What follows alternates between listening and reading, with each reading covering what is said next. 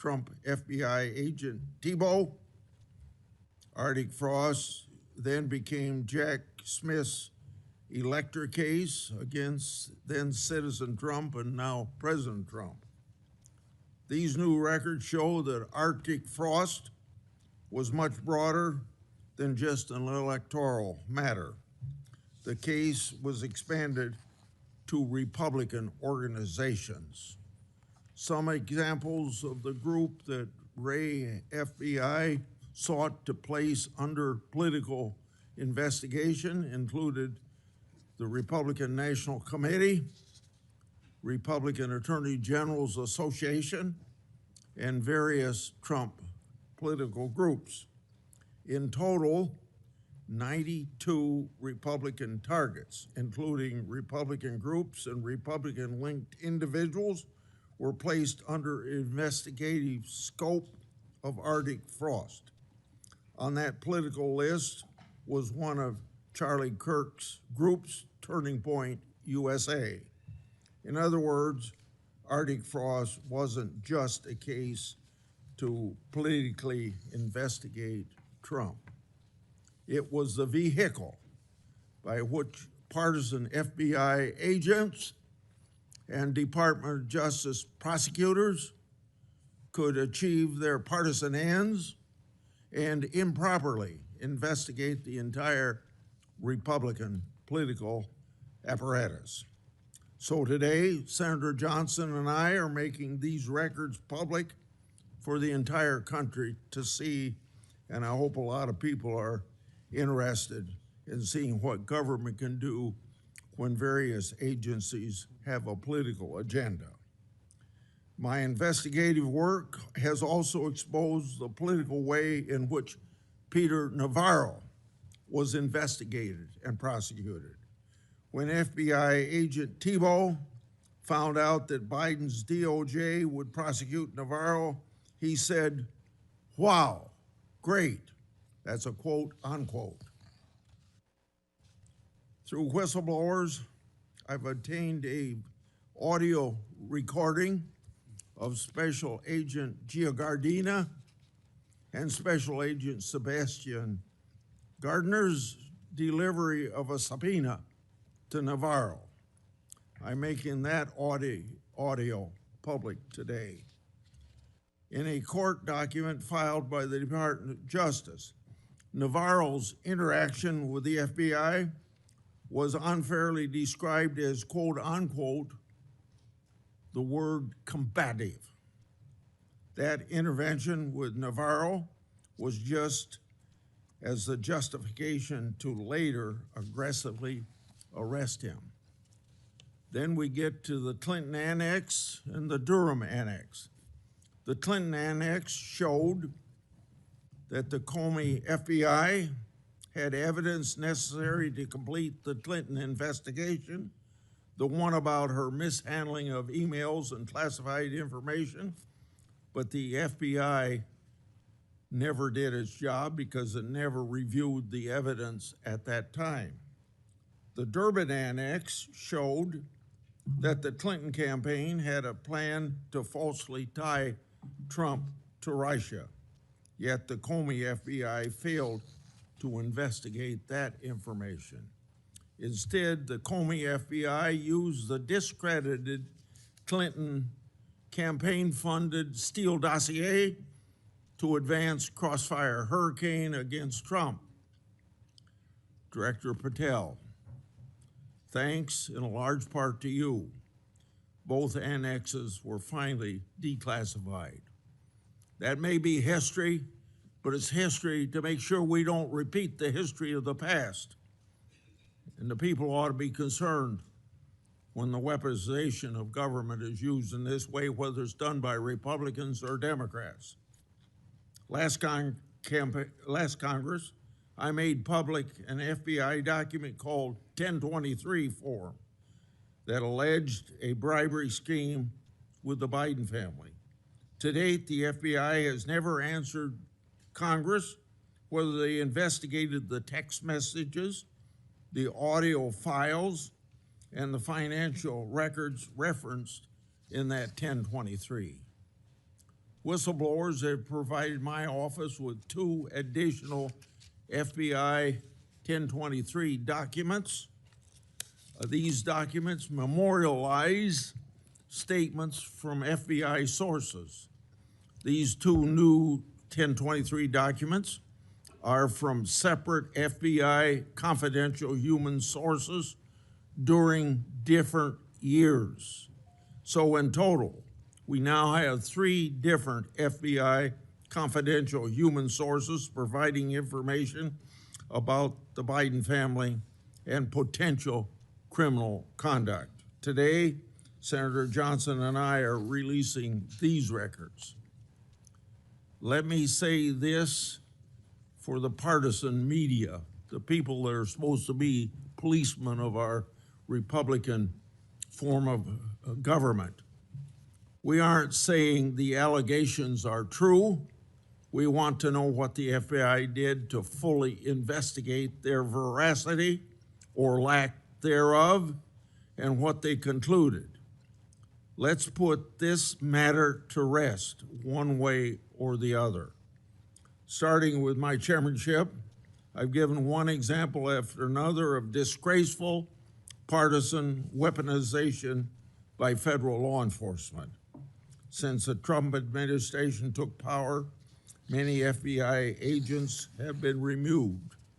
The removal included agents and prosecutors who became partisan weapons that lost their way, and I've made records public to prove it. And many of my whistleblowers were aggressively retaliated against by some FBI agents who were subsequently fired. One FBI whistleblower publicly said of these terminations, quote, "Ensuring that they no longer work at the FBI isn't retribution, it's responsible leadership," end of quote. Which brings me to my final and favorite topic, whistleblowers. In August, 10 of my FBI whistleblowers secured compensation agreement because of your leadership, Director Patel. It included a mix of reinstatement to the FBI, reinstatement of security clearances, and monetary compensation. At the beginning of this month, another of my FBI whistleblowers got their job back. All told, across government agencies, almost 20 whistleblowers have received fixes to their retaliation. Today, you'll get a lot of grief from some members of this committee, but in the short amount of time you've been director, you've corrected whistleblower retaliation, increased transparency more than any other FBI director I've seen, whether that FBI director was appointed by Republicans or Democrats. And I've been around here more than anybody else on this committee. I yield to Senator Durbin. Thanks, Chairman Grassley, for holding this oversight hearing during a critical period in the history of the Federal Bureau of Investigation. During my 4 years as chair, I held 4 hearings with then FBI Director Wray. As a reminder to Republicans who claim the Biden administration weaponized the FBI, President Biden retained Director Wray, a lifelong Republican who was President Trump's nominee for the office. After his second election in an unprecedented move, President Trump forced out Director Wray and nominated Kash Patel, arguably the most partisan FBI director ever. Director Patel came to the FBI with a political mission, and he spelled it out in writing in detail. He wrote, "Government gangsters, quote, the rot at the core of the FBI is not just scandalous, it's an existential threat to our Republican form of government," end quote. And with the power of his office and the blessings of the president, he attacked the FBI with a vengeance. Mr. Patel had falsely claimed the FBI, quote, was planning January 6th for a year, end quote. He even went so far as to produce a song by the January 6 rioters who violently assaulted police officers in the Capitol. He compiled an enemies list of public servants he called government gangsters, like former FBI Director Mueller, whom Patel called, quote, an utter swamp creature. Former Trump officials who served with Mr. Patel warned us he would weaponize the FBI to protect the president's allies and target his critics. And indeed, Director Patel has already inflicted untold damage on the FBI, putting our national security and public safety at risk. Since January 20th, the Trump administration has engaged in an unprecedented purge of FBI officials. As we heard from highly credible whistleblowers, Mr. Patel was involved in directing this purge even before he was confirmed, despite his sworn testimony to this committee. It began with terminations and forced retirements of all 6 nonpartisan career officials who run all 6 branches of the FBI, the executive assistant directors. Since then, at least 18 of the 53 special agents in charge of FBI field offices have been removed, along with many other senior officials. Individual agents have been targeted for termination simply due to the work that they were assigned, such as January 6th investigation. In fact, according to former acting FBI Director Brian Driscoll, in a lawsuit filed last week, Director Patel made this very plain, telling Driscoll personally, quote, that his own job depended on the removal of agents who worked on the cases against the president, end quote. And even though he knew, quote, the nature of summary findings were likely illegal.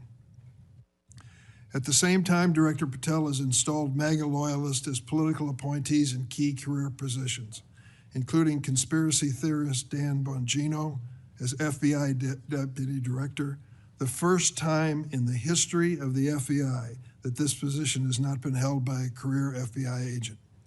Director Patel has also reportedly initiated loyalty test, requiring dozens of officials to sit for polygraph exams and answer inappropriate questions about whether they've made negative comments about him personally.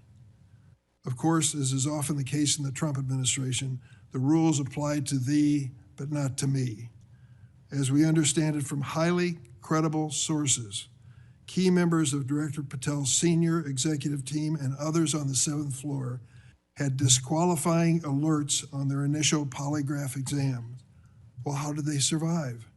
They survived because of a personal waiver by either the director or the attorney general to remain employed by the Bureau. Understand the context here. Political operatives in key positions, given the routine FBI polygraph exam, failed and had to receive waivers to continue their positions. They were lucky to keep their political appointments. They were, but the 5,000 career civil servants the director has so far forced out of the Bureau's ranks were not offered that same courtesy. 5,000. This mass exodus has created a disastrous brain drain, particularly in the fields of cybersecurity, counterterrorism, and counterintelligence. For example, my office has received information indicating that cuts to the Bureau's cyber division will cut personnel by half, despite the ever-increasing threats posed by adverse foreign actors. The brain drain is exacerbated by Director Patel's misuse of remaining FBI personnel and resources to focus on other priorities of this administration.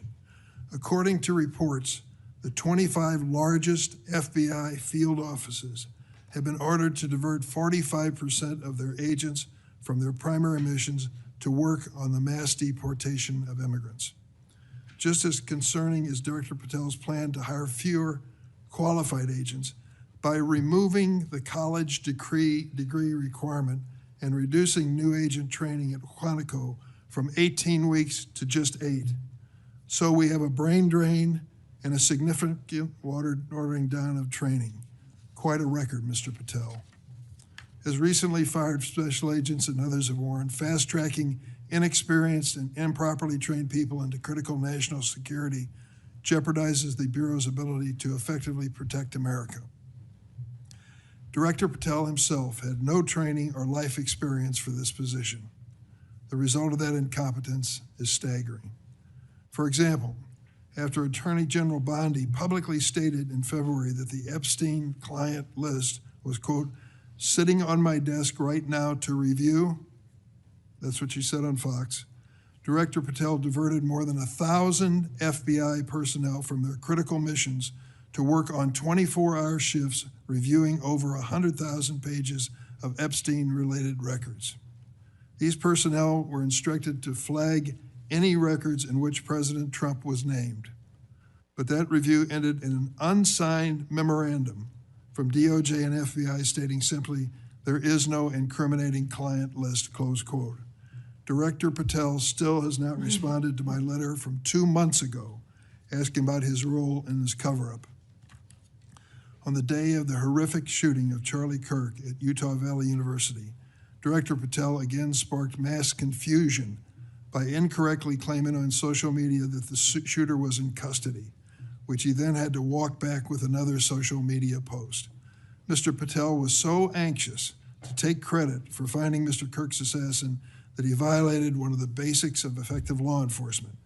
At critical stages of an investigation, shut up and let the professionals do their job. Notably, Director Patel recently forced out Special Agent in charge of Salt Lake City, Mayim Saeed, a counterterrorism expert with 20 years experience, who would have led this high-profile investigation. The men and women who serve at the FBI and the American people deserve a director who has the ability and the character to restore the Bureau to its place as the preeminent law enforcement agency. I want to close on a personal note. I came of age in the 1960s.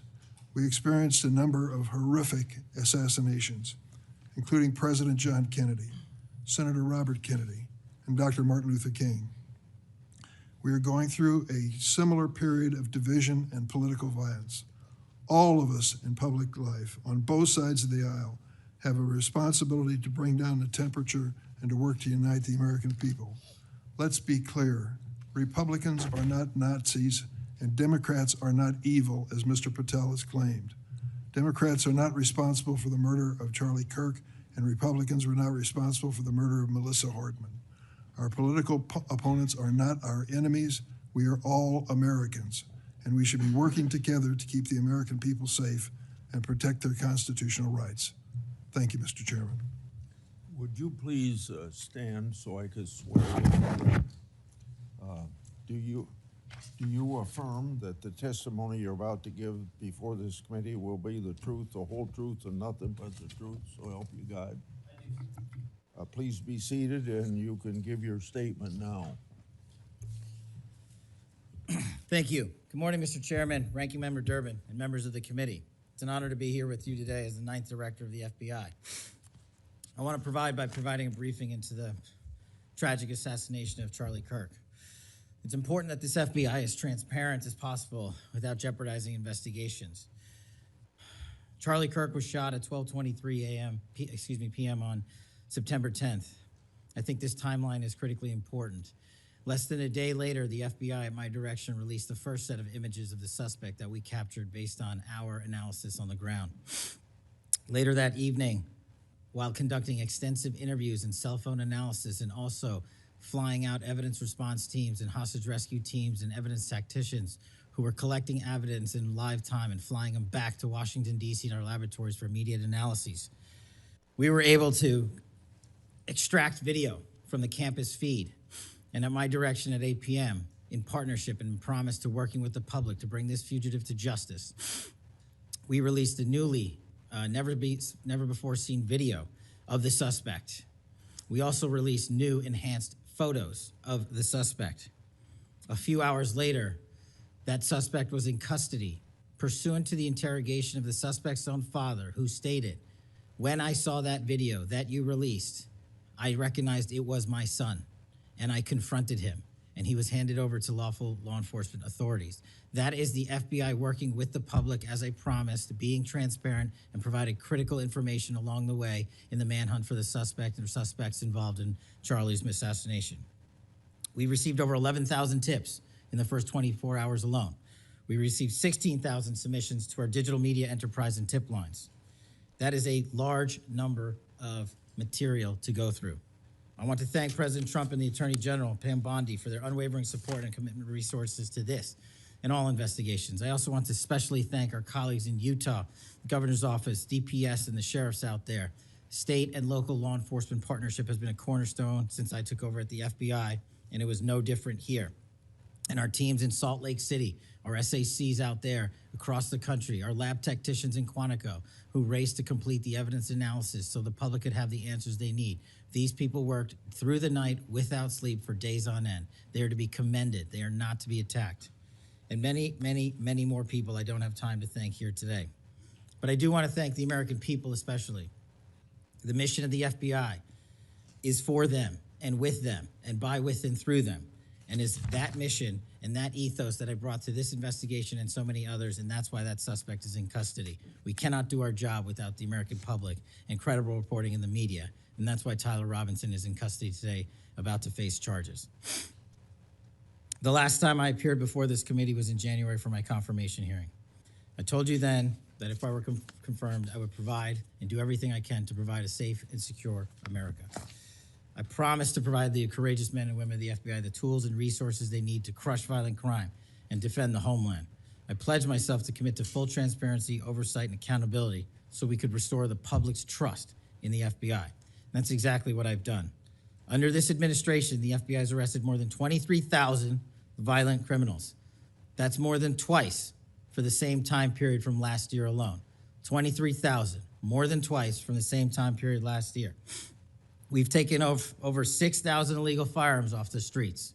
That number is an exponential increase. We've identified and located more than 4,700 child victims. More than 4,700 child victims have been found by this FBI. That is a 35% increase from the same time period last year.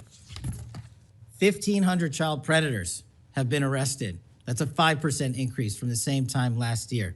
300 human traffickers have been arrested. That's a 10% increase from the same time last year. Over 350 members of Tren de Aragua, foreign terrorist organization, have been arrested, and we have 42 ongoing cases.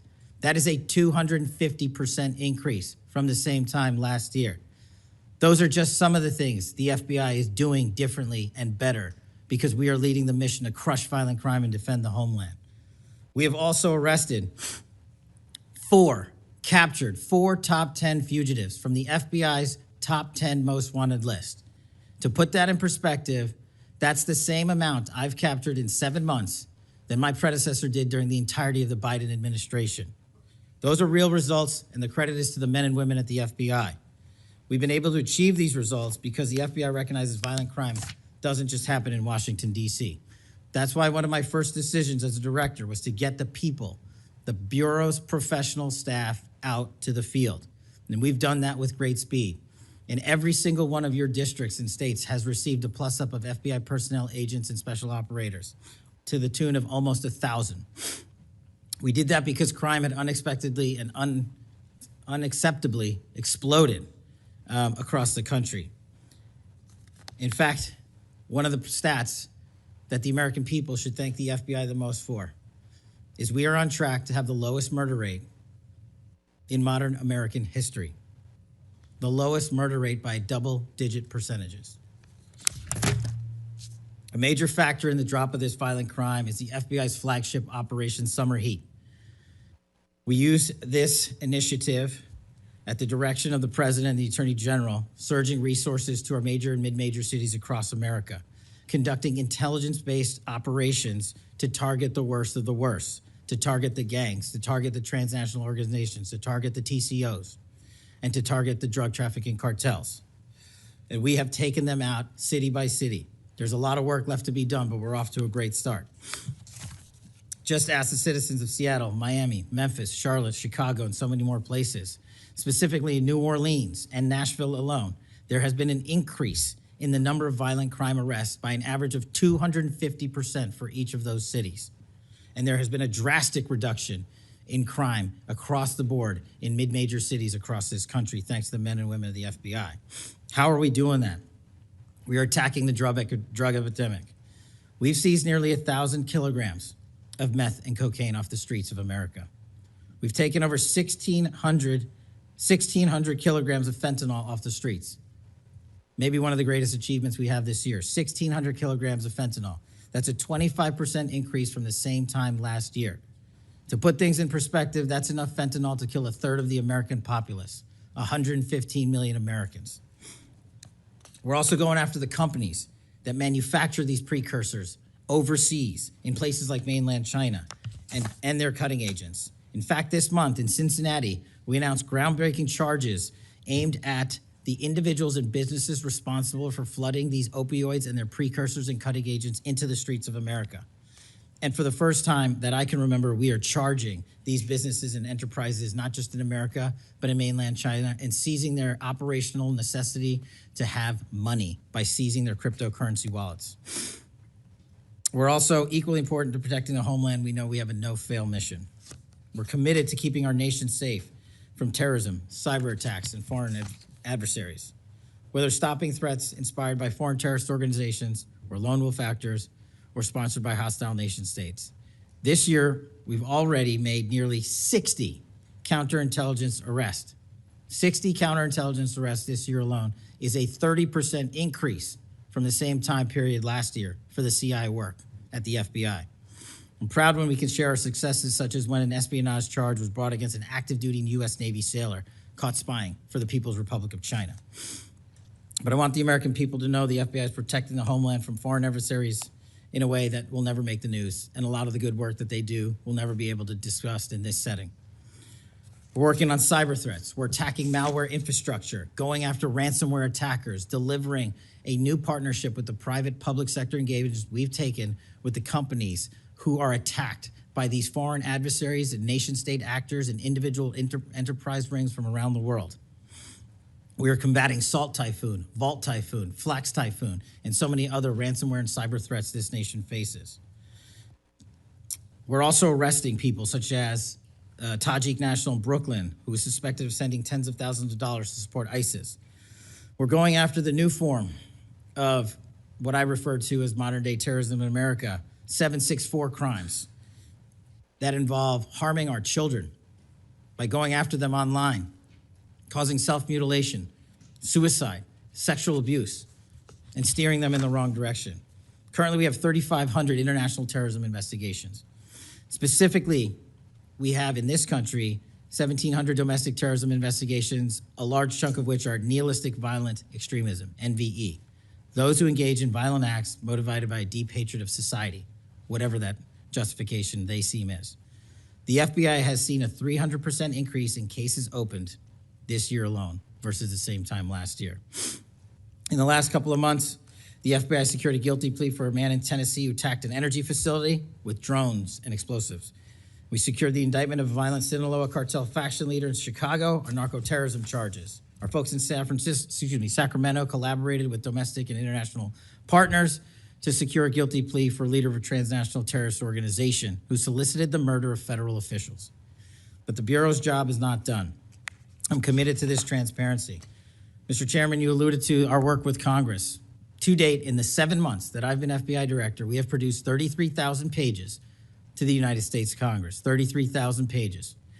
Just to put that in perspective, my predecessor in his 7-year term issued 13,000 pages to Congress, and his predecessor in his 4-year term issued 3,000 pages to Congress. I've issued 33,000 pages in 7 months, and we're gonna keep going. I'm dedicated to restoring the trust that the public has and needs in the integrity at the FBI, and it's being done every day by the men and women of the FBI. Now, I know that there's a lot of talk about Epstein, and I'm here to testify that the original sin in the Epstein case was the way it was initially brought by Mr. Acosta back in 2006. The original case involved a very limited search warrant or set of search warrants and didn't take as much investigatory material it should have seized. If I were the FBI director then, it wouldn't have happened. The search warrants were limited to small time periods to include 2002 to 2005 and 1997 to 2001. Mr. Acosta allowed Epstein to enter in 2008 to a plea and non-prosecution agreement, which then the courts issued mandates and protective orders legally prohibiting anyone from ever seeing that material ever again without the permission of the court. The non-prosecution agreements also barred future prosecutions for those involved at that time of those individuals. Still, this administration, at the direction of President Trump, has done more to turn over all the credible information we are legally able to do so, and we will continue to work with Congress to achieve that end. Under the direction of the President, thank you for your support for our mission to working to jointly deliver transparency and congressional oversight to the United States. Lastly, I want to close with the President's initiative here in Washington, D.C., as an example of what we're doing around the country. And I think our next city is Memphis. 21,000 arrests in D.C. with our federal partners, a huge decrease in violent crime, 60% decrease in gun crimes in Washington, D.C. in the last month, 74% decrease in carjackings in Washington, D.C. in the last month, 53% decrease in homicides in Washington, D.C. in the last month. The drugs are disappearing, people are freely walking around the states, and we're restoring the nation's capital to its glory. That work is through the interagency process that the FBI is proud to be a part of, and the initiative spearheaded by President Trump and the Attorney General. And perhaps most notably for investigations in Washington itself, it was the intelligence that the FBI gathered through our source network here in D.C. that helped us identify the suspects in the horrific murder of the D.C. intern Eric Tarpinian. We're proud to be a part of that investigation. We're proud to put the resources to bear of the FBI. And in closing, Mr. Chairman and members of the committee and Ranking Member Durbin, I'm honored to be the 9th director of the FBI. I'm not going anywhere. If you want to criticize my 16 years of service, please bring it on. Over to you.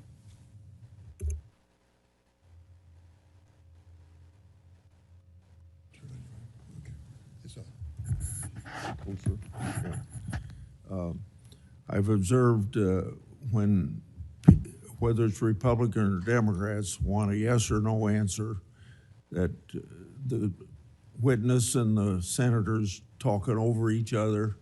So I thought what I'd do this time, rather than have that happen, if there's something you don't get a chance to answer because of the demeanor of a Republican or Democrat senator, before we, when we get done with that questioner, I'd give you a chance to fill in if there's something you didn't get a chance to say. Since 2019, I've sought greater transparency about Jeffrey Epstein and the government handling of the matter. I've continued to investigate during this Congress. Director Patel, was Jeffrey Epstein an intelligence asset for the United States government or the foreign government? And if so, which agencies or governments? Mr. Chairman, I can only speak to the FBI as the director of the FBI, and Mr. Epstein was not a source for the FBI. Okay. Would you commit to providing my office with all classified, non-classified records relating to the Epstein matter? I will commit to providing all records I'm legally permitted to do so under the court orders.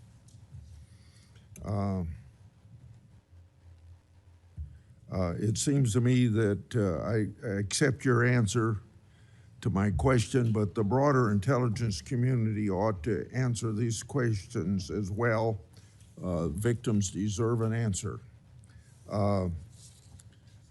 Regarding the initial FBI 1023 document that I made public last Congress, that document mentioned 1, text messages, 2, audio recordings, and 3, financial records that allegedly proved a bribery scheme with the Biden family and foreign interests.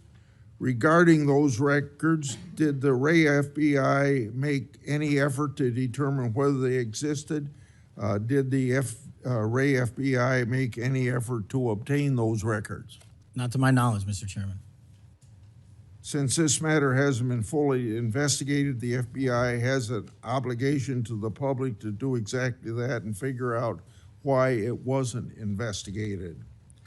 Next question. I've done a lot of oversight relating to sexual misconduct by the FBI agents. In fact, I believe this is something I discussed with Ray, one of his appearances before this committee. According to the FBI Inspection Division, it opened nearly 300 investigations based on sexual misconduct referrals between 2017 and 2024. According to whistleblowers, the Biden-Ray FBI totally dropped the ball on this question. One credible accusation of sexual misconduct is too many, of course. Are you committed to reviewing the Bureau's policies to ensure responsible responses to credible allegations of misconduct, that they're swift and adequately protect victims? Yes, Mr. Chairman. Relating to a similar subject, during child crimes and sexual misconduct related investigations, are any private sector companies less than cooperative with you? What improvements in information sharing need to be made to catch those criminals? Mr. Chairman, we can always do better with our private sector companies. I've reached out to the leaders of most of them, asking them to provide more material so that we can be responsive and take legal action and protect the youth of this country. I'm happy to discuss, possible legislation that we can do to allow for these companies to continue. Yeah. Say maybe 1 inch up on the microphone. Sorry. Not, I think you're close enough, but I think it's just a little bit lower. When you raise your head, it's difficult to hear. Director Patel, since 2021, I've raised concerns about the Biden administration failure to properly vet Afghan evacuees. Director Gabbard informed my office that as of August 2022, approximately 1,600 evacuees located in the United States had ties to terrorism and other derogatory information. That's why I and many others have opposed bills giving blanket approval. Are you aware of what steps your predecessor took to investigate these evacuees? And what steps have you taken to investigate them? And what, if any, national security concerns still exist? Mr. Chairman, I can't speak to the steps my predecessor took, but I will make sure we do a sweeping review and get back to you on that. As far as the Afghan refugees and evacuees, as during my tenure, we are going through the databases to make sure that no known or suspected terrorists enter this country to harm our nation. And also, as my resolve as FBI director, one of the first acts we undertook was a manhunt of one of the Abbey Gate bombers and leaders in that crime spree that killed 13 brave Americans. And within 2 weeks, we caught one of the leaders of the Abbey Gate bomber and brought him to justice here in 2 weeks from Pakistan. And so my commitment to you on Afghanistan in all matters is complete and without border. Yeah. Through my and other investigations, we found that the Biden administration lost thousands of undocumented children. We never heard a peep from senators wanting to help find them, even after I invited them to do so. In September 2025, the Trump Health and Human Services announced the creation of an interagency crime coordinator cell to find these and other missing children. That interagency group reportedly includes your agency. What resources and personnel have the FBI assigned to this new interagency effort, and what steps have the FBI taken to assist in locating missing children that the incompetent Biden administration lost? Protecting our youth is maybe the top priority for the FBI. As it specifically relates to your question, Mr. Chairman, as I stated, we've surged resources not just to this cell, but across the nation to our FBI's field office to locate children who have been trafficked, who have been victims of sexual abuse. And we have located 4,700 children in the 7 months since I've been FBI director. And that is a 35% increase from the same time period last year. And we're not stopping, and we're committed to doing that work on our tribal lands as well. And we are finding victims of child trafficking and child abuse every county and every district, and we're not going to stop. Okay. As I mentioned during my opening, I'm releasing documents with Senator Johnson about Arctic frost. Specifically, the documents show its scope expanded to include 92 Republican organizations. From evidence that I've seen, it looks to me like another political hit job against Republicans. What steps has the FBI taken to make sure improperly predicated investigations and weaponizations like this don't happen again? The simple answer, Mr. Chairman, is the FBI will only bring cases that are based in fact and law and have a legal basis to do so. And anyone that does otherwise will not be employed at the FBI. We are doing a prospective and retrospective analyses of individuals who may have weaponized the department and the agency. And as I've committed to you during my confirmation hearing and my conversations with you, this FBI will not be weaponized anymore in either side of the aisle. In June of this year, I raised concerns about the FBI's use of restricted access and prohibited access systems. According to the FBI, quote, when search teams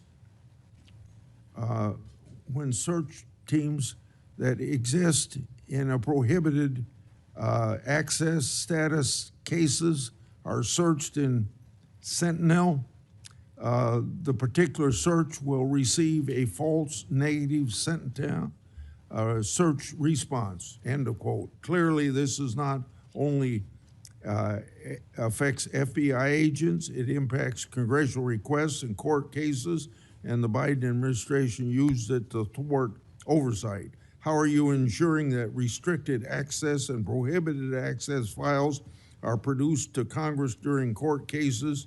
And have you identified any Biden family records in restricted and prohibited status? As I've committed to you with my transparency initiative, whether it's restrictive or prohibited, every single thing we can legally provide to Congress, we will. We've also restructured how these restrictive and prohibited cases are labeled and provided access to more people in the chain of command so that more people have knowledge of what these restricted and prohibited cases are, including myself and the deputy. Do you commit to providing any records that are available? I do, sir. You publicly said that your team, quote, found a room that Comey and others hid from the world in the Hoover building full of documents and computer hard drives no one had ever seen or heard of. That's a quote from you. I've received a whistleblower disclosure that the room contained some information kept outside the FBI record keeping. I also have been informed via a whistleblower disclosure that the room included materials related to Special Counsel Mueller, former Director James Comey, and other documents maintained outside of the FBI. Has the FBI now reviewed and analyzed those records? Has the FBI properly recorded the documents? And these records are clearly responsive to my as well as my colleagues' congressional requests. What steps have you taken to ensure all responsive records are produced to Congress? That has to be my last question.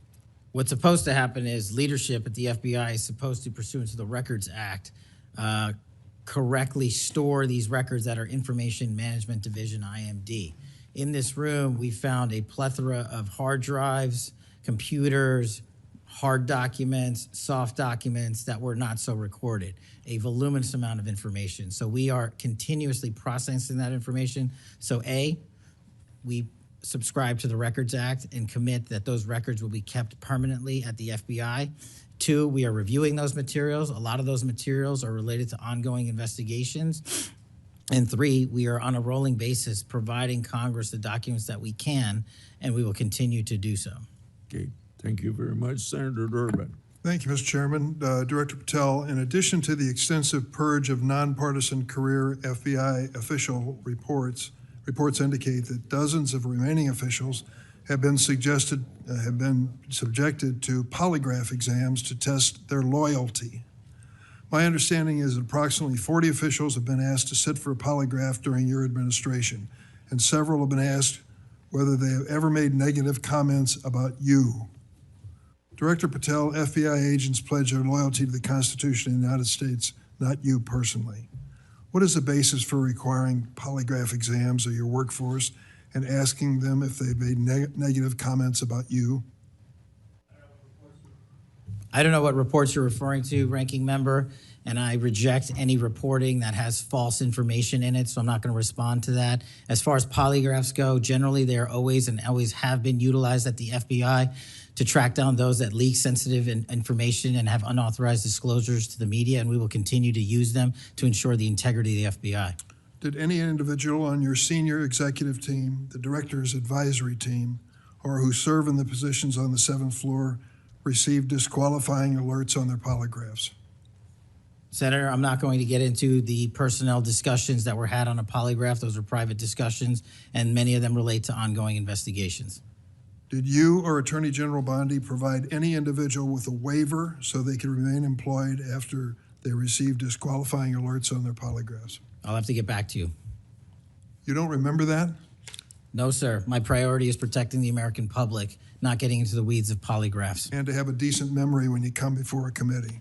I'm happy to talk about all the good work the men and women of the FBI are doing, including provided the lowest crime rate in American history. If you want to talk about how to protect the citizens, Chicago has seen a 30% reduction in its murder rate because of the men and women of the FBI. You take credit for that? I'll happily do that. You The take interagency partners and the men and women of the Chicago PD have never been more include powerful. local law enforcement, please. Have you ever seen my testimony across this country where I always lead with our interagency partnerships with state and local law enforcement? It is the pillar of what I am doing. And on the 7th floor, for the first time in FBI history, I have installed police officers and sheriffs right on my 7th floor to report to us every day what's going around the country on the street level, because that is a priority of the FBI and is the only way we are going to work. I don't take credit for anything, but I will defend the men and women of the FBI and the cops that help us get it done. You should. Director Patel, to your knowledge, did a whistleblower ever make a disclosure to Attorney General Bondi indicating that the New York field office was withholding Epstein-related records? I'm not familiar with that whistleblower. You know that there was such a whistleblower? I'm not familiar with that whistleblower. In response to the blowback she received, Attorney General Bondi also pushed the FBI to review approximately 100,000 Epstein-related records on an arbitrarily short deadline in March, and the FBI was directed to flag any documents that mentioned President Trump.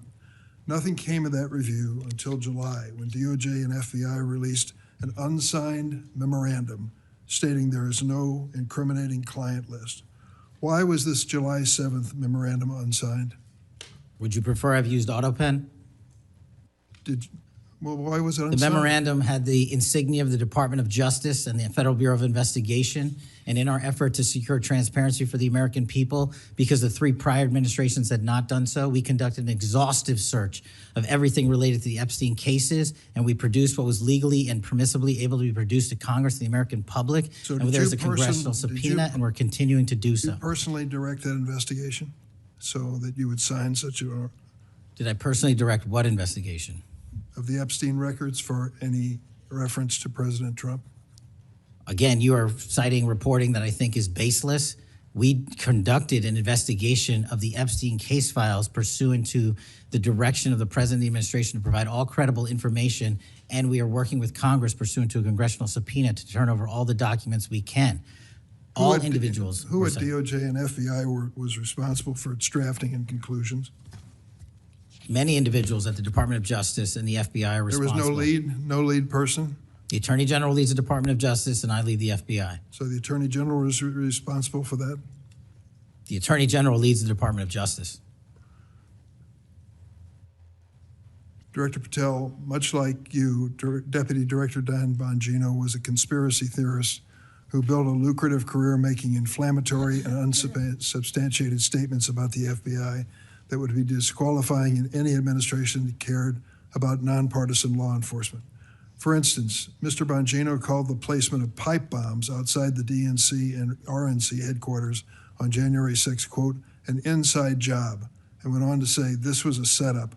I have zero doubt, and whoever goes into the FBI, you better get an answer about why. Director Patel, you and Deputy Director Bongino are now leading the FBI.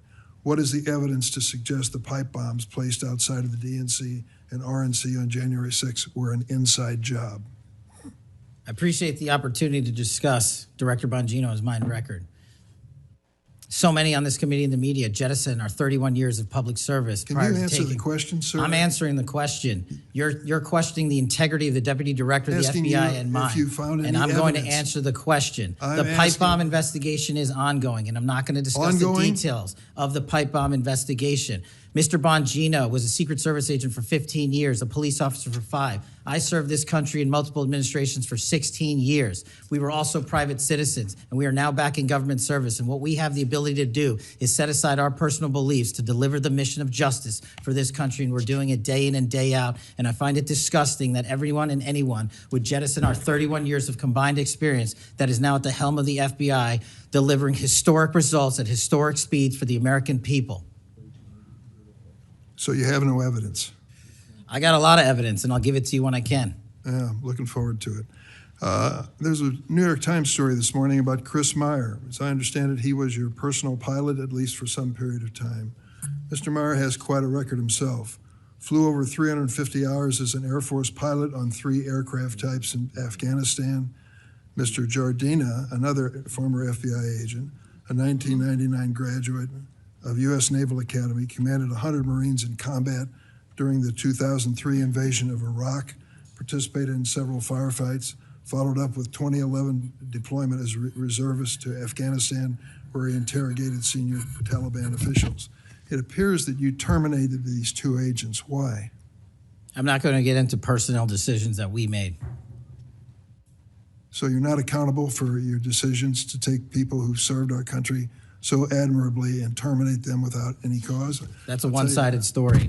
Anyone that has Well, been then terminated from so the tell FBI, your- generally tell your speaking, side of the story. failed to meet the needs of the FBI and uphold their constitutional duties. And you providing a one-sided story from your perch is absolutely disgraceful, because the men and women of the FBI deserve better. And your attack on the current leadership of the men and women of the FBI is equally disgraceful, because now you're attacking the leaders that are our brave SACs in Let me the tell field you what's who are disgraceful. doing the job that this Disgraceful. country needs. It's And we will disgraceful. continue to do it. Excuse me, it's disgraceful when Mr. Meyer and Mr. Jardina, who served our country so well, are terminated apparently because of the rants of a broadcaster. That is your all? opinion. It is not a fact. Well, it's certainly my opinion I can back up with fact. Let me ask you to explain the situation in Baltimore, if you will. Did you read the story about the termination of the project in Baltimore? Which story? 764 Group? Sorry. Which story? 764 Group, the Baltimore agents were investigating. Are you familiar with that? No, sir. Well, I'm not going to go into detail. It would take too long to do it. But apparently that this group, 764, a nihilistic, violent extremist group, seeks to blackmail children to perform vile acts on a camera, under investigation by Baltimore, which was terminated by you. I'd like you to respond in writing, if you will, as to the circumstances of that termination. Sure. Our operations against NVEs, as you're referring to, has been historically high, and we've taken down multiple NVE rings, including 764 rings, who are harming children and causing them to be mutilated and Last commit question, suicide. can you explain why you are eliminating the requirements for a college degree for your agents? I appreciate the opportunity to address that. You said in your opening statement, we are reducing the training requirements at Quantico. We are not. We are expanding them. You are referring to an 1811 crossover program, because I believe the men and women of places like the DEA, the ATF, and the Marshal Service and the Secret Service who want to work at the FBI should deserve that opportunity in a shortened bridge program, which we provided. We are also keeping the 18-week BFTC as is traditionally being held at the FBI. So we're not reducing any requirements. We are increasing those that we bring into the FBI. Did you change any of the requirements on college degrees? We are allowing police officers who have served for a number of years to come into the FBI who did not obtain the requisite college degree to apply to be federal agents, because we feel they have the street level experience we need to conduct this mission. I yield, Mr. Chairman. I have to respond to this business about you not treating employees properly, because I served under the previous administration when Democrats willingly turned a blind eye to Biden administration retaliation against my whistleblowers. They didn't get due process when their careers and lives were upended. I'm talking about people like Dina Perkins, Jeffrey Veltri, Timothy Dunnan were removed from their positions. Several whistleblowers were reported that they targeted FBI employees for their political beliefs by suspending and revoking security clearances. One FBI whistleblower said that Perkins, Vetri, Dunnan, and other FBI leaderships were, quote, responsible for what happened to me and my family, ensuring that they no longer work at the FBI isn't retribution, it's responsible leadership. Another whistleblower that is a registered Democrat said they spoke out against abuses in security clearances processes committed by FBI senior leaders, particularly Veltri and Perkins. Then Perkins and Dunnan suspended their security clearances and put them in unpaid leave. I'm going to put some more examples like this in the record so I don't take up a lot of time for my colleagues. Senator Graham. Thanks, Senator Graham. Welcome to the committee. The numbers sort of speak for themselves. You've done a lot in a small period of time. So all those folks out there making this happen, thank them for me. Well, sir. As to how to be an FBI agent, you've made a decision that local law enforcement folks, people who've served in law enforcement without a college degree are able to apply now. Is that correct? Yes, sir. Makes sense to me. So experience out in the field might be as valuable as a college degree, believe it or not. Venezuela. We're blowing boats out of the water in the Caribbean because they're connected to international narco-terrorist groups. Is that correct? Yes, that mission is being led by the Department of Defense, sir. Okay.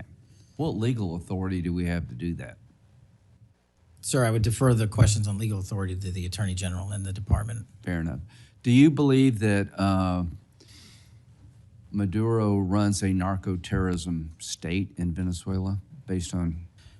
I believe based on the intelligence and prosecutions and investigations, we are currently running a large portion of the cocaine that exits out of South America. Its origination point is in Venezuela, and using transshipment points through Haiti, they're using the navigable waterways in the Caribbean to the end state delivery, which is the United States of America, and we will hunt down every single one of those narco traffickers with the authorities. There's some actual indictments of Maduro as an individual for being involved in that.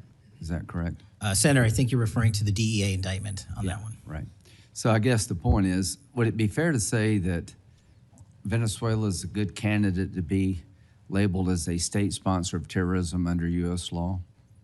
Senator, from my perch, we will provide the intelligence necessary for anyone who meets the threshold to be a state sponsor of terrorism, and this administration has I expanded. think they are, so we'll be going down that road. China, on a scale of 1 to 10, 1 being nothing, 10 being great, how is China helping with the fentanyl problem here in the United States? Under this administration, we have taken, as I highlighted the Cincinnati case, the precursors are the problem. The fentanyl is the end state that kills American citizens. Well, the precursors are made in China, right? They're made in China. And so for the first time in a decade, I had a call with my counterpart in the MPS, the Ministry of Public Services, to attack the precursor chemical companies and have those chemicals labeled. Too early to rate the success?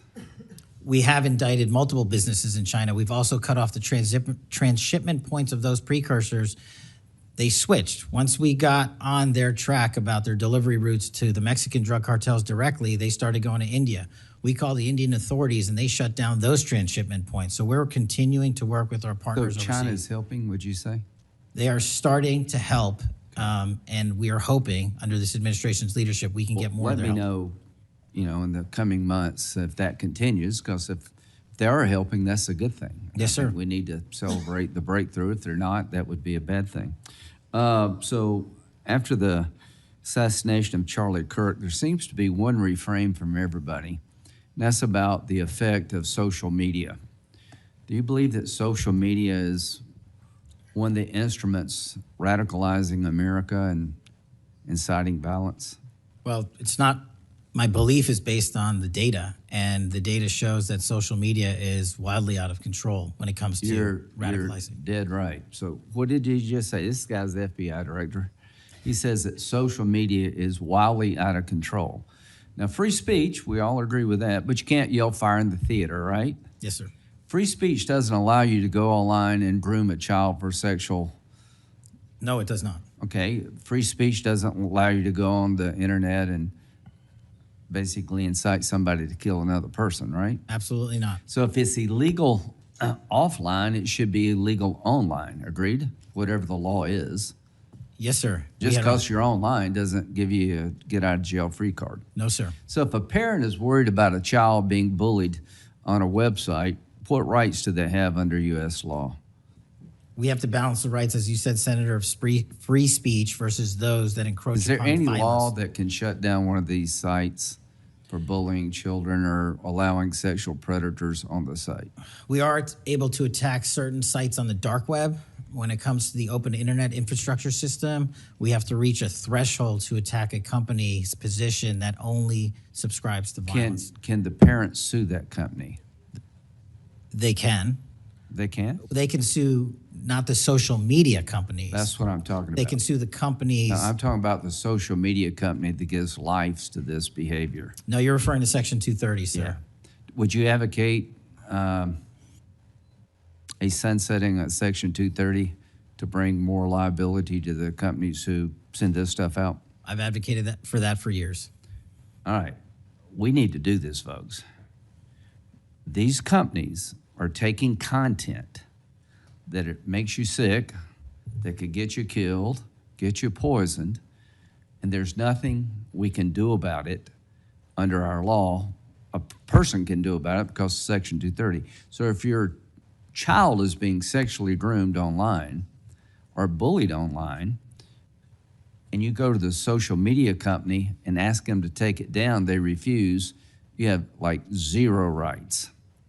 How many images of sexually exploited children are purveyed every year on social media sites?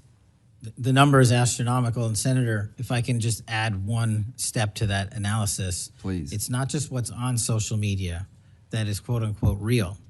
It's the introduction of artificial intelligence and Right. generative AI that is creating even more child sexually abused material and even more sexually violent acts online and mimicking people. Would you say that the way social media is structured today, really no accountability, 36 million images in 2023 of sexually exploited children, that this is a public health hazard? It is. Would you say that it's a mental health problem, particularly for younger people? It absolutely is. Do you agree that some of these sites are designed to be addictive? I think not only are some of these sites designed to be addictive, unfortunately, the reality is some of these sites are designed to generate income, and many people are generating income based on this illegal trade. Do you think it's now time for America to deal with this problem? I'm all in. I have been all in, and I'm happy to work with Congress to do so. Well, I tell you what, having the FBI director all in is great news for me, and I hope the committee will respond and that we'll be all in, trying to fix a problem that I think is doing a lot of damage to our country. When it comes to John Bolton, was there new evidence involved in the raid on his home? Sir, that investigation is very much ongoing. As you know, there was a raid of his house pursuant to a legal Was there a search warrant obtained to go in? Absolutely, sir. Okay. All right. We're looking to have that search warrant unsealed Okay. at the Yeah, appropriate I time. think that would be good, quite frankly. In December 2023, Director Wray said he sees blinking lights everywhere regarding to foreign terrorist threats against our homeland. How would you characterize the state of threats to our homeland by foreign terrorist groups? Foreign terrorist organizations have adapted and started utilizing online platforms, and so has the FBI. And so while they are adapting and expanding how they harm our country, we have as well. They have not stopped. There's been a resurgence in places like West Africa and elsewhere of foreign terrorist organizations, and also the newly emboldened drug trafficking organizations in Mexico. It's going to take a whole of government approach to get. Does Hezbollah fall within that group? Yes, sir. So Hezbollah is involved in not only terrorism, but narco-terrorism? Yes, sir. So do you consider Hezbollah a threat to the United States? Absolutely. All right, finally, Do you have enough people Sorry. to do all this? Do you need more people? You're involved in a lot of things, and the numbers speak for themselves. You have FBI agents helping here in Washington, D.C. You have FBI agents helping in illegal immigration. That's good. You've got a chance here to tell us if you need more people. Seems to me that threat level of this country is pretty high right now. You got thousands of domestic terrorism cases. How many are being investigated? I think 3,500 off the top of my head. 3,500, okay. Anyway, it seems your plate's pretty full. I would urge you to get with your people, and if you think you need more people, now's the time to do it. It would be a shame to miss an opportunity to plus up the FBI if the threats justified it. Will you look? I will look, sir. Okay, but are you comfortable you have enough people right now? Right now, I'm comfortable with the reallocation of agents and personnel outside of Washington, D.C. and plussing up states like South Carolina in double-digit numbers, and I'll get back with my team on this one. Thank you for your service. Senator Whitehouse. Boy, is my timing good. It is very good. Director Patel, welcome. Thank you, sir. When you were here for your confirmation, we talked about your so-called enemies list. It appears to me that there have been adverse actions of various kinds taken against about 20 of the 60 people on your enemies list. You've been in office for 7 months. At that rate, you've got 14 months until you've hit all 60. Can you explain that? Again, that is an entirely inaccurate presupposition. I do not have an enemies list. You can continue to characterize it as you wish. The only actions we take, generally speaking, for personnel at the FBI are ones based on merit and qualification and your ability to uphold your constitutional duty. You fall short, you don't work there anymore. Well, there was a list. You don't like it to be called an enemies list, and it had about 60 names, and about 20 have had an adverse action. So those are, I think, pretty clear facts. Let me move on to your grand jury testimony, which we also talked about when you were here. I think you indicated that you understood that a witness in the grand jury is free to discuss afterwards whatever they told the grand jury. And you then went on to suggest, saying, I can't go into court orders granted by the DC District Chief Judge, and you want me to violate a court order. In those remarks, you fairly plainly suggested that there was a court order of some kind that somehow restricted or limited your ability to discuss your own testimony to that grand jury. Since then, that chief judge that you mentioned, Judge Boasberg, has written, and I'm quoting him here, Federal Rule of Criminal Procedure 6E allows witnesses like Patel to divulge the contents of their testimony, meaning that nothing was preventing him from doing so before the committee. Can we confirm here today that there is no court order of any kind that limits your ability as a witness before the grand jury to discuss your own testimony to that grand jury? We can confirm that pursuant to my action, that grand jury testimony has been released, the transcript.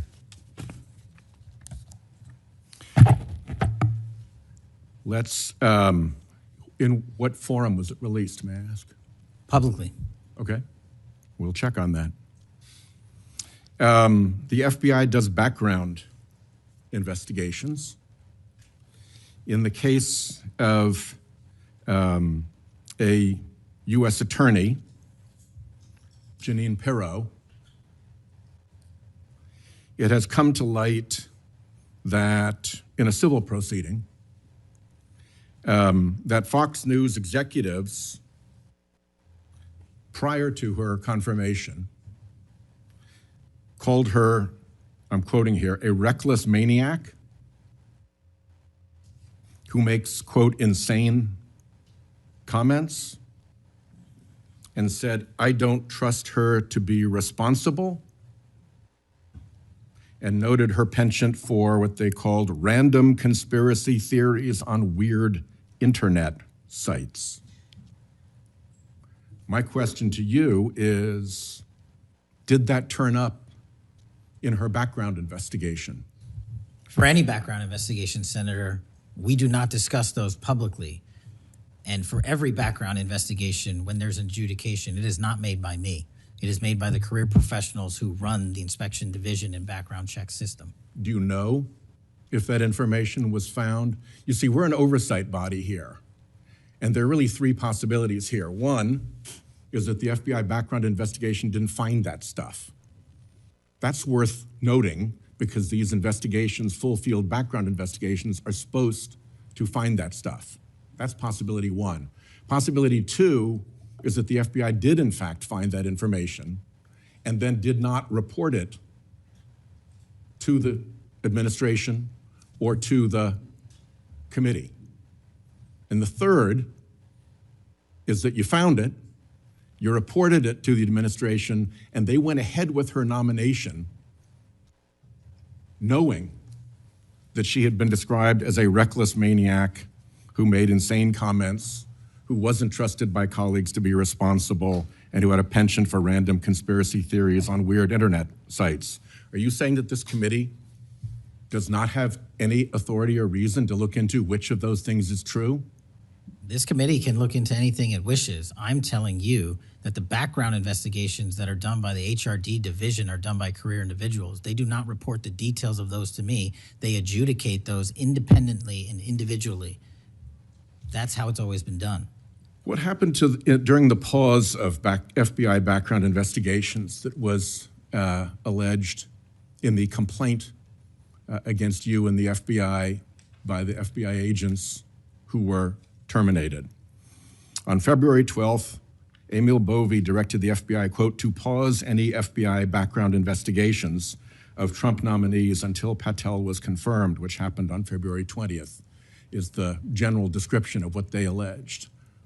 Why, do you know, were background investigations paused? Was it so material like this could be scrubbed out of them? And have they been resumed without that pause fully and normally after your arrival on February 20th? I can speak to the time period since I got there. Background investigations have been ongoing across the board at the FBI. Why was the pause, do you know? I was not there.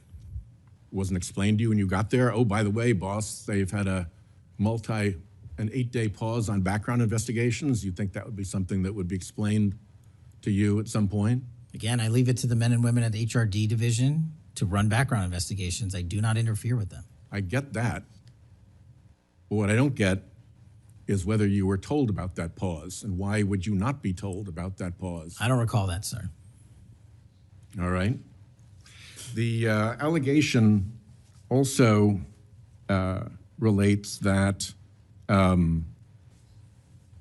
part of the employee review of senior staff was whether or not they voted for Kamala Harris in the 2024 election.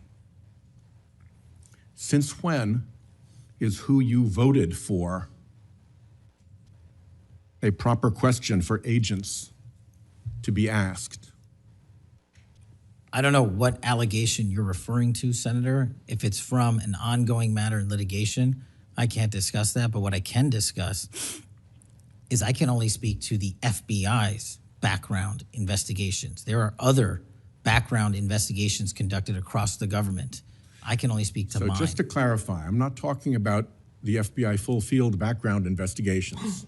I'm talking about internal employee reviews for promotion, for termination, for job actions of various kinds.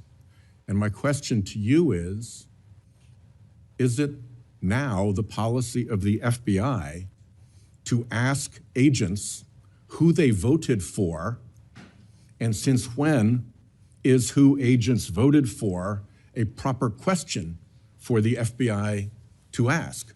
Taking those in reverse order, it's not a proper question, and it's improper to allege that I'm doing that. And also, at the FBI specifically, under my leadership, we do not ask who you voted for. And just one correction for the record, if I may, Senator, it's Security Division that runs background investigations, not HRD. Okay, I'll accept that correction. And in the event that we cannot locate your grand jury transcript, just expect a question for the record that will give you the chance to either provide that transcript again if it had been previously provided, or to make the statement that Grand Jury Rule 6E allows you, to the best of your recollection, truthfully, about what it is that you told that grand jury. Do you understand that? That's why I wanted the transcript released, and we'll get it to you, sir. Thank you very much. Thank you, Chairman. I think I want to take an opportunity when we hear about your political weaponization to remind my Democratic colleagues that what's happened the last decade, federal law enforcement, intelligence community, even when Trump was president, has thrown everything at him. They've even gone after his associates and Republican Party organizations. One investigation after another, one prosecution after another. I use examples you've heard me already say today: Crossfire Hurricane and Arctic Frost. These were all built on defective foundations of political bias. And then we released the Clinton Index and the Durham Index and the FBI's failures to investigate. So I've been acquainted with this because I've been trying to get to the bottom of it, and we had to get a new FBI director to get all this information, Senator Cornyn. Director Patel, welcome. Thank you for your willingness to serve in this very challenging position. How many people work for the FBI today? Approximately 36,500, give or take. I've always wondered whether an organization that big and that diffused all across the nation was actually capable of being managed. Have you experienced any surprises in terms of the, as the director, in terms of your management of the organization? In my experience, Senator, the leaders in the field are supposed to lead. So we have empowered and we have changed the structural operation of the FBI to empower SACs in the 56 field office, 55, 56 come 1 October, to lead the mission. We've also empowered the respective assistant directors and operational directors to lead the mission. That is how you manage 36,500, 37,000 people. No one or two people can do it. And that's been the transition, is the power structure is being pushed out to the field operations. It sounds like a very practical way to approach it. And how is morale? Morale, when I travel around the country, in my experience, has never been higher. The FBI and the police officers that we work hand in glove with across this country are excited to do the work. And the stats that I'm citing are no achievement of mine. The stats that I'm citing in the 7 months that I've been there, such as a 42% increase in cyber arrests alone this year, is because the men and women at the FBI have been empowered in the field. They want to do the work. They're getting the opportunity to do the work. And with our great partners in the respective states like Texas, and where we just returned a top 10 most wanted fugitive in Cindy Singh, are getting the ability to make those prosecutions a reality. By the way, Senator Durbin was asking about polygraphs. Aren't polygraphs a standard part of the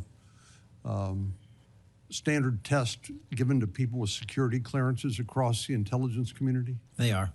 as a condition to maintaining your security clearance? I believe they are.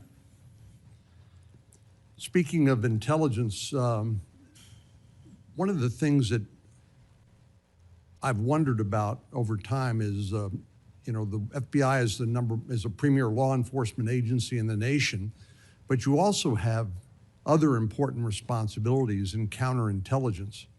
And there's been different debates or people wondering whether, including me, whether that's an appropriate role for the FBI to play. And I guess the most challenging part of that is if it's not at the FBI, where would it go? But can you, given your background, I know as working on the HPSI and your intelligence background, can you talk a little bit about what you think about the counterintelligence role of the FBI agents and how that's working, whether you think it's performing the way it should, or whether there are other changes or reforms need to be made in order to improve its functioning? As you know, the threats from our adversary nations are just proliferating every day. So what do you think?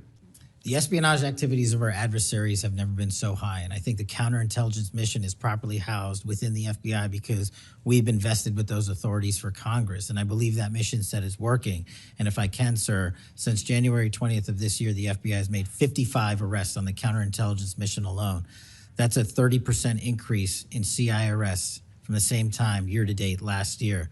We've arrested 33% increase in PRC counterintelligence arrests, an 83% increase in Russia counterintelligence arrests from the same time last year, then a 60% increase on Iran counterintelligence arrests from the same time period last year. So we are already on total exceeding the entirety of the number of arrests from the previous year on counterintelligence matters across the board. And in my opinion, the FBI is the only agency that can do it. Now, we work with the interagency to do it, and we need them, but we have the mission set.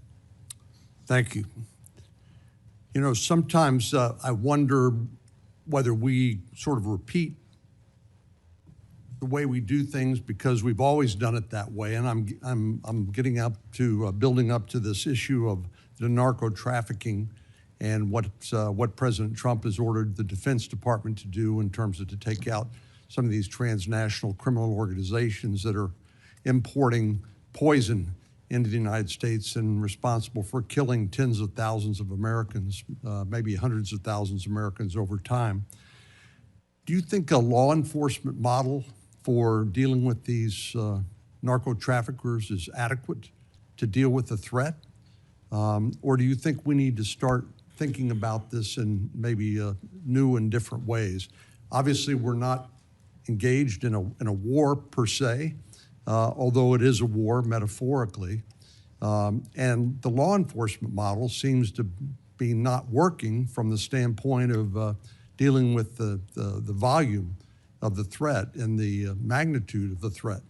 Do you think we need to start thinking about how do we deal within constitutional legal parameters to deal with this problem in a different way to be more effective in protecting the American people? Absolutely. And the way to analogize this and why I've advocated for the designation, and I'm thankful that the Trump administration has designated these cartels and narco traffickers as foreign terrorist organizations, is because we must treat them like the foreign terrorist organizations post 9/11. We must treat them like the Al-Qaedas of the world because that's how we're operating. And just treating them with law enforcement capabilities alone was wholly insufficient to wipe out the targets in their entirety. They always had the next man up philosophy. If you take out the leader, they got 10 guys behind him. But in order to eliminate, and that's the key, eliminate the drug trade, and eliminate the pouring into this country of narcotics, we have to use our authorities at the Department of War and the intelligence community to go after the threat like we did terrorists when we were manhunting them. And now we have that ability, and we're seeing that in live time, whether it's on the strike on the boat or going down into Mexico and working with our Mexican authorities with these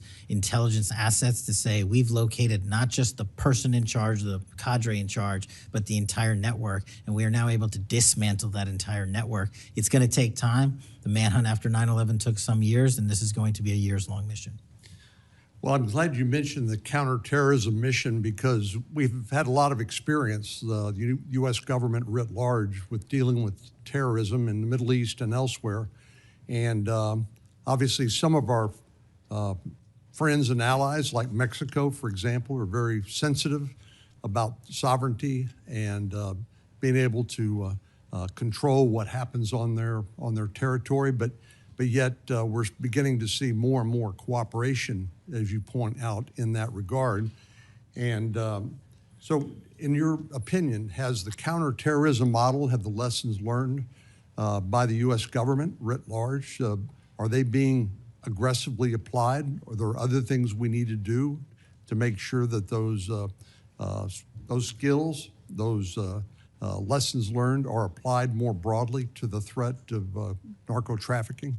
I can only speak to the FBI. We are applying all of them to our counter, the CT mission set to the CN mission set, and we're using the new authorities given to our intelligence community partners in the Department of War to combine these collective efforts and in a new way, meeting together and creating an interagency process that gets after the threat dynamic. And whether that's in a kill operation, a capture operation, a surrender operation, or a host nation takedown, like we did with the counterterrorism mission sets in Afghanistan, in Iraq, and Pakistan, and elsewhere, we are applying that to the drug traffickers in Mexico and Venezuela and Colombia.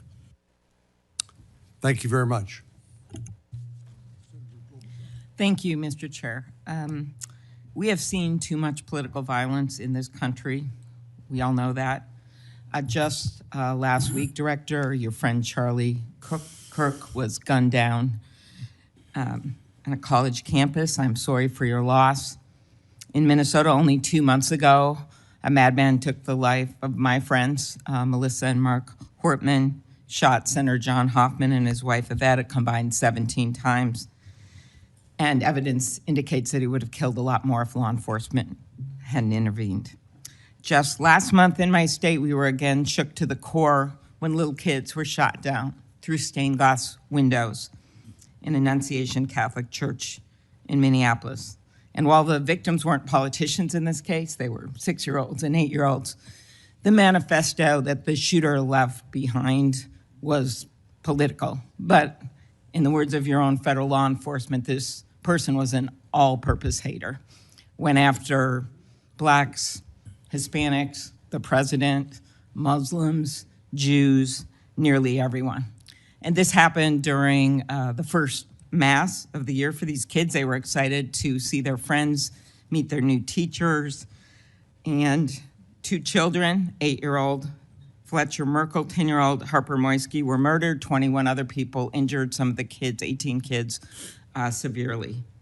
Fletcher was just starting 3rd grade. He loved his family, his friends. He loved fishing and cooking, in his dad's words, any sport he was allowed to play. Harper, the other child, we celebrated her life this Sunday, thousands of people.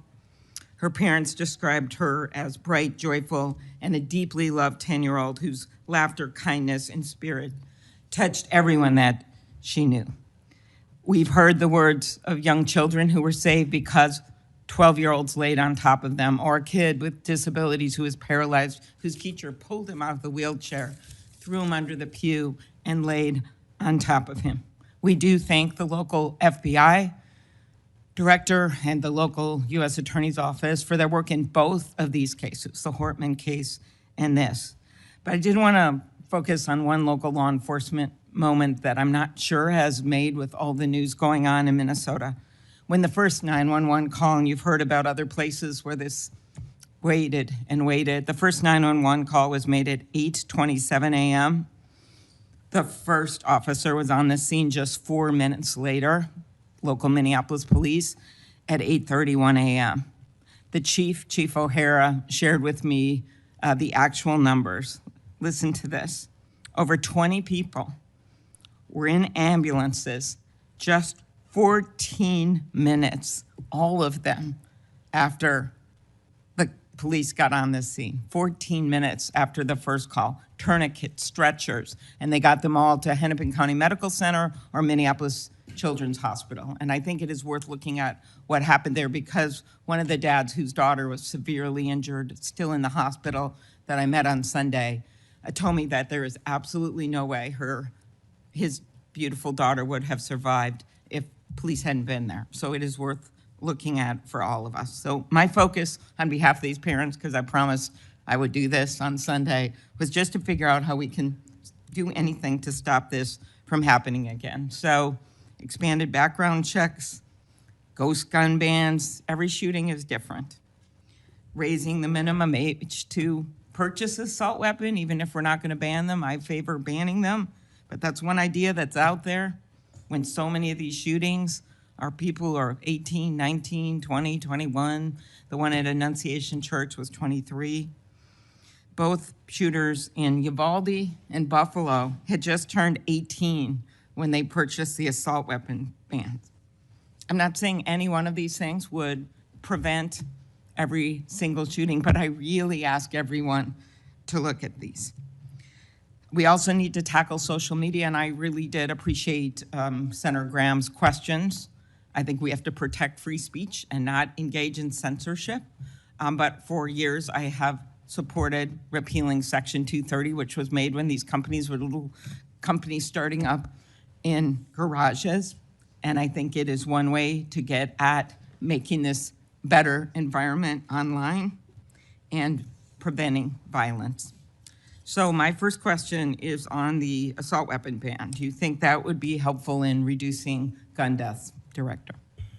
Senator, if I may, I want to answer the question, but thank you for your remarks, especially it relates to my friend Charlie, and I share and relay my remarks, my sentiments to you. Minnesota has suffered untold tragedy in these last few months, and whatever creativity we can use to eliminate even just one shooting, one horrific death, I am in favor of engaging with Congress fully to do. I don't have the answers. I don't know what will eliminate it in its entirety, but I'm willing to engage and explore new ways with you, Senator.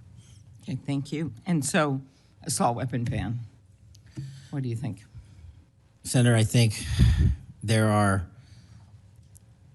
instances on this legislation that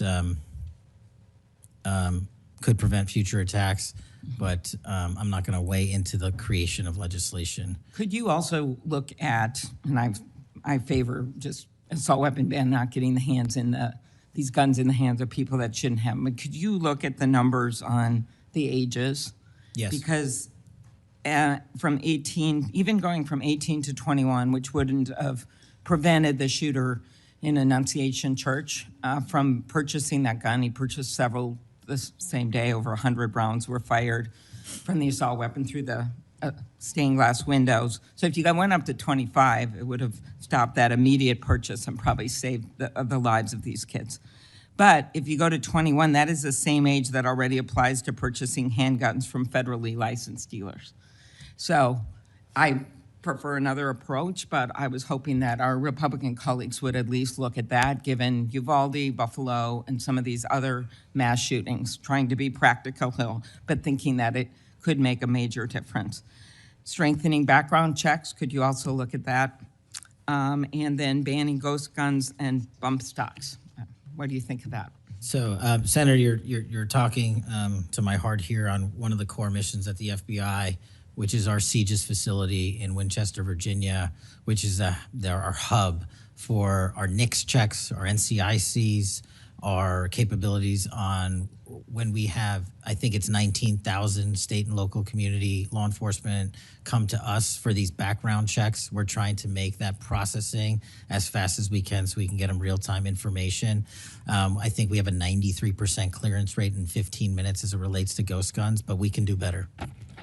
All right, well, just if you could get back to me on all those and talk to the White House. Threats against elected officials have increased exponentially. Members of Congress received more than 9,000 threats last year, up from 1,600 in 2016. There's been a lot of talk about the rhetoric and the like. And if we want to move forward on things like Section 230, or even look if we can do anything on guns, I do think we're going to have to be honest about this all-purpose hater issue, and it has bothered me, this thing, we're going to go after this group, we're going to have to go after this group. I just want to, for the record, show that the murder of Speaker Hortman and her husband, it was Democratic lawmakers on his list. He went to the ones whose addresses he had, by the way. Planned Parenthood was on the list, as were businesses and law firms, doctors. I already mentioned the ones with the Catholic Church shooting. So it is not just as the radicals on the left, what's a quote from the president, are the problems or destructive movement of left-wing extremism that Vice President Vance said. According to the Anti-Defamation League last year, all the murders were committed. And I'm not actually going to say this because I don't even want to go left-right with this, but you can imagine it wasn't from the left. Cato Institute, conservative think tank, published a study just last week that found from terrorists from the right were responsible for 6 times more deaths than people from the left. I actually don't want to go tit for tat on this, but what I am asking for is that this rhetoric of blaming one side or the other stop. If you could convey that to the president, and that we actually work on things that are solutions. So could you commit to me, Mr. Patel, Director Patel, that you will do that? Absolutely, Senator. Okay, thank you. Last, you were asked about social media, and I will put some more questions on the record about that. I think we could make major movement on that. The local FBI helped when the city of St. Paul was a victim of a cyber attack, and I'm concerned about some of the cyber attack cuts. I'll ask you that on the record. AI, I'm glad you raised that. I think we have to do more, but also including election interference, because they're using AI videos. I just had one happen in this very committee on me, and I just think they're going to start using it in democracy, election. They could be foreign. Do you think some of this is foreign entities, Mr. Patel? Generally speaking, we have traced a lot of this to loose groups overseas that don't have any sort of central cluster. There's going to be a lot on you then. And then last, I'll put on the record just my concern about protecting journalists. The new guidance that came out of the department. Have you deployed any FBI resources to investigate members of the media for activities related to news gathering, reporting, or reporting on government whistleblowers, something near and dear to the chairman's heart? The only time we would involve an investigation of a journalist if they've conducted or committed an allegation of separate criminal activity, most prominently leaks of classified information. Thank you. Senator Hawley. Thank you very much, Mr. Chairman. Director Patel, good to see you. Thank you for being here. You're leading the FBI at a very critical time for that agency and also a critical time for our country. And I want to start by talking to you about the tide of violence that we have seen, ideological violence against people of faith, particularly Christians. You just think here, take a rough catalog. Just in the last couple of years, we've seen at the Covenant School, Christian school in Nashville. We've seen school shooting at the Annunciation School. We've seen church shootings multiply. We've seen acts of crime and violence, vandalism, arson against churches and parishes all across the country. And then, of course, last week, Charlie Kirk, who said, "I want to be remembered for my courage, for my faith," was shot on a college campus. Let me just start with the assassination of Charlie Kirk. Is the FBI, and I appreciate the tremendous work the FBI has done in this investigation, is the FBI investigating the Kirk assassination as part of this broader pattern of anti-religious, anti-Christian violence?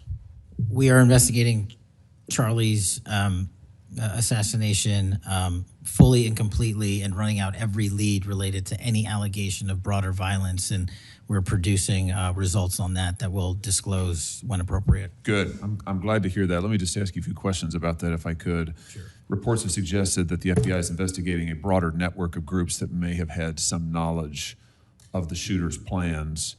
Can you give us any details on that, following up what you've already said in public? How's the FBI working to find other potential accomplices, folks who may have known about the shooter's plans, folks who may have encouraged him? Any update on any of that? So in terms of what we do for an interrogation perspective, we go and reach out to the family and community immediately. And we've conducted those investigations and interrogations with local law enforcement, and we're continuing to do that because those closest to the suspect are going to hopefully know the most about the suspect and his beliefs and his ideology. On top of that, unfortunately, it has been leaked that there was a Discord chat, and for those unfamiliar with it, it's a gaming chat room online that the suspect participated in. So what we're doing, we've already done, is serve legal process, not just on Discord, so that the information we gathered is sustained and held in a evidentiary posture that we could use in prosecution should it be decided to do so. And we're also going to be investigating anyone and everyone involved in that Discord chat. Okay, very good. I see the public reports that the Discord thread had as many as 20 additional users. It sounds like you're trying to run down all of that to see if that's accurate, who else may have been on that thread, what they may have known. Is that fair to say? It's a lot more than that, and we're running them all down. It's a lot more than 20? Yes, sir. And you're running all of that to ground? Every single one. Yeah, fantastic. Let me just turn to the broader question here of anti-religious, anti-Christian violence. Let me just give you a few stats that I'm sure that you're all too familiar with. Every person of faith in America certainly is. Major report this past year found that there have been over 400 instances of hostility against churches in the United States in the year 2024. Those included arsons, bomb threats, shootings, and firearm incidents. Another organizational report found that there were 500 attacks on Catholic parishes alone. So that number 415, that's all Christian churches in 2024. Another organization found 500 separate attacks on just Catholic parishes since May of 2020. Of course, we have the Covenant school shooting, the Annunciation school shooting in Minnesota, where 2 children were shot dead as they were praying in a pew. Here's my question. What is the FBI doing to take on this rising tide of violence that seems to be motivated by anti-religious hatred? Specifically, sir, we have 60 anti-Catholic hate crime incidences reported to us that are being investigated. Publicly, I can tell you we have 5 hate crime investigations with anti-Catholic bias ongoing currently in the states, in the cities of Kansas City, Louisville, Houston, Nashville, and Richmond. That's what I can say publicly, but any ideologically based attack against any faith, as a man of faith myself, will not be tolerated, and the full resources of the FBI are committed to all of it.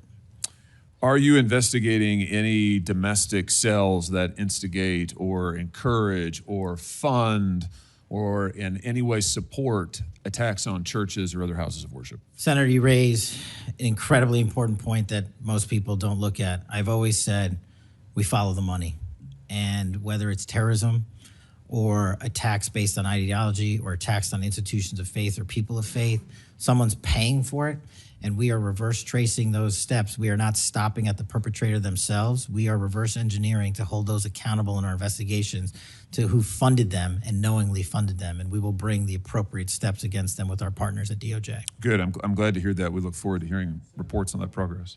Yeah. Sorry about that.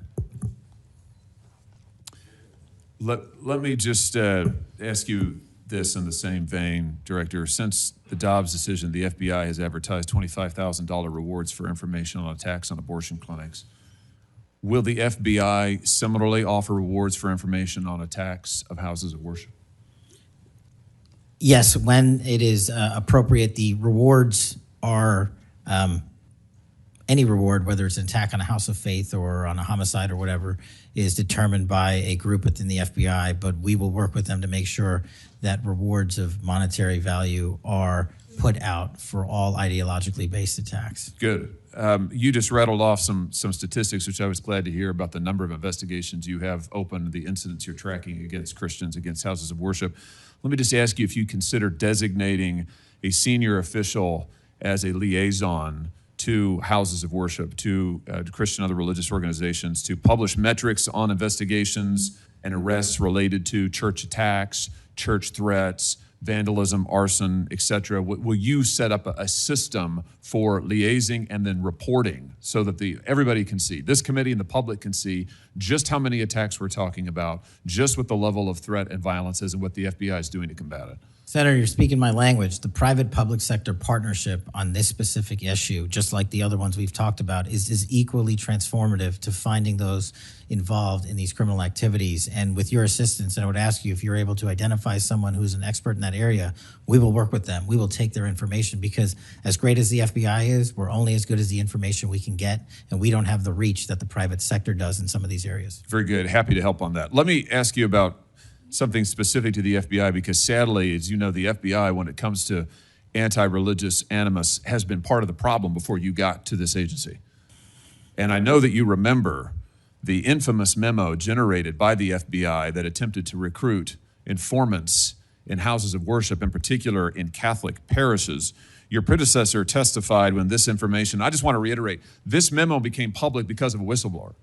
It was not turned over to this committee. It was not disclosed to this committee. In fact, we were told it didn't exist, and then a whistleblower published it, showing that indeed the FBI had recruited informants, attempted to, into Catholic parishes.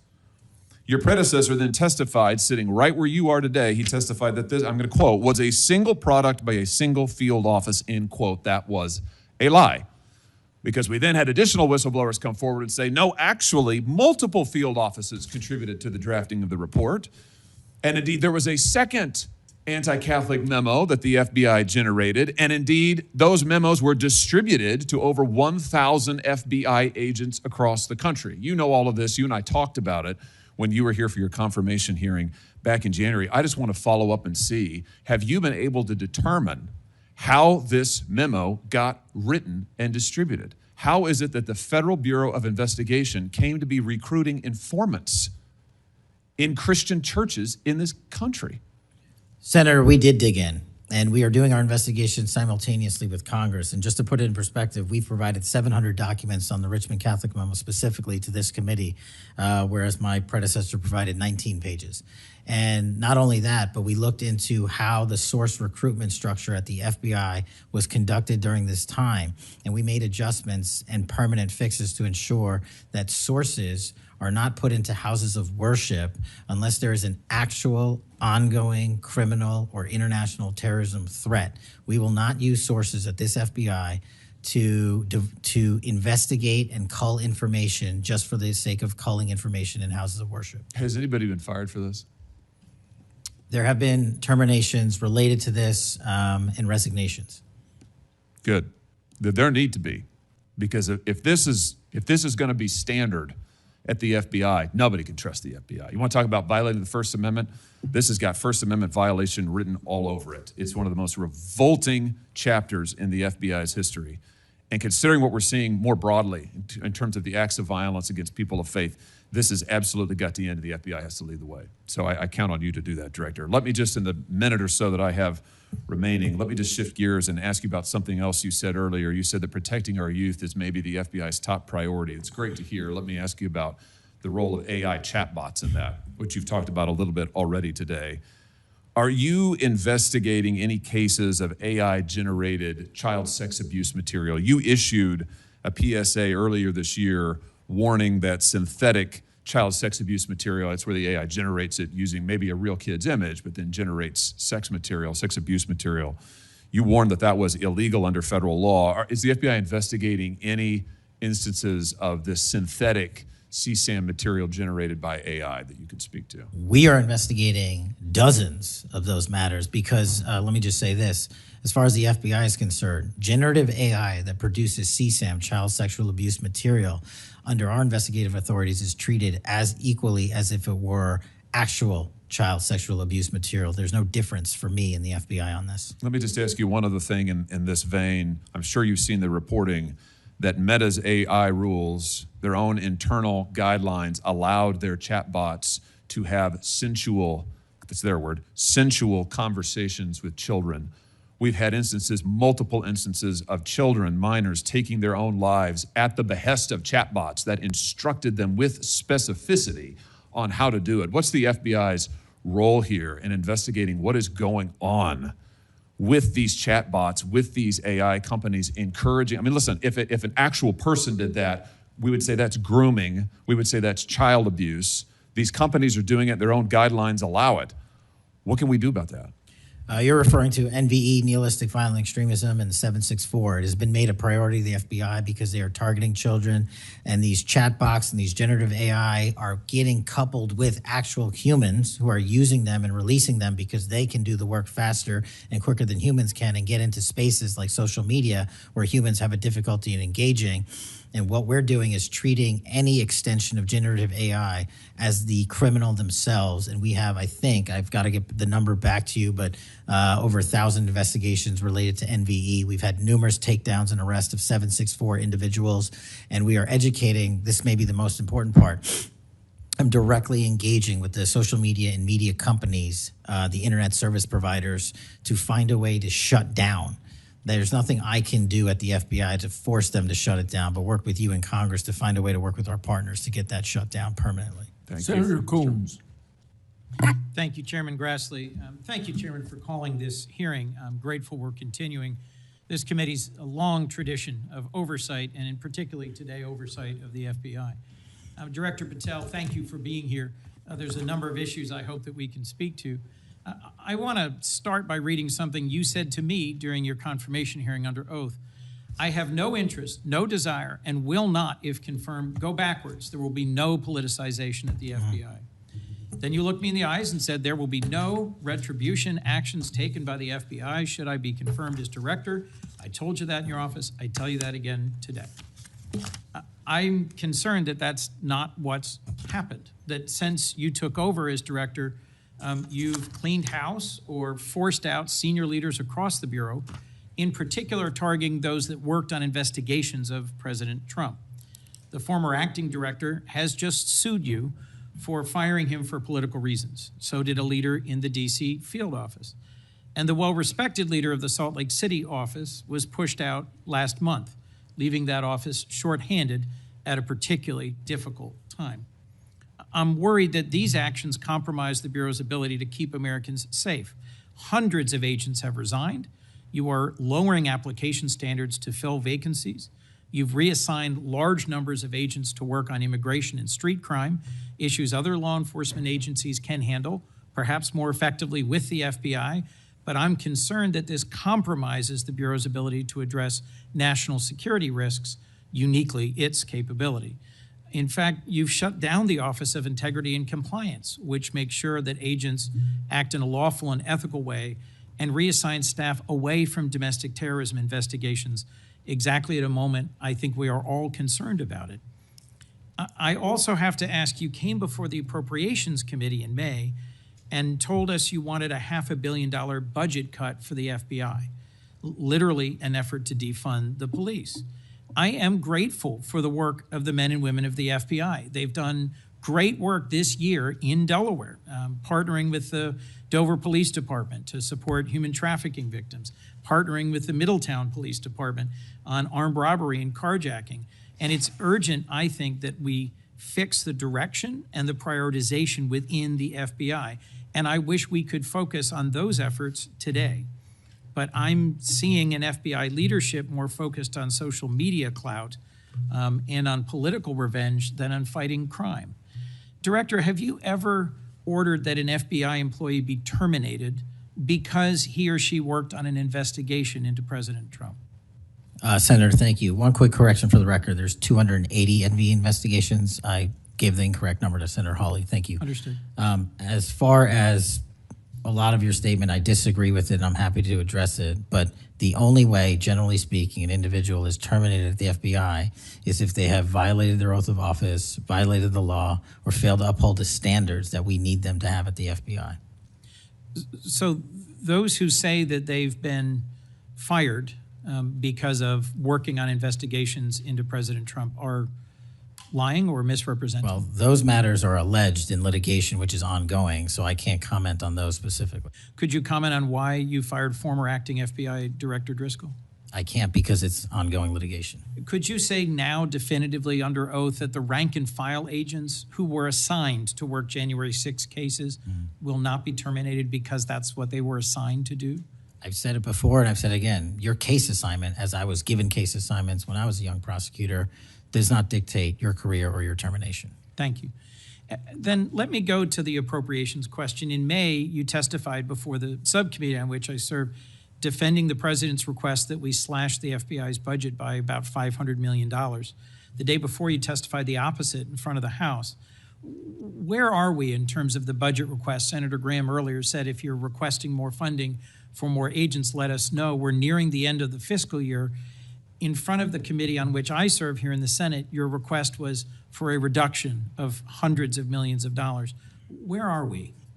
Where we are in the budget cycle is we at the FBI are in support of the president's budget, and we are in support of eliminating waste, fraud, and abuse. We've already identified tens of millions of dollars of duplicative contracts that the FBI was spending on software and private sector engagements.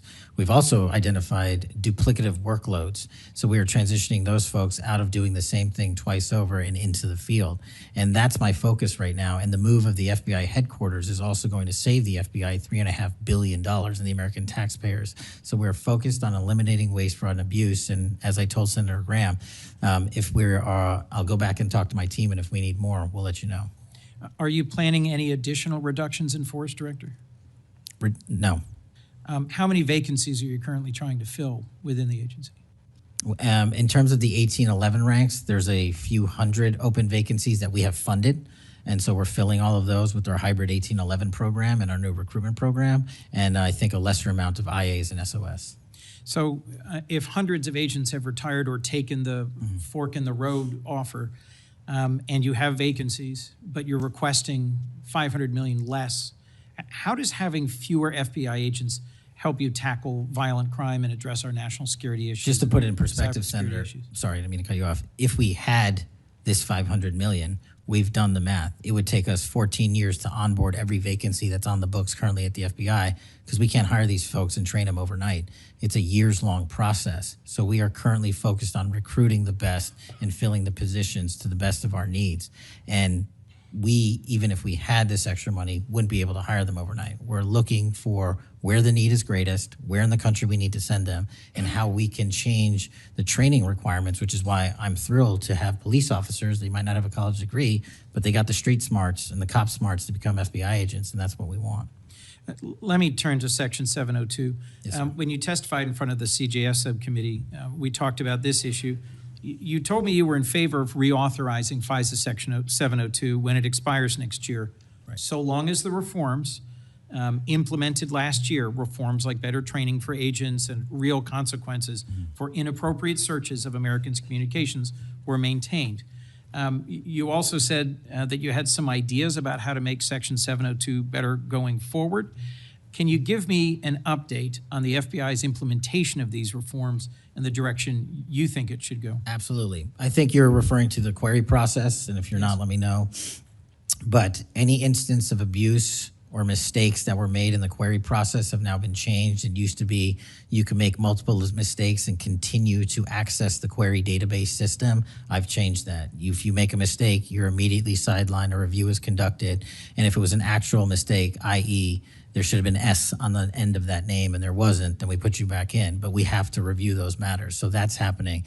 And if there was an intentional mistake, you have no more access to the 702 query system and its database. So we've also done an audit of the entire 702 system and the query databases. And now we are nearly 100% of the audit. And I think we found one or two, I'll have to get back to you, quote unquote mistakes within that system, which are currently being reviewed.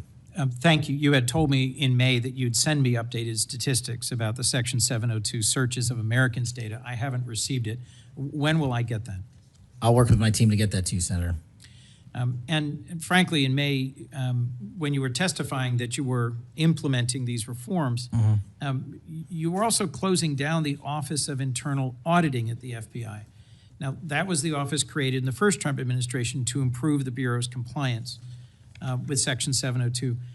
How is that working out? How can you continue to advocate for robust civil liberty protections but shut down the office that was created to enforce those safeguards? Help me understand this. Absolutely, Senator. This is a great example of sort of duplicative work.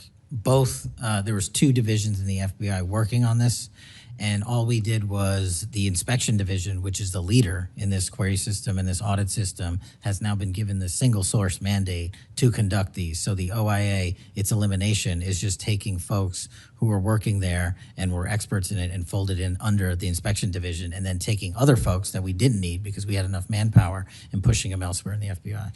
I'm concerned about the rise in threats against members of our judiciary. What are you Yes, sir. doing with the U.S. Marshal Service to help protect our federal judges and with state and local judicial systems to help provide some of the expertise of the FBI in protecting them as well? I share your concern, Senator. We have 35 open investigations, 17 against federal judges, and the remainder against state court judges and threats that they have received. And as you know, federally, there's a specific statute which prohibits that. So we are working up those cases and referring them to prosecution where we can meet the threshold for evidence.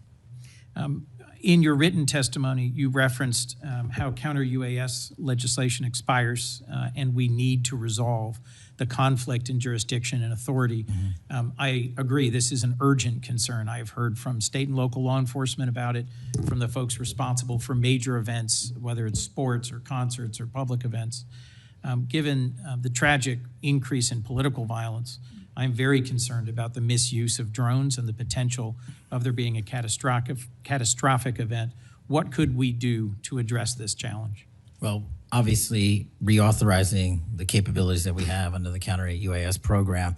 But just to highlight what the FBI is specifically doing, we've been given the mandate to work with DHS to secure not just the Club World Cup that we had, by the way, which occurred in 32 matches across the country without any significant incident, which we're proud of, and we're taking that model for the next World Cup and also the Olympics. But the reason I bring that up is because we pushed out our counter UAS programs to address the security needs, and that's where our focus is on events like that. Mr. Director, thank you for your testimony. I look forward to working on actually solving criminal problems and reducing the extent to which what we're going back and forth about is more political and partisan point scoring and more actually solving crimes for the American people. Yes, sir. Senator Kennedy. Mr. Director, you and the FBI working with state and local law enforcement officials in Utah have caught the assassin of Mr. Charlie Kirk. Is that right? We have a suspect, yes, sir. And you did that within 48 hours, did you not? 33 hours. 33 hours. Congratulations. We've had other political assassinations. Back in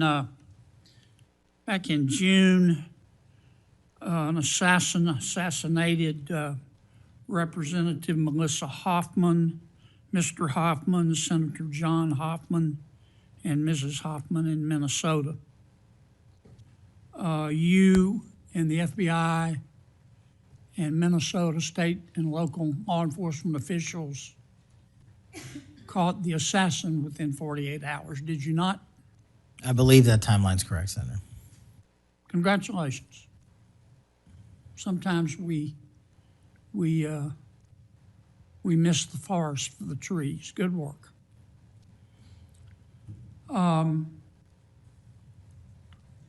Did Mr. Kirk's assassin act alone? As I've said since the beginning, Senator, it is very much an ongoing investigation, and I can't speak to the state charges. That's for the state to address on their own, but we are providing them with the same investigatory findings reporting the department.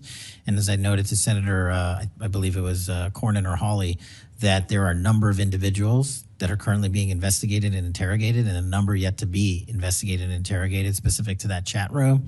So we are very much in our ongoing posture of investigation. So others could have been involved? Yes, sir. Okay. I asked you this last time you were here. Kash, you remember Mr. Peter Strzok and Ms. Lisa Page? Yes, sir. Mr. Strzok was an FBI agent. Ms. Page was an FBI lawyer. They were both very aggressive anti-Trump political activists who allowed their political opinions to affect their work at the FBI. Is that a fair statement? I believe their text messages and their testimony that was secured by the OIG and DOJ speak for themselves. In fact, Mr.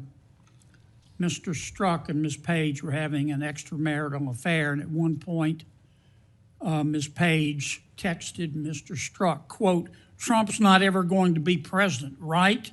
Right?" And Mr. Strzok replied, "No, he won't. We will stop it," end quote. Ms. Page resigned from the FBI. Mr. Strzok was fired. They promptly sued the federal government and the FBI and Justice Department for releasing their emails, which revealed all of this.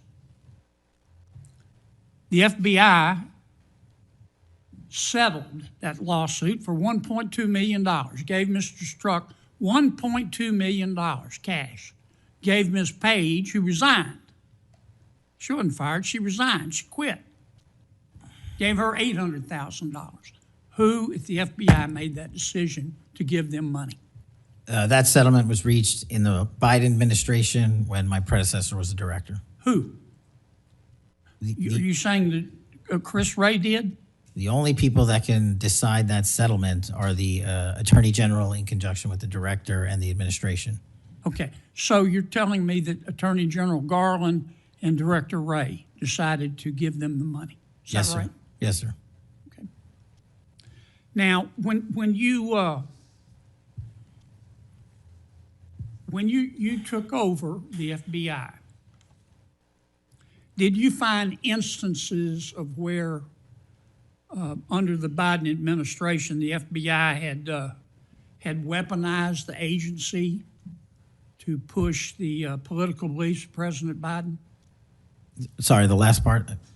When you took over the FBI, did you find instances of where the Biden administration had politicized the FBI to prosecute its political agenda? Well, I won't speak for other people. Haven't been a target of that weaponization, haven't been a staffer on the House Intelligence Committee, having had the Justice Department weaponized against me for making the findings and leading the investigation of Russiagate. I know what that feels like, and that's why as the FBI director, I'm committing to not ever have that ever happen again, but I'm also committed to fully investigating what was done, and that matter is still ongoing. So I take it your answer is yes. Yes, sir. And you're firing those people, is that right? Anyone that politicizes their job at the FBI will not work at the FBI. Okay.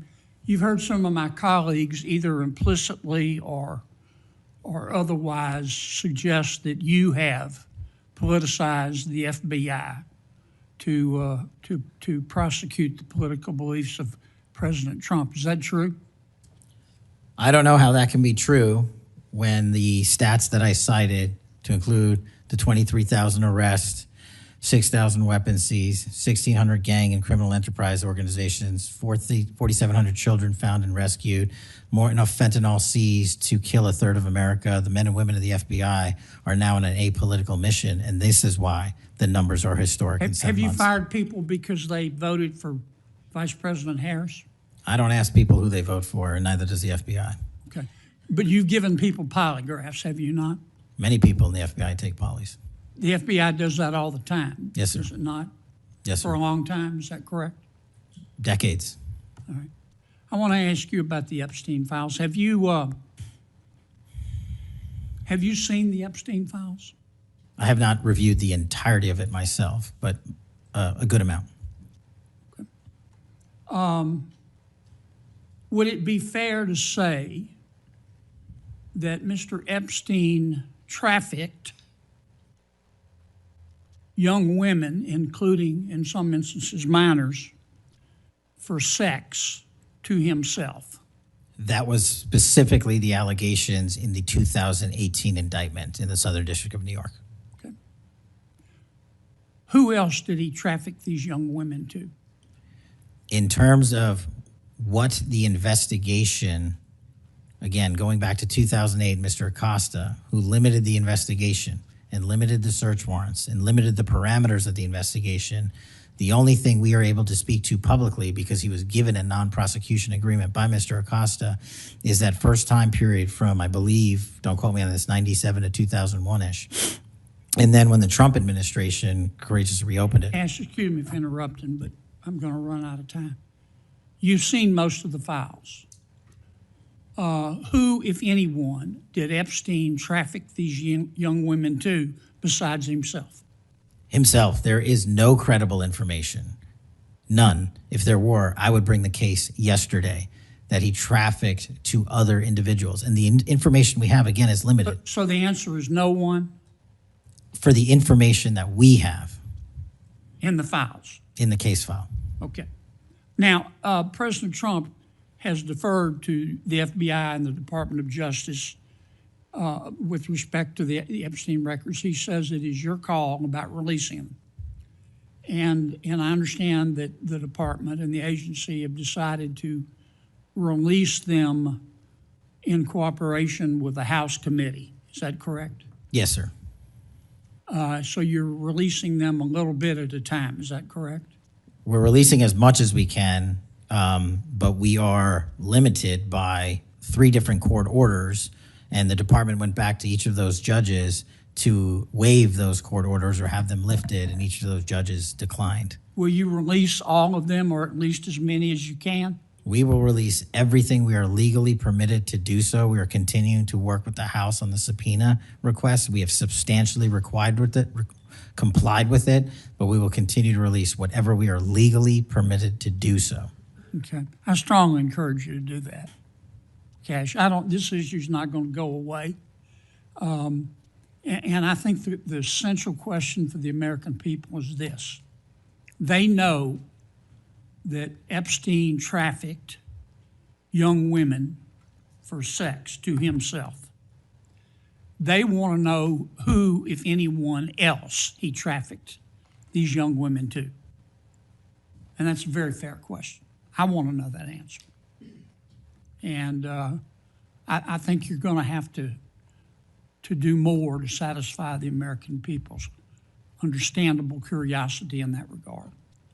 Mr. Chairman, may I just respond to that? I agree, Senator.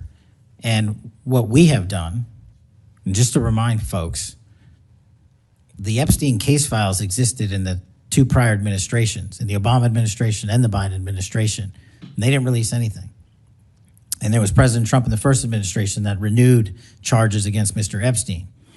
And I know it's a little complicated to understand, but what exists in the Epstein case files was a direct result of the limited search warrants from 2006 and 7, which hamstrung future investigations because of the non-prosecution agreement.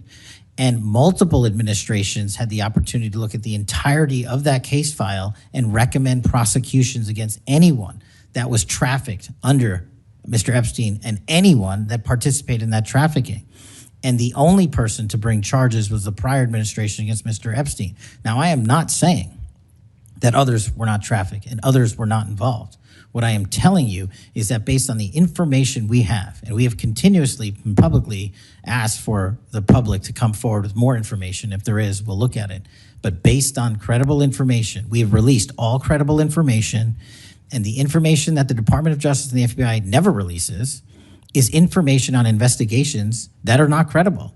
And we don't release the names of victims who weren't credible, but in the same time, we don't release the names of victims who were credible.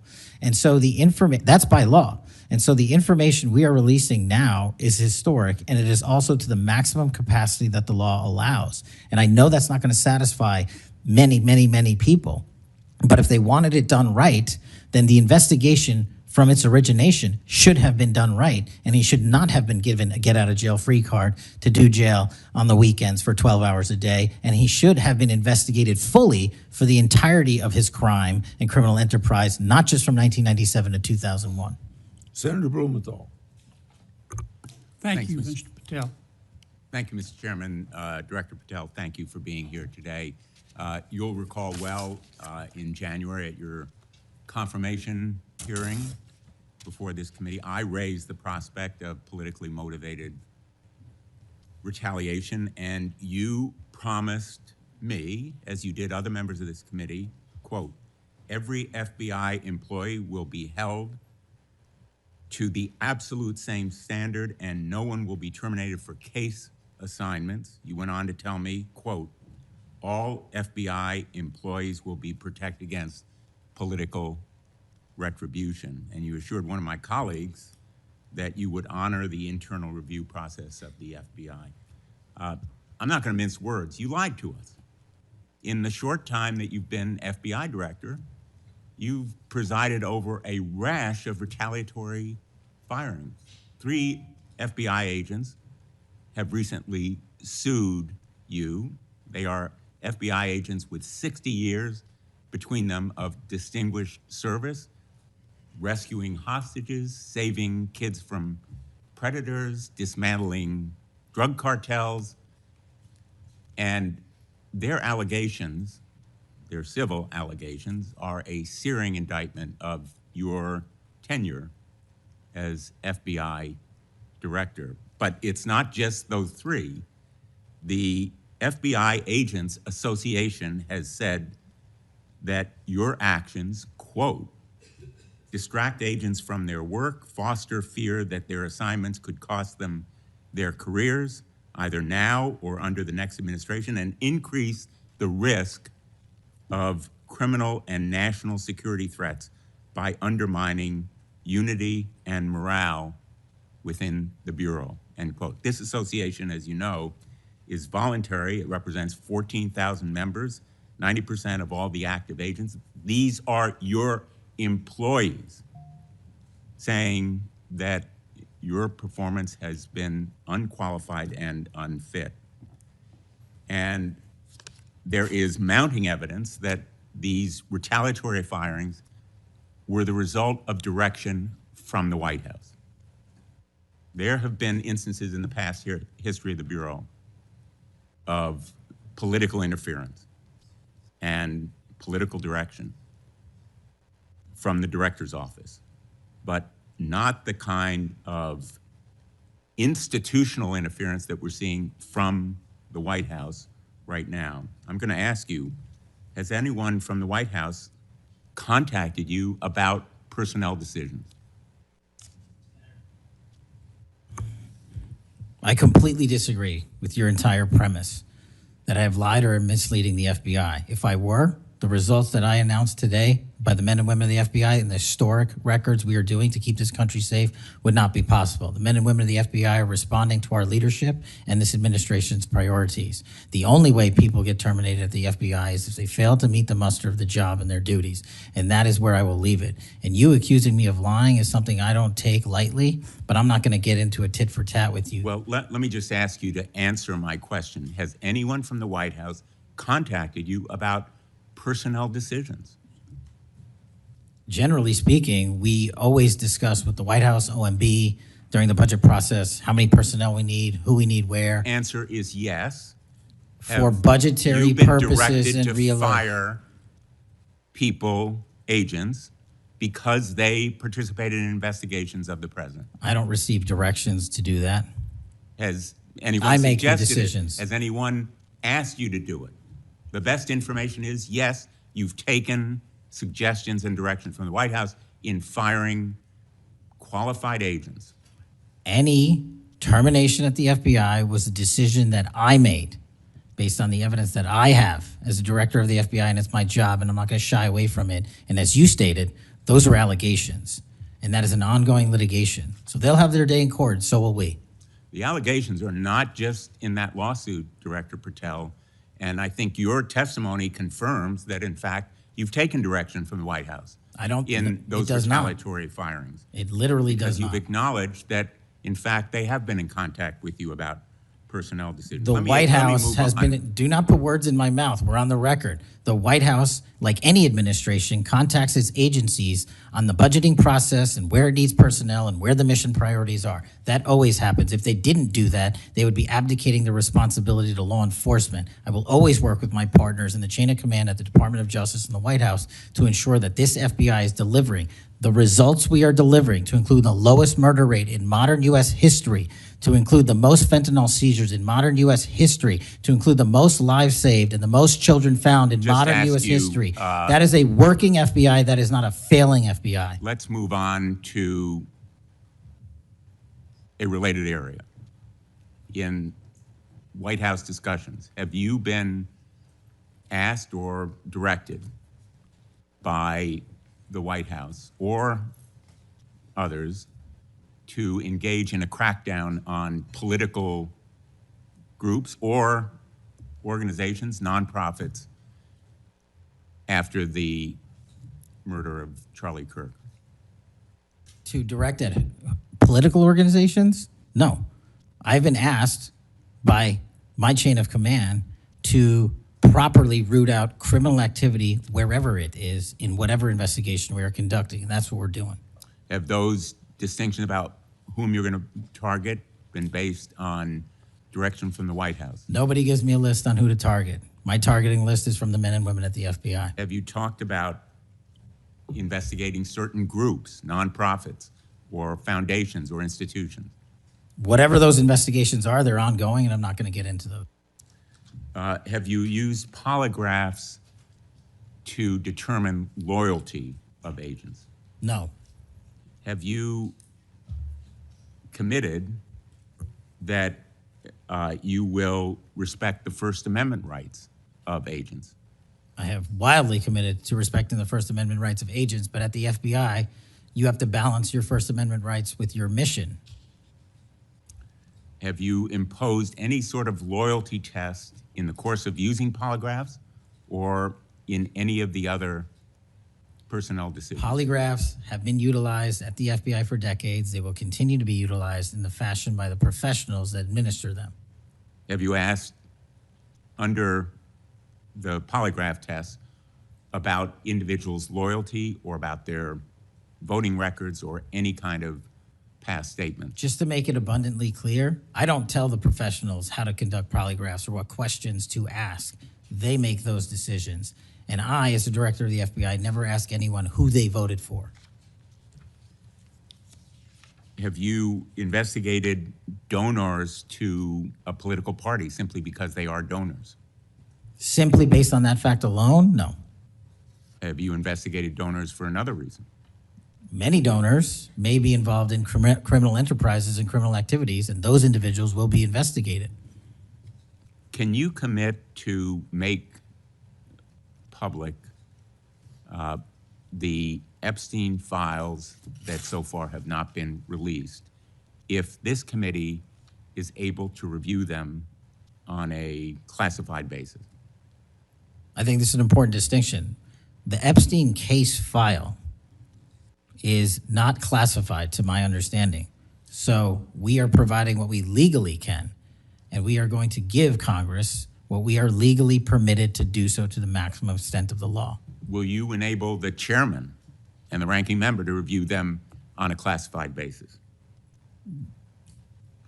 That doesn't make any sense. If the material in the Epstein file is not classified, there is no basis for a Well, it classified would review. protect the confidentiality of them if they were able to review them on a classified basis. If anyone in this room can get the multiple district court judges to lift their court protective orders in the ceilings, we will happily provide you with more information. Are you in favor of merging the DEA and the ATF? That's not something for me to comment on. Well, those agencies work with you, don't they? With me, not for me. Are you in favor of orienting the FBI toward a national police function as opposed to the enforcement of federal law? The FBI does enforce federal law across the country. That's what we do. But isn't it a fact that you have told the leadership of the FBI that you view it as moving toward a local and state police function? No, we are prioritizing working with our local and state partners, and they will tell you that that has never happened with this much engagement in the history that they have been serving as local law enforcement officers. I believe local cops are the best intelligence source and the best understanding of their communities, and I folded in my FBI agents under that direction to work with them to get the job done. Thank you, Mr. Chairman. For the fourth time today, I want to remind people that my oversight has made clear that Director Wray's FBI was politicized. I've released a trove of records to prove it, not only today, but in past days. I've also said some FBI personnel who have been fired, retaliated against my whistleblowers, and I don't remember my Democratic colleagues defending my whistleblowers when their careers were ruined. Senator Schmidt. Thank you, Mr. Chairman. Before I get into the thrust of my comments and questions, Director, I want to thank you in our meetings prior to your confirmation, during your confirmation. We talked about your desire to get more agents out into the field, out of Washington, and take on violent crime. And you fulfilled that. St. Louis received the largest permanent per capita infusion of FBI agents anywhere in the country. And I know it's not only an isolated event, but we certainly appreciate your honoring your commitment to do that. And I know there's a lot of great opportunities ahead to take on violent crime, which you've highlighted many of the successes in your introductory comments. It's obviously no secret that this hearing takes place in the wake of a horrific American tragedy, the assassination of Charlie Kirk. For those of us who knew him, I know you did too. It's still sort of difficult to put into words what a tragic loss that is, not just for his family, but for our country, for free speech, for a belief that we can have a free exchange of ideas. And he was quite literally shot in the throat in an attempt to silence him and take his life. And so you have this task now of this investigation. There's been an arrest. But I think that we face an even larger crisis that law enforcement alone can't tackle alone. It's a crisis that is culminated in the assassination of Charlie. But it doesn't end there. It's I think every bit present right now. And the challenge is greater than quite frankly, I would have imagined. Seeing some of the comments that have taken place after the assassination, and something that I think as a country we have to reckon with. And it's something deeper, much deeper than a rejection of law and order or the norms of civil society. We've entered a very dangerous time, I think, in our country. And that should be clear to everyone. Political violence is a sign of a deep and corrosive sickness in any society. But in America today, the problem is just not political violence in the abstract. It is the specific kind of political violence which is overwhelmingly driven by a specific set of actors and groups. None of this emerged out of thin air. Over the past week, leaders from across the political spectrum have come out and forcefully condemned Charlie's murder and political violence more broadly. For that, we're all very grateful. We should be grateful. There have been calls to unite and come together in the wake of Charlie's murder, and I want to do that. I do. Someday I pray that we can be united as a country again and go forward together as a one people and under one flag, but we are not united. Upstream from the dehumanization and demonizing political violence and rhetoric tearing apart our country is a divide on how we view America and Americans.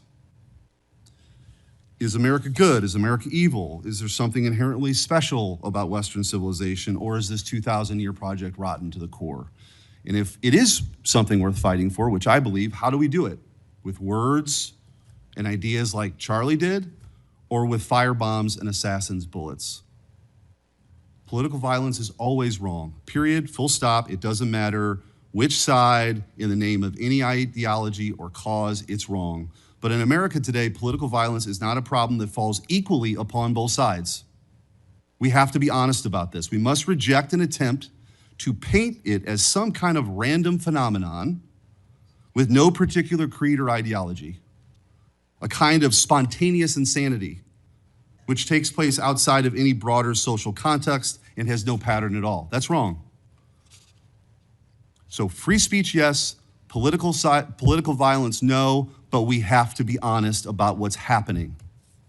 Already, we're hearing people talk about Charlie's assassination in those terms. We're told that we can't possibly know what drove a killer to plan and carry out a murder of the most prominent conservative activist in America. But that's a lie. We do know. The facts are plain and clear, and we have to speak truth in this moment, or there's no other side of the mountain. The vast majority of Americans are against political violence, but there is a vocal, active minority that encourages and celebrates it, and that minority is overwhelmingly on the left. Just last week, a YouGov poll found that a full 25% of those people who describe themselves as very liberal say it can be justified for citizens to use violence to achieve political goals. Less than 3% of very conservative Americans say the same. That's too many. That is 3% too many. But we are lying if we think that this is a both sides thing. It's not. We have to confront it. And you're going to have an important job of rooting out these terrorists. This is an ideology that runs very deep.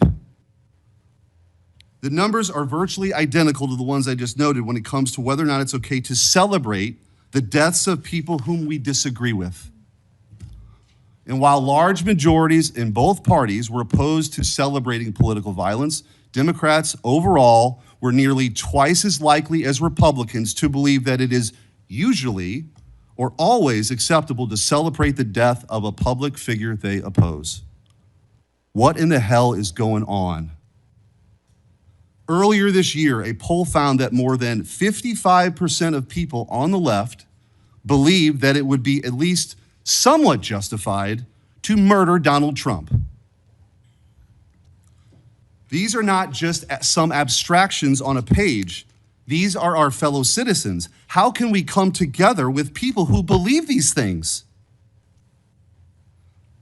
We've all seen the flood of posts on social media over the past week, not just a fringe few, but thousands upon thousands of people gleefully celebrating a father of two young children getting gunned down in broad daylight. I wish I wouldn't have seen that video. I wish my kids would not have seen that video.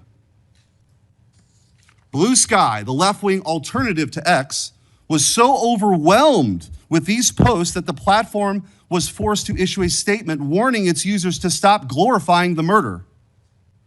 And it wasn't just random social media trolls. It was journalists, elite college professors, and even politicians, all but saying Charlie's assassination was justified because of what he thought, because of what he said.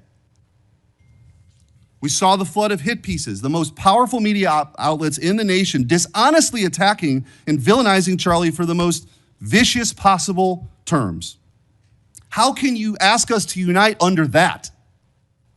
There can be no unity between good and evil. Somebody has to win this thing. And as a country, we have to absolutely reject it. And don't tell me it's both sides. It didn't happen in a vacuum. Over the past decade, we've seen an explosion of political violence, not just one-off lone wolf attacks, but organized, systemic political violence at a mass scale. It is not organic. It is the offspring of a dark and clandestine system funded in part with our own tax dollars, winning with a large network of foundations, NGOs, activist organizations, and front groups. This system lurks behind every radical leftist movement in our nation today. The George Soros empire has financed a vast ecosystem of radicals, all working together, dropping off bricks at riots to unleash a tidal wave of violently anarchists on our streets and to prop it up in an army of researchers and experts and journalists and propagandists who downplay the political violence. What he's doing is serious. I'm going to ask you, because I don't have a ton of time, The opposite of what we should be doing as a committee. and I would point out, we've heard years of the left, their loudest voices calling anyone on the right extremist MAGA Republicans, fascists, Nazis, an existential threat to democracy. Check yourself. And don't give me this both sides bullshit. Mr. Director, I want to ask you. Tell me if each one of the following perpetrators or alleged perpetrators were acting from a left-wing or right-wing political violence. The man who tried to kill Republican congressman at the congressional baseball practice, nearly killing House Majority Leader Steve Scalise. Left-wing or right-wing violence? Sir, I believe it was a left-wing ideology. Okay.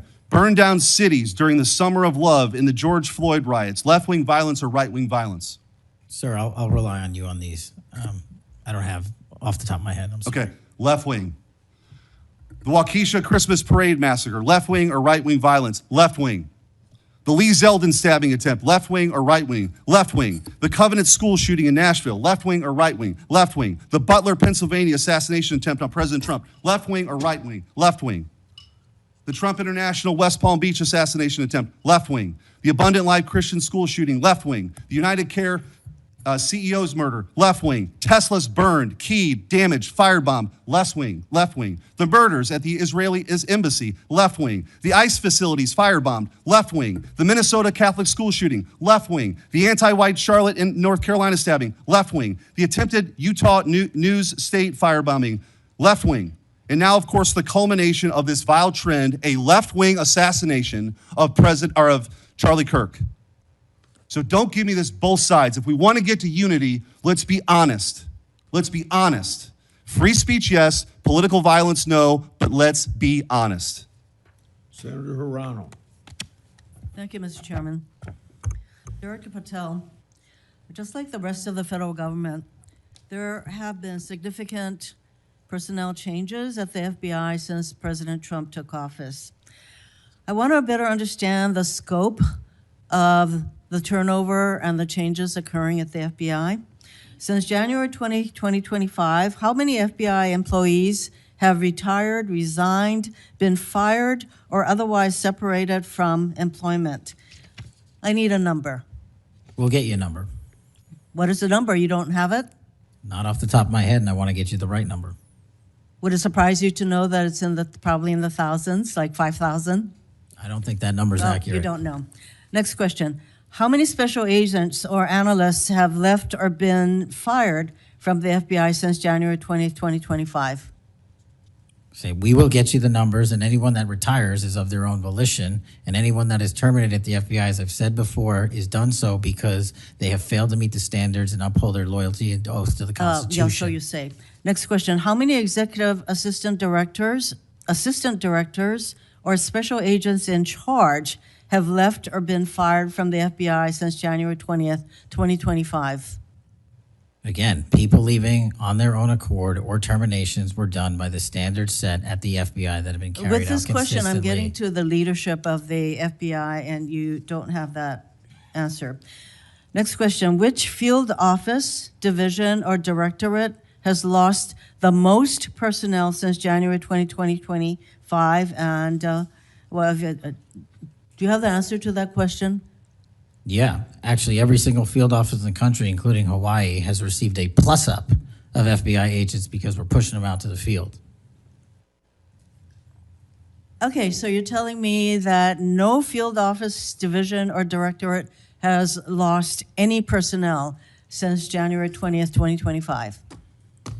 That's your answer? In Hawaii, there's been a plus-up. In every single state that I'm looking at, we have allocated a plus-up for field offices across the country so that the FBI can continuing the historic achievements it's done in these last 7 months.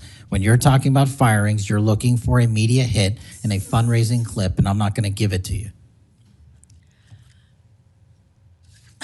It doesn't matter under what basis they left. I just want to know how many have left. And I think your testimony is nobody has left. Next question. Nope, Which that's field- not my testimony. You asked it one time, I answered it one time. You didn't get the answer you wanted for your clip, Next so you keep question. asking it, and I told you I'd get you the numbers, but you can keep asking it. Which field office, division, or directorate has gained the most personnel since January 2025?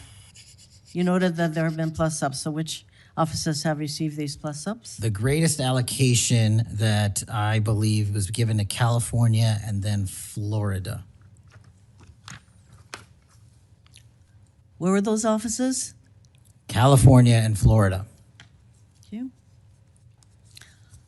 Director Patel, you often refer to FBI agents as cops.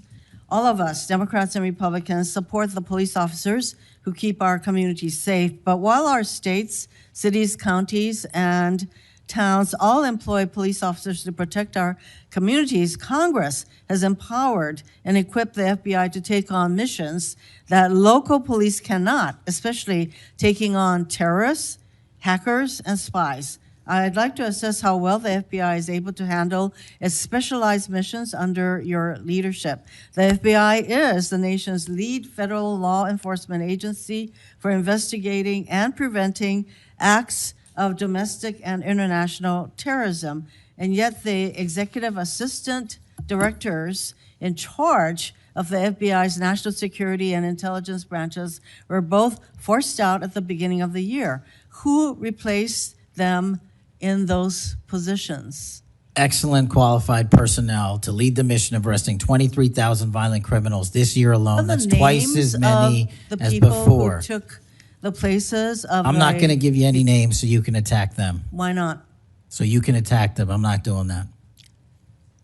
The You're not people gonna sitting give in me the those seats names are of- extremely qualified to handle the job. You're We not would gonna not give have me the the names results. of We would- personnel who we would should not be have the on your reduction website. of Fine, violence in the moving state on. of Hawaii if we did not allocate the Earlier resources we this did. year, FBI counterterrorist special agents and investigators were reassigned to assist with immigration enforcement. Reportedly, these counterterrorism experts were returned to the jobs they trained for in late January after Iran threatened to retaliate for our strikes on their nuclear facilities. Have those experts remained in the jobs they trained for since that time? Yes or no? FBI agents' primary responsibility is exactly what they are assigned to do. We always work with our So since they interagency returned part. to their positions, If you're not are going to they let still me in answer, those why don't you positions? just do your soliloquy in the 4.5 minutes you have I left? am not asking for a soliloquy. It's just a yes or no. Are those people who were returned to their jobs still on those jobs? Yes or no? They never left.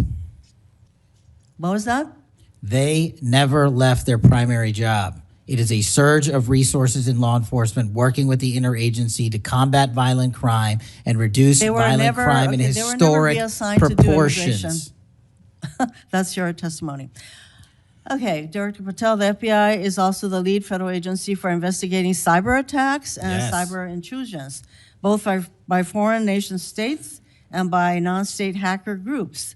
Since President Trump's inauguration, the executive assistant director in charge of the criminal and cyber branch and the head of the FBI's cyber division have both left the FBI.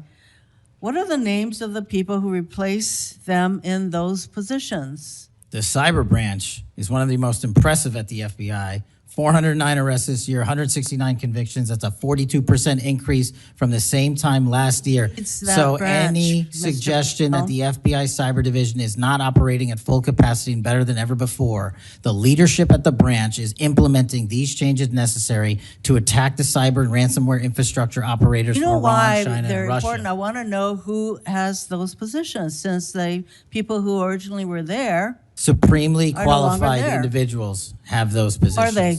Supremely qualified Who individuals. are they? What are the names? You're not You getting don't them. know. Special agents who investigate cybercrime were also reassigned for immigration enforcement. Have those expert investigators returned to their duties? Yes or no? All agents remained on their primary duties while surging to allocate resources for interagency operations to the Homeland Security task forces across this country. So are you? Am I what? See, I'm not getting the yes or no answers. I get all this explanation. So there you go. No, you get the work that Are the men you and women of the planning FBI are doing. You don't want that. Additional personnel cuts to the cyber division in the future? The only people that will be terminated at the FBI will be those that violate their oath of office or fail to meet the high standards at the FBI. Director Patel, the FBI is meant to be the tip of the spear in combating terrorism against the United States from both foreign and domestic sources. It's also our lead agency in fighting the hackers who target our businesses and critical infrastructure. But instead of a specialized role fighting these kinds of terrorists, hackers, and spies, you have the FBI playing the role of local police and helping with immigration enforcement. I'm going to move on to my, you've been asked some questions about changes to your hiring standard, and including college degrees and possibly the age. But, one question I had is,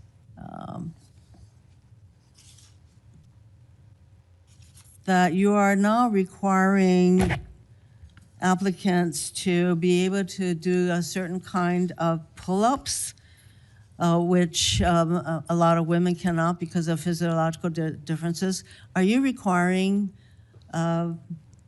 these kinds of pull-ups? We are requiring a physical program at BFTC at Quantico because FBI agents carrying guns in the field have to chase down bad guys and do really hard work. The physical fitness standards of those agents So are are being you requiring appropriately these assessed. kinds of pull-ups? We are requiring everybody to pass the 1811 standards at BFTC.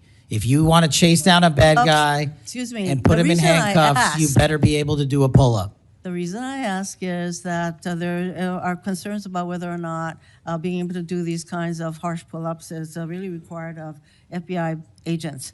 Doing Anyway, one pull-up Mr. is not Patel, harsh, I and there are am always gravely medical concerned. exemptions to that.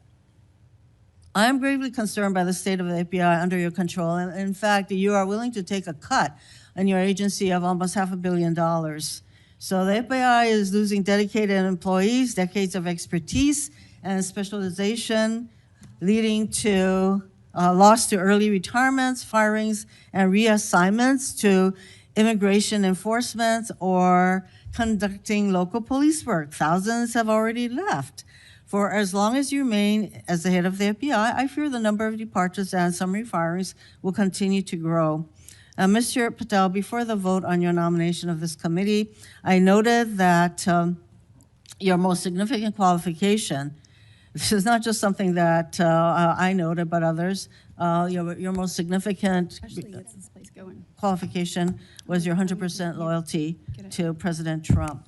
And I fear that that continues to be the motivating factor in your position as FBI director. Thank you, Mr. Chairman. Mayor, Mr. Chairman. Director Patel, did you have Yes. anything you wanted to say now? That is an entire falsehood. You can delete my 16 years of government service to multiple administrations all you want. The fact is that I was a public defender. I was a national security prosecutor. I was a House intelligence staffer. I was a deputy director of intelligence. I was a chief of staff to the Department of Defense and the Secretary of Defense. I led the counterterrorism missions for the White House. Those are just some of the jobs I held in my 16-year career. There was no loyalty then. There's no loyalty now to anything but the Constitution. Senator Brett. Yes. Well, before I begin, I want to thank Senator Hirono for what she said, acknowledging that there are physical differences between men and women. Talking about that women wouldn't be able to do as many pull-ups, and I think that she was making a case here that there should be different standards. There's a thing called Title IX, and this is why we continue to say we should have biological men and men's sports and biological women and women's sports. And so I look forward to utilizing that to talk to all of my colleagues on the other side of the aisle. Maybe they will stand with us in helping us protect women's sports. I think she made a great argument there for it. Moving on to today, Director Patel, thank you for being here. Thank you for your commitment to making sure that America is safe again. Thank you for doing that coast to coast and within our cities. I certainly look forward to talking about that and talking about your historic gains in these areas. But I would be remiss if I didn't begin my questioning with you about the horrific events that we have seen over the last week. Obviously, our heart breaks.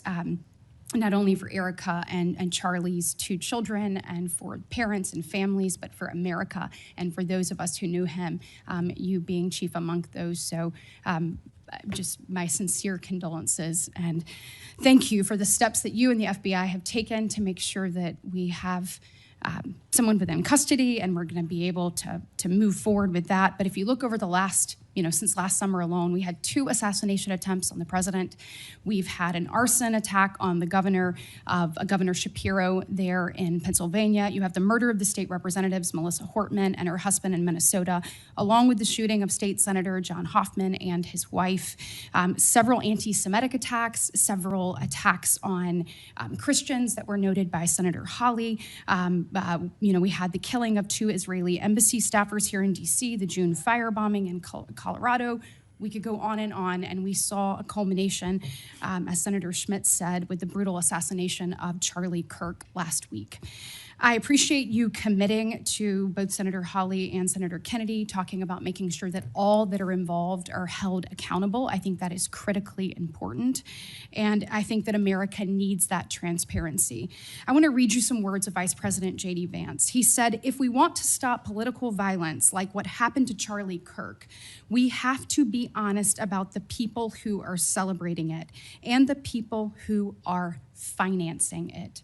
My question to you is, in light of Charlie's murder and all of the things that we have just referenced and have been talking about today, what steps is the FBI taking to more aggressively crack down on those who promote, encourage, finance, fund these types of engagements and this type of political violence?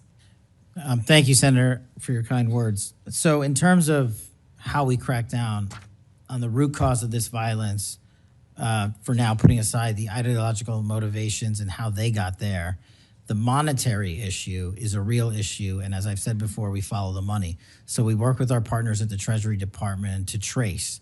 where the money came from, how these individuals paid for the training they received or the platforms they were using, and also how these individuals collectively got together in whatever groups they were on whatever social media sites they were on, to utilize clickbait to make money Bingo. for their ideology. And so to trace all of those, we are using, not just in Charlie's investigation, but others, lawful process and serving 2703D orders on any entity that is related in any way financially to any of these criminal acts of violence. And we are going to hold them accountable with our partners at the Department of Justice.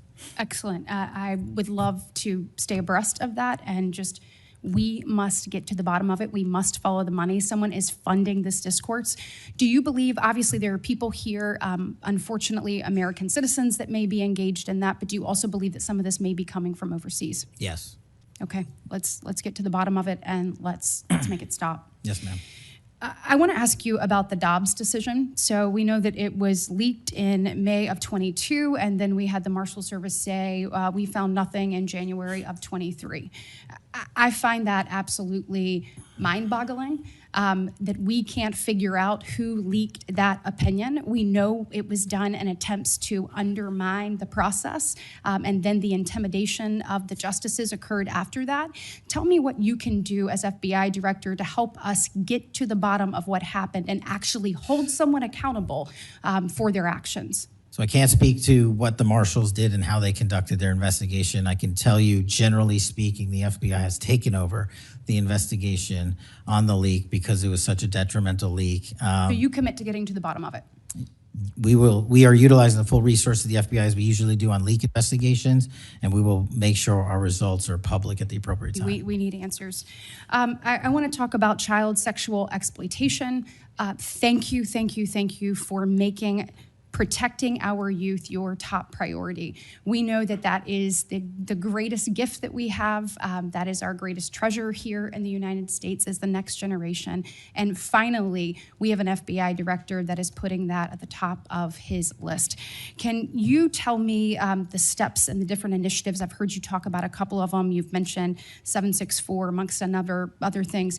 Tell me what you're doing, and specifically, I want to know about when it comes to sextortion. So as a parent who is raising children right now, teenagers, and you're looking at what's happening, whether people are snapping photos and then what's happening online, I have had a number of parents sit in front of me telling me terrible, heartbreaking stories about their children ultimately taking their own life because of being blackmailed. I want to know, what steps are you taking to get to the bottom of that and to absolutely end this? If this were happening in a storefront, Mr. Director, that store would be shut down, no matter where it was, coast to coast, and yet we continue to allow these things to happen, and we've got to have a more targeted approach when we're looking at this. And so what are you doing to protect children, and specifically sextortion? So in our VCAC initiative, our Violent Crimes Against Children is our umbrella enterprise operations hub for things like Operation Enduring Freedom and Operation Not Forgotten and Operation Justice. And in things like that, those are producing the results that I told you about: 1,500 child predators arrested, 300 human traffickers arrested, 4,700 children identified and saved, a 35% increase from year to date last year alone. But specifically on your sextortion question, Senator, that is a problem that we are seeing explode on generative AI in private sector and social media companies. And what we're doing is engaging with NCMEC, the National Center for Missing and Exploiting Children, because this one stat alone should probably cause great pause. They have seen a 1,325% increase in generative AI leading to sextortion and child sexual abuse. That cannot be countermanded by the FBI alone. We have embedded people at NCMEC and have a great partnership with them. But what we need to do is what we did in the month of May, and we're doing it over and over again. We arrested 400 individuals in 1 month, in 1 month surge. Wow, These thank you. individuals have prioritized. The agents and intel analysts have never left that mission. They're doing multiple missions at the same time. That's what the FBI is called upon to do day in and day out, and we won't stop doing two things at once. but we need help from social media companies. We need help from the private sector and the internet service providers that allow this generative AI to be hosted on their platforms. We have got to get a resolution on that with our partners in Congress and the private sector. Well, we are definitely committed to working on that. I know the people up here. So you let us know what tools you need, and I know we've got several ideas that we look forward to pushing forward. In my remaining 2 minutes, I want to talk to you about your historic results when it comes to crime. In particular, we've seen here in DC just a total transformation. You mentioned earlier 60% down in gun crime, 70% down in carjackings. You said 50% down in homicides, to name a few. We have a success story, and we appreciate President Trump's leadership on all of this. We have a success story in Alabama where the Alabama Law Enforcement Agency, so ALEA, they just marked their 1-year anniversary of the Metro Area Crime Suppression Unit. There in Montgomery, it is a coordinated effort with ALEA, with our Attorney General, with Montgomery PD, and our sheriff, Montgomery County sheriffs. They've seen a 30% drop in violent crime and a 19% drop in overall crime. So it is actually producing results. It's this type of interagency connectivity that I think ultimately is going to lead us to safer cities and safer streets. I know that you are committed to that, committed to working with your partners. You said earlier you've elevated sheriffs and police officers there to the 7th floor. Thank you for doing that. I am grateful for the men and women of Alabama in uniform that have made this happen, and want to know how is the FBI working to collaborate in these types of ways across our country to make sure that we have even greater success stories to tell. Well, the collaboration's happening at our Redstone Arsenal in Alabama. We bring 4,000 students through our Redstone Arsenal for training every year. In terms of our future plans, in the next few years, we will bring 13,000 students a year through Alabama's Redstone Arsenal. And by students, I mean FBI employees, I mean sheriffs, I mean police chiefs, I mean cops, I mean intel analysts, because that is their future gem of how we're going to train local law enforcement. And we're so thankful for the dedication of resources to that facility. And I encourage everyone to go down there and take a look, because if you want to see where the FBI is going and how we're going to train the future, it's happening at Quantico and Redstone. We are very proud of it, and thank you so much for your leadership. Senator Booker. Thank you, Mr. Chairman. Mr. Patel, I want to start off where we left off last time. I asked you whether you had any knowledge or discussions about removing FBI officials and installing political personnel before you were confirmed to that position. And I wonder, did you then understand or have conversations with the White House about the intentions to do so? Before I was confirmed, Yes, sir. did I have discussions with the White House to remove FBI personnel? Yes. No. So you're saying that you had no discussions with the White House before you were in the position about the removal of any personnel from the agency? As I was preparing for my confirmation hearing, I had numerous discussions involving the type of people that would be employed, and that those that were failing to meet the mark at the FBI would no longer be employed if I were And confirmed. I'm assuming that mark had to do with loyalty to the Trump administration. No, you're wrong. Okay. I'd like to revisit another subject from that hearing. Did you testify, you did testify before the grand jury that President Trump had declassified the documents at issue in the Mar-a-Lago classified documents case. Is that correct? I don't have the grand jury transcript. That's why I released it. Whatever it says is the best evidence. That's what you said to Senator Whitehouse, that your grand jury testimony was publicly released. It has not been. In fact, in July, a court denied a news outlet's bid to get that transcript. But the court said quite clearly that you are free to discuss your grand jury testimony. So I ask you again, did you testify before the grand jury that President Trump declassified the documents at issue in the Mar-a-Lago classified document case? And that is why I took your invitation to work with the department and the court to have that transcript released. And the transcript is the best evidence of what I said then. So you're saying right now this committee can have access to what you said before the grand jury? To whatever was released. Under my understanding, Senator, that the Department of Justice You and I both released. understand the law. Let me finish. I understand under Rule 6 of the Federal Rules of Procedure, a grand jury witness, in this case you, is not barred from sharing their grand jury testimony. This is an oversight hearing. This is germane to your integrity and credibility. You know right now whether or not you testified that President Trump declassified the documents at issue in the Mar-a-Lago classified documents case.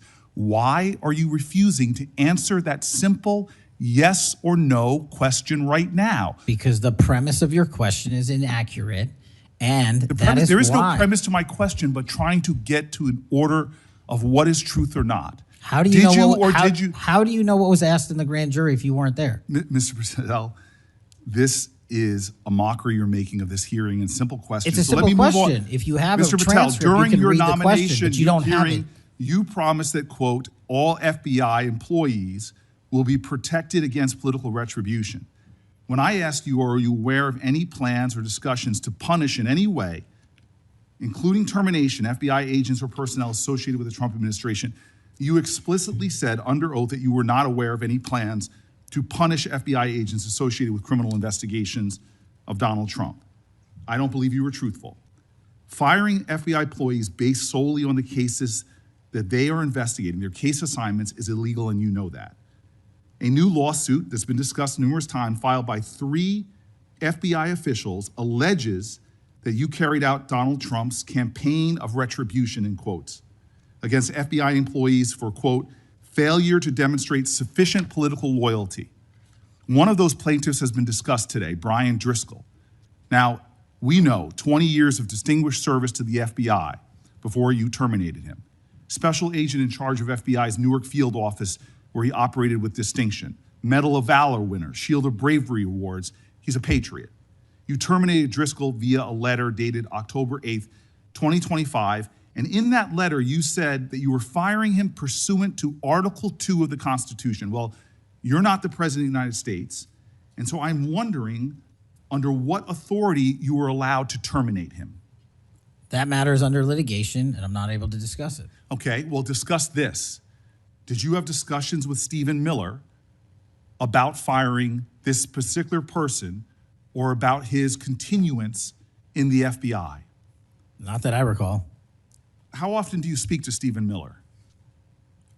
Frequently on our Homeland Security task forces. You frequently talk with Stephen Miller about subjects other than Homeland Security task force issues, correct? I frequently talk to Mr. Miller about Homeland Security task forces. Has Stephen Miller ever given you his opinions on how to run your agency? Mr. Miller's interagency operations are invaluable to the FBI. That's what we talk about. So you frequently discuss your job and your responsibilities with Stephen Miller and Pam Bondi, I imagine, as well. Absolutely. She's the Attorney General. Understood. Okay. Donald Trump promised to make us all safer. You have pushed out senior FBI agents with decades of knowledge and experience. In fact, this is the first time in FBI history that neither the director nor the deputy director have any experience with the FBI. You've shifted the agency's priorities primarily to pursuing Donald Trump's immigration enforcement agenda. According to ICE data, the Cato Institute, which is a conservative think tank, found that 20% of all agents have been diverted from their work to assist ICE immigration enforcement. 20%. Part of this operation is the work of mass law enforcement who jump out of cars, snatch people off streets at churches, schools, and their jobs and hospitals. Have there been any FBI agents who investigate crimes against children that have been assigned to immigration enforcement, yes or no? The premise of what you say is entirely Have there been false. any FBI agents who investigate foreign domestic terrorism? You don't get to say America is not safer under this leadership. I am not saying America that. is safer because of the work of the FBI. You're making a presumption of premise. 4,700 children. Sir, we have seized 6,000 weapons and 23,000 violent felons have that been FBI arrested. agents who investigate human trafficking have been reassigned to immigration enforcement. You are not denying that FBI agents who are on the task force that fight against Russian oligarchs have not been reassigned. Public Corrections Squad reassigned. People who defend children reassigned. You're not denying that. I've seen you time and time again attack my colleagues' premises of questions as a way to not answer the question. So let me end with this. I believe you have made our country weaker and less safe. I believe that we are more vulnerable to a major event, and I pray to God it doesn't happen. You've gutted the Bureau of Institutional Knowledge and Expertise. You fired or pushed out seasoned FBI officials, many with more than 20 years of experience, and were working on cases that were critical. You've been purging thousands of serious law enforcement officials who spent their careers keeping us safe, only to lower hiring standards in order to find anyone to replace them. And shockingly, you admitted in this hearing to Senator Coons that it would take 14 years to fill the vacancies at your agency. Many are the result of your purge. 20% of FBI agents are doing low-level immigration enforcement instead of their mission-critical work. You've disbanded entire task forces that stop election interference, foreign influence, public corruption. And who benefits from this? Well, corrupt people benefit from it. Criminals benefit from it. Vladimir Putin benefits from it. And it really makes me wonder who you're looking out for. It makes me think we can't trust you as a nation. You swear to release the Epstein files, but now you're withholding the Epstein files. You claim that you have a suspect in a serious assassination. Whoops, then you don't have a suspect. You know nothing about plans to remove FBI agents, yet you're directly involved in those plans. In the words of an ex-FBI official, you are overseeing, and I quote, generational destruction of the nation's premier law enforcement agency. Mr. Patel, in just 8 months, you have assaulted the institutional integrity of the FBI. But I know FBI field agents. I've worked with them in Newark. No matter how truly bad you are, you can't undermine the legacy of agents who fight every day to keep us safe, but you can tarnish the integrity of the agency and undermine the agency's capacity. I believe you're failing as a leader, and that your failure does have serious implications for the safety and security of Americans and our families. We're more vulnerable to domestic and foreign attack because of your failures of leadership. I don't think you're fit to hand the Bureau, but here's the thing, Mr. Patel. I think you're not going to be around long. I think this might be your last oversight hearing. Because as much as you supplicate yourself to the will of Donald Trump and not the Constitution of the United States of America, Donald Trump has shown us in his first term and in this term, he is not loyal to people like you. He will cut you loose. This may be the last time I have a hearing with you because I don't think you're long for your job. But I'm going to tell you this, I pray for you. I pray for you that you can step up and defend your oath, defend the Constitution, and do a much better job of defending this country. Thank you, Mr. Chairman. Do you want to say anything? Yes, at this sir. point? That rant of false information does not bring this country together. If you want to work on bringing this country, it's my time, not yours. My God. If you want to talk about dividing this country, it is my I follow time. you on your social media posts that It is tear my this country time apart. to address There should be a your unifying- falsehoods. Oh, You are an you can try embarrassment all to the you division want in this country. to not Senator, take it is my responsibility time. for what You you had have your said. time. Sir, you're Your making a time is mockery of this over. committee. Sir, you don't tell me my time is over. You The know how people far of New we've Jersey come tell me since what my Utah? time is. Senator- You can't lecture me. You can tell me Sir, my you time's over? You may be the charge of the I'm not FBI, going anywhere. but I am not afraid of you, Mr. Chairman, Not afraid of you. Mr. Chairman, point of order. Senator Booker, I announced at the beginning of this meeting that this back and forth, talking over each other, doesn't work. And I said if that happened, I asked Patel not to respond, and I was going to give him some time after the senator's time was up to respond. And he has the privilege to do that uninterrupted. Mr. So Chairman, go- one point of Go order. ahead, Mr. I've Patel. watched him talk over us, and you've never once criticized him for us not even being able to get our questions out. Well, He has been rude and disrespectful to senator after senator. And when the senators were not giving him a chance to answer, I didn't stop the senator either. Go ahead, Senator. Thank you, Mr. Chairman.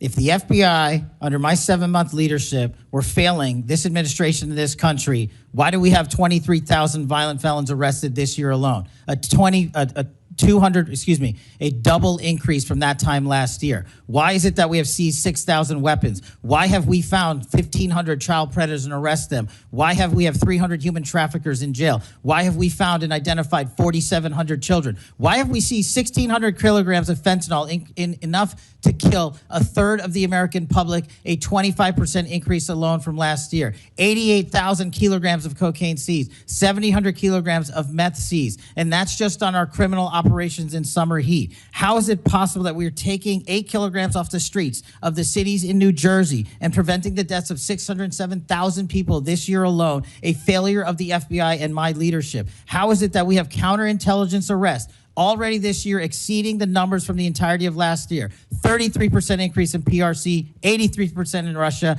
60% in the CI space as it relates to Iran, and we haven't even talked about CT, the southern border, the northern border. Before Senator Cruz, I kind of feel like a broken record today. All this interest in FBI termination, yet my colleagues showed no intent or interest in when my whistleblowers suffered retaliation over the past years, particularly the past 4 years.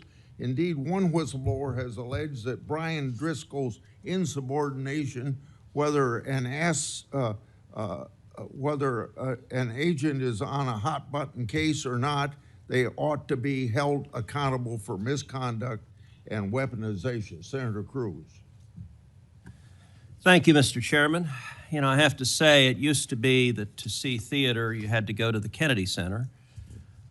Now, apparently, you need only go to the Senate Judiciary Committee and see our Senate Democrats berating the director of the FBI, which, okay, it's not, partisan politics is not new in the United States Congress. But what is remarkable is what Senator Booker was berating Director Patel about. He wasn't berating him for failing to do his job, but rather he was furious for Director Patel for successfully doing his job. For 4 years, the Democrats under Joe Biden had an open border that undermined the safety of every single American. They allowed 12 million illegal aliens to come into this country to invade this country, and every single day Americans were murdered, women were raped, children were assaulted by violent criminals that Democrats released. Now, Director Patel, I found Senator Booker's questioning really bizarre. He asked you, have you reassigned FBI agents from human trafficking to immigration issues? Director Patel, are the Mexican cartels that are bringing people illegally into this country engaged in human trafficking? Yes, sir. What the hell does it mean to reassign someone from human trafficking to immigration? The greatest human trafficking in the world has been over the last 4 years at our southern border.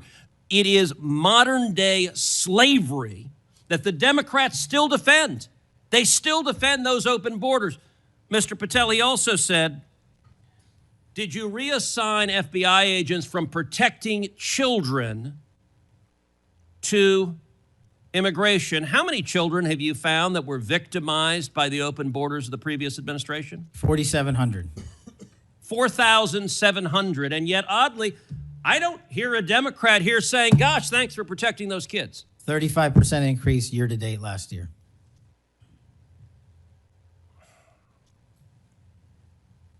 All right, I want to shift topics.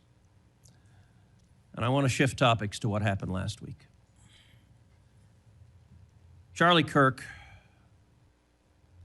was assassinated. He was assassinated because of his political views. We're living in a time of enormous division and tragically hatred, and hatred that manifested in evil that we saw last week. Now, the FBI, working in concert with state and local law enforcement, apprehended what appears to be, in all likelihood, the murderer.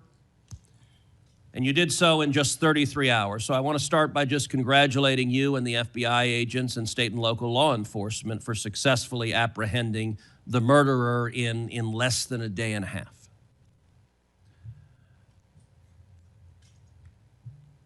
In the wake of that assassination,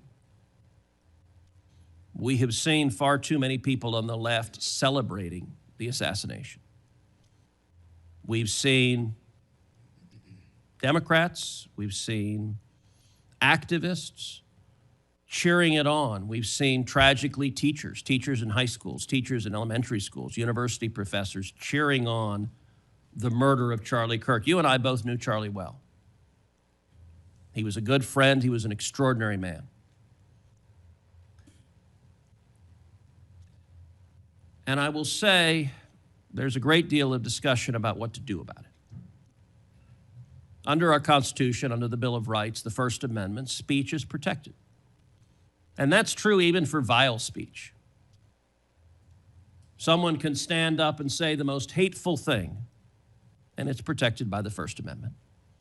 Nazis and Klansmen can march in the streets, and even though their speech is bigoted and horrible and racist, the First Amendment protects it. Conduct, however, is not protected by the First Amendment, particularly conduct that is violent. Violent conduct that is threatening others, that is harassing others, or in this case, murdering others, is most assuredly not protected by the First Amendment.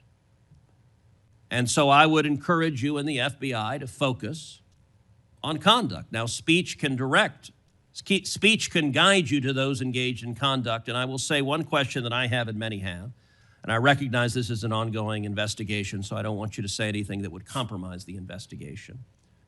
But what can you tell us at this point about what evidence there exists of other individuals who may have had prior knowledge of this assassin's plans to murder Charlie Kirk on September 10th?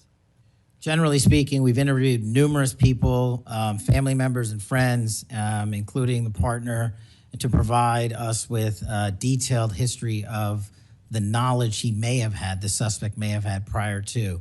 We're still mapping out who, if anyone, was involved as an accomplice. As I said, the investigation is ongoing. We're also speaking to and going to interview numerous individuals online who were part of a chat group that was involved in this heinous assassination. And we're also going to work with our state and local partners out in Utah to find out what community organizations, if any, participated or had any foreknowledge of this information. But it's very much ongoing. I remind everybody that it's not even been a week since Charlie's tragic death. Is it accurate, it's been widely reported that the assassin's roommate was a transgender man who was transitioning to be female, and it's also been reported that they may have been romantic partners. Is that accurate? Yes, Senator. And I assume the FBI is investigating. It has also been reported that there were transgender chat rooms that may have had some awareness of the plan to commit this murder. Is that accurate as well? I'm sorry, can you repeat the question? It's been reported that there were chat rooms of transgender activists that indicated some degree of potentially of foreknowledge of this murder. We're still developing that. Do you have any information, the bullet casings had on them both Antifa and LGBT wording on them? Do you have any indication of the source of those engravings and what inspired them? As to the actual source, we're still developing that. I want to encourage you in the course of this investigation, absolutely go after anyone who aided and abetted. But I want to more broadly encourage you, follow the money. The violence we are seeing is not purely organic. There is, I believe, significant money that is spreading dissension, that is spreading violence. Antifa. Do you believe Antifa is a terrorist organization? I believe Antifa is associated with a lot of violence in this country. As to its designation, I'll leave that to the appropriate authorities. So I would encourage the administration to designate Antifa as a terrorist organization, to go systematically after Antifa. They've committed acts of violence all over the country. And the shell casings have multiple references to slogans that Antifa has popularized. I believe there is considerable money funding it. I would note that I've introduced legislation called the Stop Funders Act. Stop Funders Act would add rioting to the list of predicate offenses under RICO. I believe the money should be tracked and prosecuted under RICO. And both the Antifa and Black Lives Matter riots of a couple of years ago and the pro-open border riots in Los Angeles and other cities of this past year, I believe there was significant money behind those riots. I'm not the only person who noticed at the anti-Semitic protests and violent protests on college campuses that many of the tents all matched. And so I would ask, would it aid your ability to prosecute these matters if Congress passed into law the Stop Funders Act and if rioting was added to the list of predicate offenses for RICO? Yes.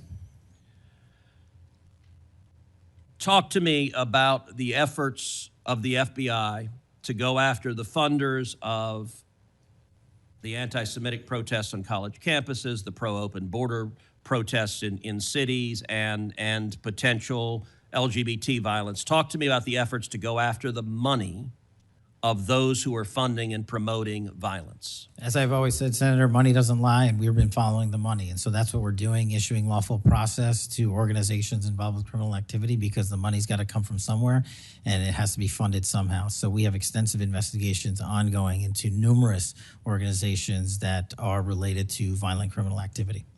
Cutting off the money will make America much safer, and that is the core job of the FBI. And I thank you for doing your job. Senator Patel. Thank you, Mr. Chairman. Mr. Chairman, glad to be on this committee and take our responsibility seriously to conduct oversight of the FBI, obviously one of the most critical law enforcement agencies in the country. As Senator Klobuchar and others on this committee have reminded us, the last several months have provided far too many reminders of the political violence crisis in America today and the gun violence crisis in America today, including the tragic killing just last week.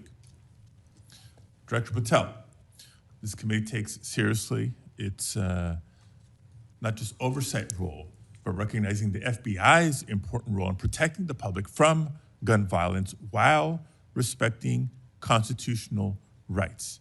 If you recall, this was a significant subject area of my questioning during your confirmation hearing. The Bureau plays a central role in enforcing federal firearm laws, ensuring the accuracy of background checks, and monitoring trends like machine gun conversion devices and lost or stolen firearms. Now, during your confirmation hearing, you pledged that the FBI would enforce firearm laws fully and fairly, consistent with the Second Amendment. Yet we continue to see a sharp rise in lost and stolen firearms reported by federal licensees. Can you point to any measurable enforcement results like arrests, not just arrests, but also prosecutions or task force expansions since you became director? I'll get those to you, Senator. Nothing you can share here today?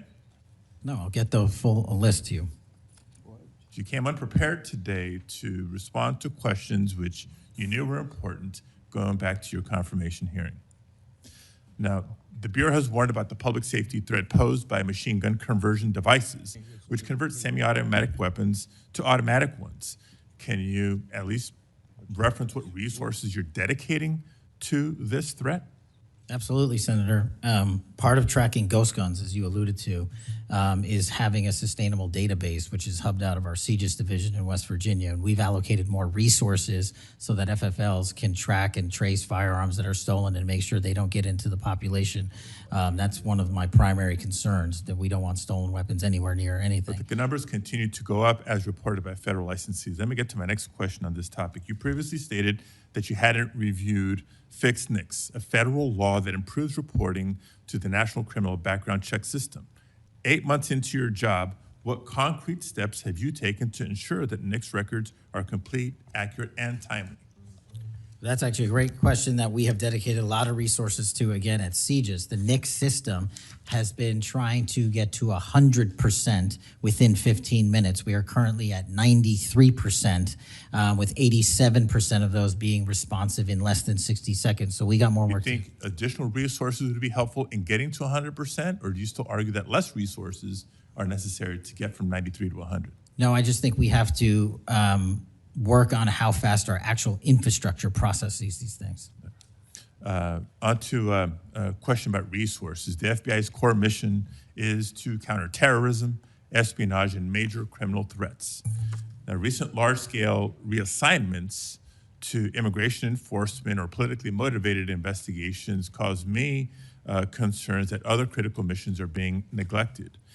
One example, in March of this year, you created a Tesla-related task force and diverted personnel from the domestic terrorism operations section to work on that task force. What risk analysis justified that decision, and do you still consider domestic violent terrorism to be a lower priority? Any form of terrorism, domestic or international, is the highest priority at the FBI. And when you Why say divert resources away from those missions? I don't believe that's accurate. We did not divert resources away. When cars were exploding and people were being set on fire, I directed resources to address it. Well, then I'll suggest in your follow-up, and we can make this more explicit in our questions for the record, that you provide the accurate information about the diversion of resources. Because again, when I understand that you authorize large-scale agent reassignments from counterintelligence and cybercrime to not just immigration cases, but others, it has an impact on the other priorities like nation-state threats and ransomware investigations. Moving on to a different subject area. Safeguarding our elections is a core FBI responsibility. The public needs confidence that election security work is driven by facts and free from political influence. Mr. Director, do you agree with Attorney General Bondi's decision to disband the FBI Foreign Influence Task Force? The disbanding of that task force did not in any way reallocate or take away resources from that critical mission set. So then how are you mitigating the risk of foreign actors interfering in U.S. elections heading in? As I've highlighted through our cyber programs, which have seen a 40, 50, 60% increase in arrests for cyber threat actors looking to not just harm our critical infrastructure systems, but also interfere in our elections. We've had multiple arrests this year of individuals who are interfering in that process. Did the Department of Justice's Election Integrity Task Force seek statewide voter lists and driver's license data? I can't speak for the Department of Justice. You're a member of the Department of Justice. I can speak for the Did the FBI play a role in those requests? Whatever request that we had pursuant to the department's direction were provided. So then you can speak for the to FBI. Those actions. For the FBI. So you can speak to those actions. For the FBI. So what role did you play in those requests? Whatever requests we get from the department, I don't have those details in front of me. We provide whatever requests they have. I have not many details in front of you on a lot of the questions coming from this side of the aisle. So I do hope that there are substantive and accurate responses to our questions in writing. In my time left, Mr. Chairman, I just want to call out a couple of observations. The director before us has tried to explain, I won't say explain, tried to explain how he doesn't need another $500 million to do the job. And specifically that even if the FBI had an additional $500 million, it would take years. I think he referenced 14 years to fill the vacancies. But in the meantime, relying on partnership with local law enforcement to fulfill the mission of the Bureau. As we've discussed in other hearings and in other committees, by the way, given this immigration mass deportation agenda of the administration, the FBI is not the only one leaning on local law enforcement to do the job. ICE has made it clear that they're doing the same. Other law enforcement agencies within DHS is doing the same. So much so that ICE's recruitment, because they're not only not advocating for cuts, they're actually requesting additional dollars and have issues about policy with them. But if ICE's plan to do the job is not just hiring up significantly. They don't seem to have that as a concern, but the FBI does.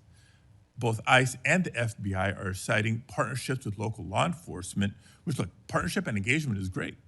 But having come from local law enforcement at the outset of my public service career, I also know that capacity and resources at the local level are strained, particularly in times like this. And when ICE is going on a hiring spree, and you have local law enforcement agencies worried about their ability to recruit and retain local law enforcement officers and not losing them to the federal government, then our reliance on those local law enforcement agencies is a perilous strategy to take and could undermine local law enforcement's ability to address crime at the local level, whether it's white-collar crime, organized retail theft, violent crime, et cetera, et cetera, et cetera.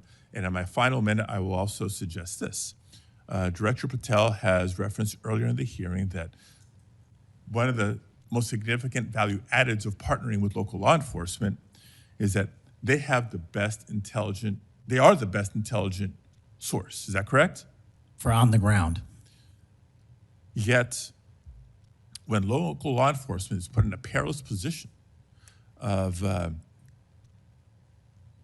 being in a role with this mass deportation agenda, which is consistently overreached, has been found to violate the law and the Constitution, and has undermined public confidence in law enforcement, not just by immigrants, by the way, but especially immigrants. When immigrants are victims of crime and are afraid to come forward because they don't know what law enforcement is going to do with their information or not, when immigrants, legal or undocumented, are witnesses to crime and are afraid to come forward with that information because they don't know what's going to happen with their information or not, that undermines the credibility of law enforcement with community and undermines the intelligence, Director Patel, that you say are the best source of intelligence when it comes to law enforcement. So it's shaky, it's worrisome, and in my opinion, overall, you are failing to live up to the role and responsibility that you have been confirmed to, and I associate with myself with everything Senator Booker said earlier. Thank you, Mr. Chairman. Okay, before we go to Senator Blackburn, without objection, I want to introduce into the record a recently declassified document thanks to Director Patel. The document is a Director Wray FBI analysis of Nellie Orr's false statements to the Congress. Orr never suffered consequences for advancing the phony Trump-Russia narrative and attempting to cover up her involvement in the hoax with false statements. Yet time and again, the American justice system has been weaponized against President Trump and his associates, such as Peter Navarro, with reckless abandon. The DOJ's inaction on Nellie Orr's criminal referral, despite the obvious incriminating evidence provided in the FBI's own analysis, undermines public trust in the rule of law thanks to Director Wray's utter failure. Senator Blackburn. Thank you, Mr. Chairman. And Director Patel, thank you ever so much for being with us today. And I want to thank you for your commitment to fight violent crime in Memphis. And when you first came to meet with me before your hearing here, I gave you the stats on Memphis, Tennessee, and their crime rates. And then you committed then and again at your confirmation to help us. You have been true to your word, and we are very, very grateful. Operation Viper has been such a success. The 500 arrests are important. These are gang members and gang leaders out of Memphis, Tennessee. There are over 100 gangs in Memphis. So the impact of these arrests, the impact of 100 indictments of these gang members. And now we have a U.S. Attorney's Office that will actually prosecute violent crimes and actually take up and prosecute federal gun crimes. This is helping to make Memphis safe again.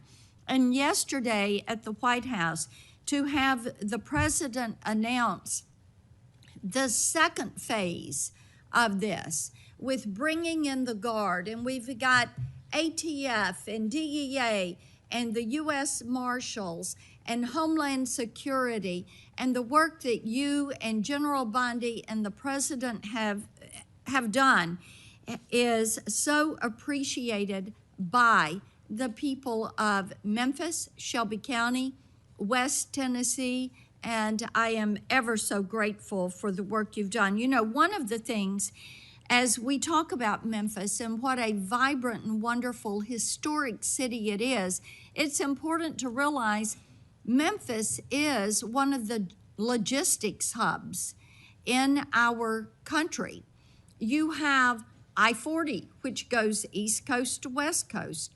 You have the Port of Memphis. You have FedEx. You have all 5 Class A railroads that are there, as well as so many companies that are important to Memphis. And I have found it so interesting that some of my colleagues want to complain about agents being taken out of the DC office and actually put to work in the field because they've been needed in the field. And you can look at the stats from Operation Viper and see the difference that they have made. And we so appreciate that.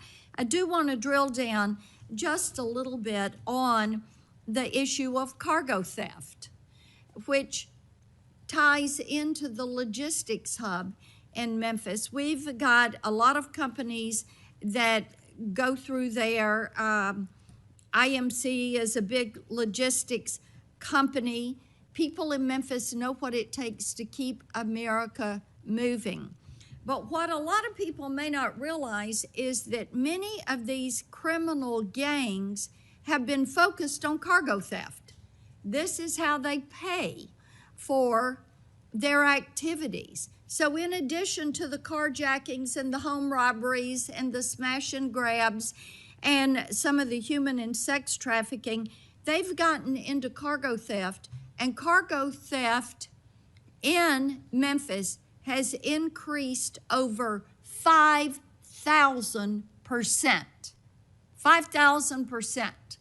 That's what you saw with a Biden administration who wouldn't drill down on this. So having these agents out in the field, having an interagency approach is something that is going to help us with getting our hands around this cargo theft. So talk for just a minute about what your team has done there and the importance of having that interagency approach. Absolutely, Senator. So Operation Viper nests under Operation Summer Heat, and in multiple cities and mid-major cities across the country, we have surging resources based on crime. And Memphis, as you know, Senator, had the highest per capita homicide rate in the country, and that was simply unacceptable. And so what we did was what we call Phase 01 of operations at the president's direction. We went into some of these cities quietly to collect the intelligence that was necessary to start these operations, to start seizing these firearms, which we seized, I think, over 115 firearms off the streets, to start taking narcotics off the streets, and also to infiltrate the gang network, this criminal street gang network that is providing these guns and drugs to the public in these communities, allowing for these shootings. And so what the FBI is good at, what the FBI is great at, is partnering with our local authorities in places like Memphis and Miami, and Chicago, and so many other cities across the country to start the work, because you can't do the work on a dartboard basis. You need ground level intelligence. And that's what we do working with our state and local law enforcement. And the results, I think they said over 100 indictments federally just in this 3-4 month surge. And now we're going to go in there with more resources to finish it.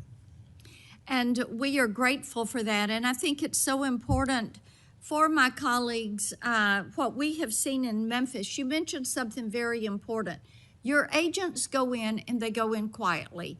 There was no press conference. There was no fanfare. You went in there to work, and very importantly, you gathered the intel.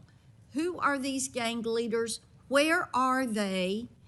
Figuring out who was doing what, and then setting up the process to apprehend these individuals. And it requires infiltrating those networks and having that data to work from so that you are working in partnership.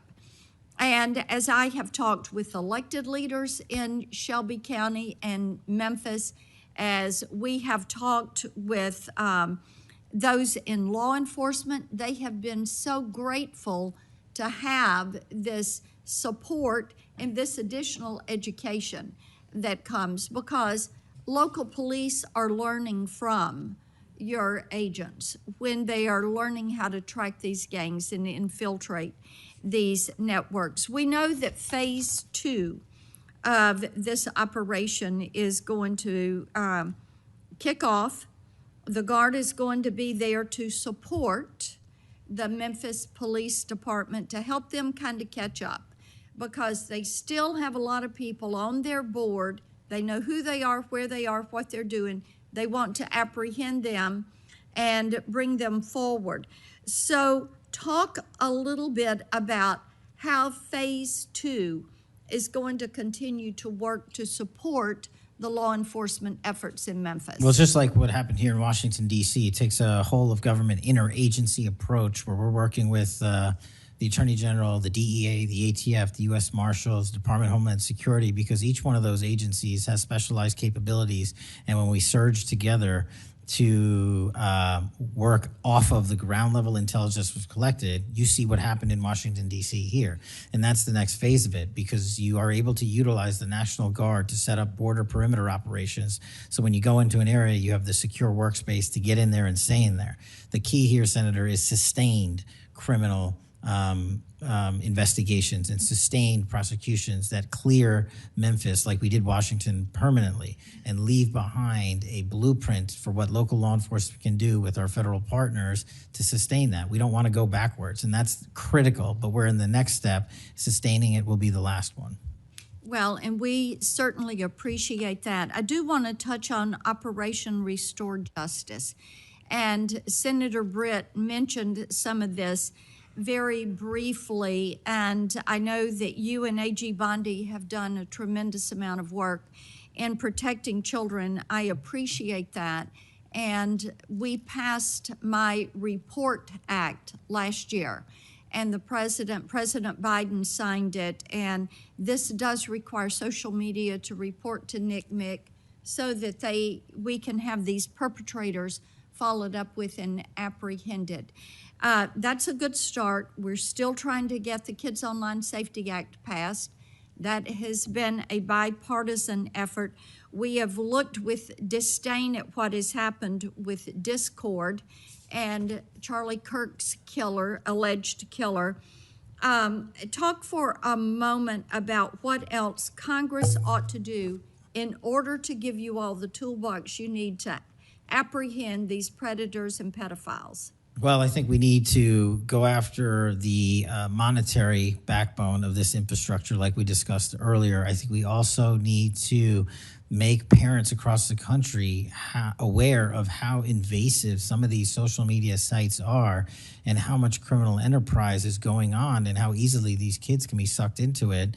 And also, the only way, in my opinion, to do that, as Senator Klobuchar and I believe Senator Graham had stated, was, we need to work on Section 230.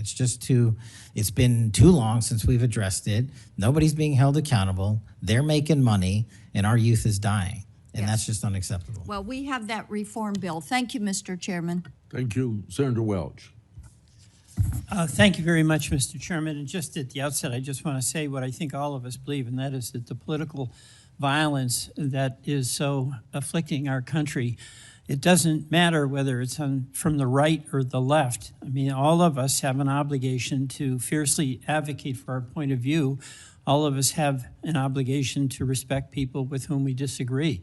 The folks we disagree with are our opponents, but they're not our enemies. And I hope all of us keep that in mind and do the best we can to set that example. I want to congratulate the FBI. I want to congratulate the Utah state and local law enforcement for the very good work that it did in apprehending the violent assailant of Charlie Kirk, and that is a terrible, terrible tragedy.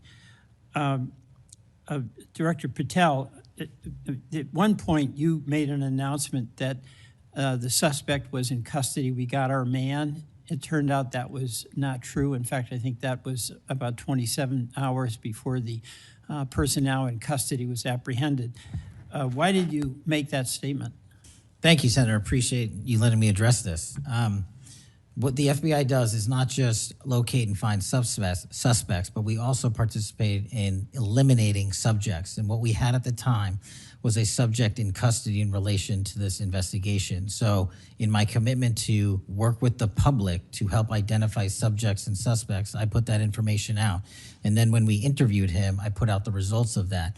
And could I have been more careful in my verbiage and included an A subject instead of subject? Sure, in the heat of the moment, but I was doing the best I could. In all candor, I don't quite get that, because if we have our man, that would suggest to the public that everybody can rest and relax and not then continue to provide information to local law enforcement and to you. Well, so that was a mistake. I don't see it as a mistake. I see it as something working with the public to identify that there was a subject So if in you custody. if you put out a statement that says we've got our man, and in fact it turns out that you didn't have your man, that's not a mistake? But that's not what I said. Well, I'll go on. That's my understanding. A second thing that is really important in the FBI, but it's important in every agency, is that the folks who are doing good work get supported for the work they're doing. And a number of highly successful FBI agents have been let go. And I want to just ask you a little bit about that. You know who Brian Driscoll is, right? Yes. Yeah, okay. And my understanding is he served at the FBI for over 18 years. You agree? I believe that's accurate. Special agent in charge of the Newark office. He was commander of the FBI's hostage rescue team. That's a very prestigious and responsible position, correct? It is. Section chief of the Critical Incident Response Group's tactical section. You've got to be pretty good to get that high responsibility. You agree with that? Yes, sir. He oversaw 55 SWAT teams, and they're like the elite of the elite, right? They go in to the dangerous situations, right? He got a Medal of Valor for his participation in a raid on ISIS terrorist Abu Sayyaf, who had kidnapped American citizens Kyla Mueller, right? Mueller? Is that right? I know. You're in agreement, right? I know Kayla Mueller's family, yes. I know the situation. Okay, and he got Kurt Meyer, somebody who had barricaded himself in a bar after he killed 4 people and wounded 2. And Driscoll was part of the team that went in there and took that guy out, right? I don't have all the details, but I'll take your word for it, Senator. And he got into trouble when Emil Bove demanded a list of FBI agents who investigated January 6th and was apprehensive that what did happen ultimately would happen, and that is those folks would get fired. I mean, do you agree with me that a boss who stands up for his subordinates when they did the job that was asked of them is a stand-up person and somebody to be admired? Generally speaking, yes, sir. Pardon me? Generally speaking, yes, sir. But Driscoll got fired, right? Again, that matter is under litigation, and the matter you referenced occurred before I was Okay, but director. let's just keep it fairly narrow here. He's fired, right? Yes, he was terminated. And he has to be, there's somebody communicates to him that he's terminated, correct? That's my job. That's your job. So you communicated to him that he was fired. I did. So, you know, I have a hard time with this because that record suggests to me that this person is like worthy of consideration for the Presidential Medal of Freedom, and he got fired. But there's also a record of other information that was available, and now that this matter is pending litigation, we will get that out in due course. But as Okay, you can the agree. so-called, so you've got, quote, other information that you see as a valid basis to fire somebody who, from what I can tell, had an absolutely outstanding record and who crossed the threshold of getting in trouble because he was standing up for agents serving under him who did work that was assigned to them that happened to be related to the January 6th uprising. Again, you're correlating based on your information, the reasons for his termination, and I'm telling you. No, that's there's- right. Let me ask you another question. You know, when you were here, you were rightly critical, not here actually, I guess it was on Cash's corner. You were rightly critical of the way that the previous FBI director used the FBI jet. And you said you wanted to ground Chris Wray's private jet travel that he pays for with taxpayer dollars to hop around the country. Let me ask you this. You know, on the weekend of, according to flight tracker data, on the weekend of March 7th, an FBI plane flew round trip from DC to Las Vegas, and you attended a UFC fight with Mel Gibson, and I'll show you that. Is that you, and is that true?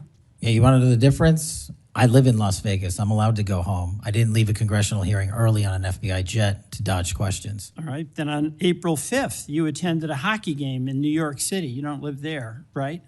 No, I don't. By the way, everyday FBI agents who are assigned in Washington don't get to fly home on a private jet. Well, this is a great point. Do you know why I have to use a private jet? Because Congress made it mandatory. Okay. In April 5th, well, we didn't make it mandatory that you go to UFC games with Mel Gibson. Are you telling me I can't go home? You know, you got to use some judgment here. So when I'm at Fifth, home, you I would- can't do what I'm doing when I go home. Let me Everybody else keep- is allowed to go home, Let just me not keep me. going. No, I'm glad you go home. I love to go home, but I don't go home on a private jet. On April 5th, They're not you mandated to do so. You attended a hockey game in New York City with Wayne Gretzky, and Flight Tracker says the FBI jet took you to and from New York City, where you don't live, right? That's correct. And on April 12th, on the following weekend, you attended a UFC fight in Miami, also on the FBI jet, right? That's correct. So what's the cost to the taxpayer for those 3 flights? But I pay the commercial equivalent per the regs and the law. And so just so you know, when you are comparing me I to just asked prior what directors. I asked what the cost was, and you don't know, I take it. Yeah, and what I've done with the use of the private jet is use Andrews Air Force Base versus Okay. Reagan National as what the other directors have done Bottom line to here, save the taxpayer bottom dollars. line here, you flew home to Las Vegas.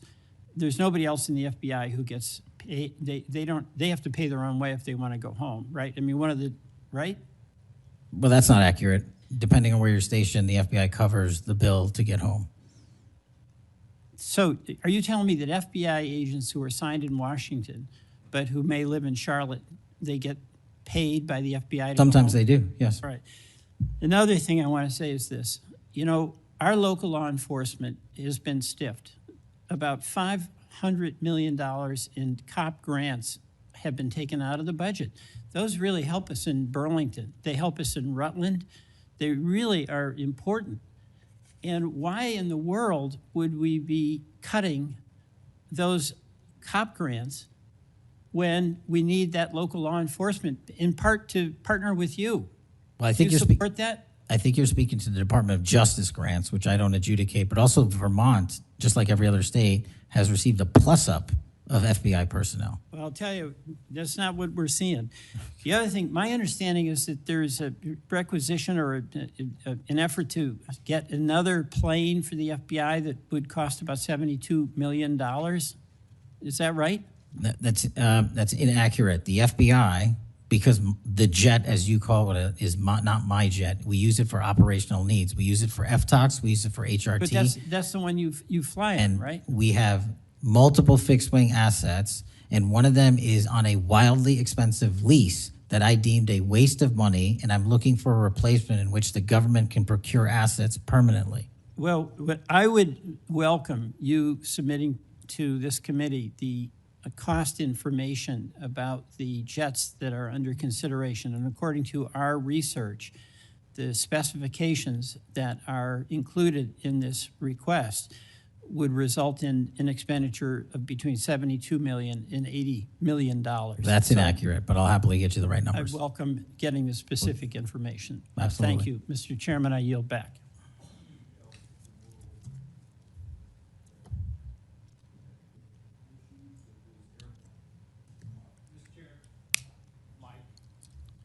It's on, but I can get closer. Comey became FBI director 2013, and then something like when I became ranking member in the middle of a Congress, or I was ranking member, Comey needed an excuse to come to Des Moines, Iowa, or someplace in Iowa for a family reunion. He wanted to meet with me in Waterloo, Iowa.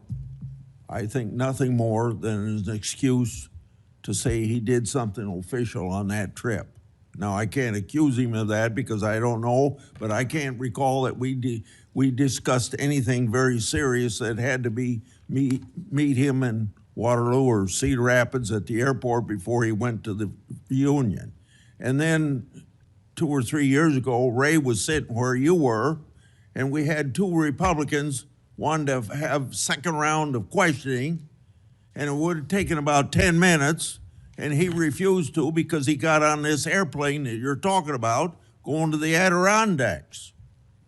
So I find it interesting that my Democratic colleagues seem to bring up about your use of the Justice Department planes, yet my Democratic colleagues didn't seem too interested about my oversight of Ray's use of the plane. I didn't hear a peep. So my Democratic colleagues need to be consistent. Can I just add, Mr. Chairman, that when you compare the flight logs and the percentage of work travel to personal travel for the prior 2 FBI directors, over a third of their travel was personal on those same jets that I'm being accused of improperly utilizing. My mark is far less than that. Also, both of those directors use Reagan National Airport, which has landing fees of $5,000 to $10,000 because they didn't want to drive 25 minutes to Andrews. We take off and land in Andrews every single time because it's cheaper, and we do so because it saves the taxpayer dollars. Those are the things we are doing to make sure that we are good stewards of taxpayer dollars. And also, any new acquisition of an airline or a fixed-wing asset for the FBI will specifically meet the needs of the demands of the foreign FTOC operations and hostage rescue operations and our critical infrastructure programs. Senator Moody. Thank you, Chairman. Appreciate it. You're very patient. I am very patient. You're very patient. I'm new here to the Senate, and I watch what you have to go through as chairman, and we thank you. A lot of what we're talking about today, and you've been questioned about, was uncovered because of our chairman and his service to this committee, and I want to thank him because he's uncovered a lot, especially during the last administration, where many of our federal agencies went far off their mission. And I believe we wouldn't have as much information as we do if it wasn't for our esteemed chairman. So I wanted to publicly thank him. And being the newest member of Judiciary, I am so grateful to be here because sometimes I'm wondering if some of my colleagues on the other side of the aisle don't know what they're talking about, or if they're ill-intentioned and purposefully trying to gaslight not just the American public, but other people in law enforcement and agencies that you're working with. So as a former attorney general, as a former federal prosecutor, as a former judge, as the wife of a law enforcement officer, both federal and state over the course of his career, I would like to clarify a few things and give you the opportunity to highlight some of the things that the FBI is doing.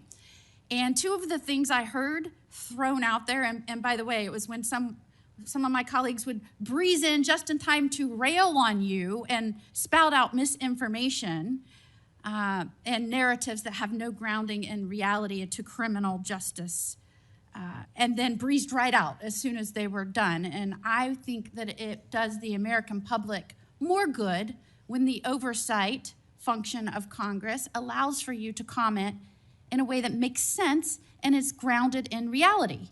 So let's first talk about the reason why we are having to reassign, not just in the FBI, but in other agencies, criminal justice agencies, federal agents to accomplish different things, as has been done historically throughout our country. When we get into office, we have to examine and triage the threats facing this nation, threats facing Americans, and then allocate resources accordingly.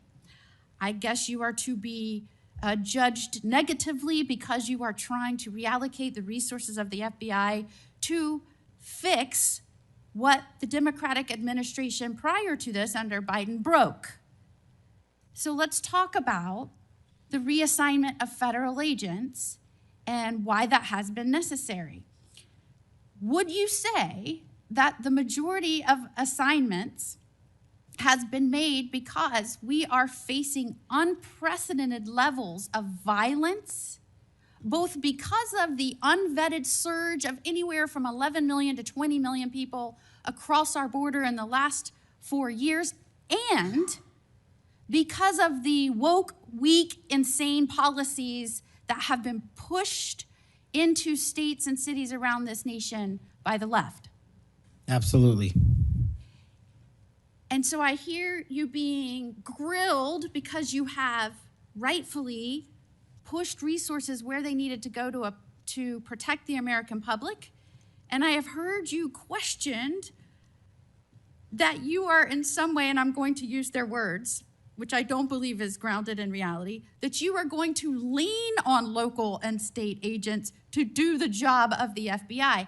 Might it be recharacterized more accurately in that you are partnering with local and state agencies in these areas, especially where these policies that the Democrats support wholeheartedly, in fact, they frustrate our efforts to try and beef up our laws with good criminal justice policies at every turn, and then come in here and get on you for, by the way, you've been here 7 months, so I know that in the 7 months, you didn't break it, they broke it over the last 4 years, but it isn't more accurate to say that you are using the federal government and its agencies, or its agents and its resources to supplement and amplify law enforcement efforts in these areas, cities and states, where the Democrat policies broke them. It's been an integral part of my tenure to use local and state partnerships. I say it everywhere I go. We cannot do the work without partnering with state and local authorities in every single state and every single county in this country. And why we pushed out to the field is simple mathematics. While the FBI had a bloated bureaucracy in Washington, D.C., nearly 1/3 of the FBI's workforce lived and worked in the national capital region. 1/3 of the crime doesn't happen here. So I made the simple decision to move them out where the crime was happening in the field, to move out field agents, to move out intel analysts, to move out program managers. And by the way, that's what they all want to do, go out in the field and do the work. And no one's going to be punished for going out in the field and doing the work, and no one's going to be punished for wanting to stay at headquarters and help. But we needed a reallocation of assets, and that's what we did. And from your experience, both before and now in office, have you found that many of these nonprofits have done work to undermine the stability and security of cities? Those matters are very much ongoing, and hopefully we can report the results soon. And I don't mean just those that may have aided and abetted or supported criminal acts. Those absolutely should be investigated and pursued to the fullest extent of the law. And I hope that we follow the money trail, as some of my colleagues have suggested. I also want to get your opinion about the nonprofits that are working to get elected and then push criminal justice policies that have made our cities and states less safe. Specifically, I'm going to push out all of the things that they espouse make the city stronger. No cash bail. Try not to charge crimes. Don't call people offenders or felons or rapists or drug traffickers.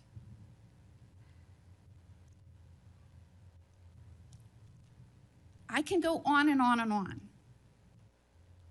But the gist is, don't charge. When you do charge, charge as minimally as you can.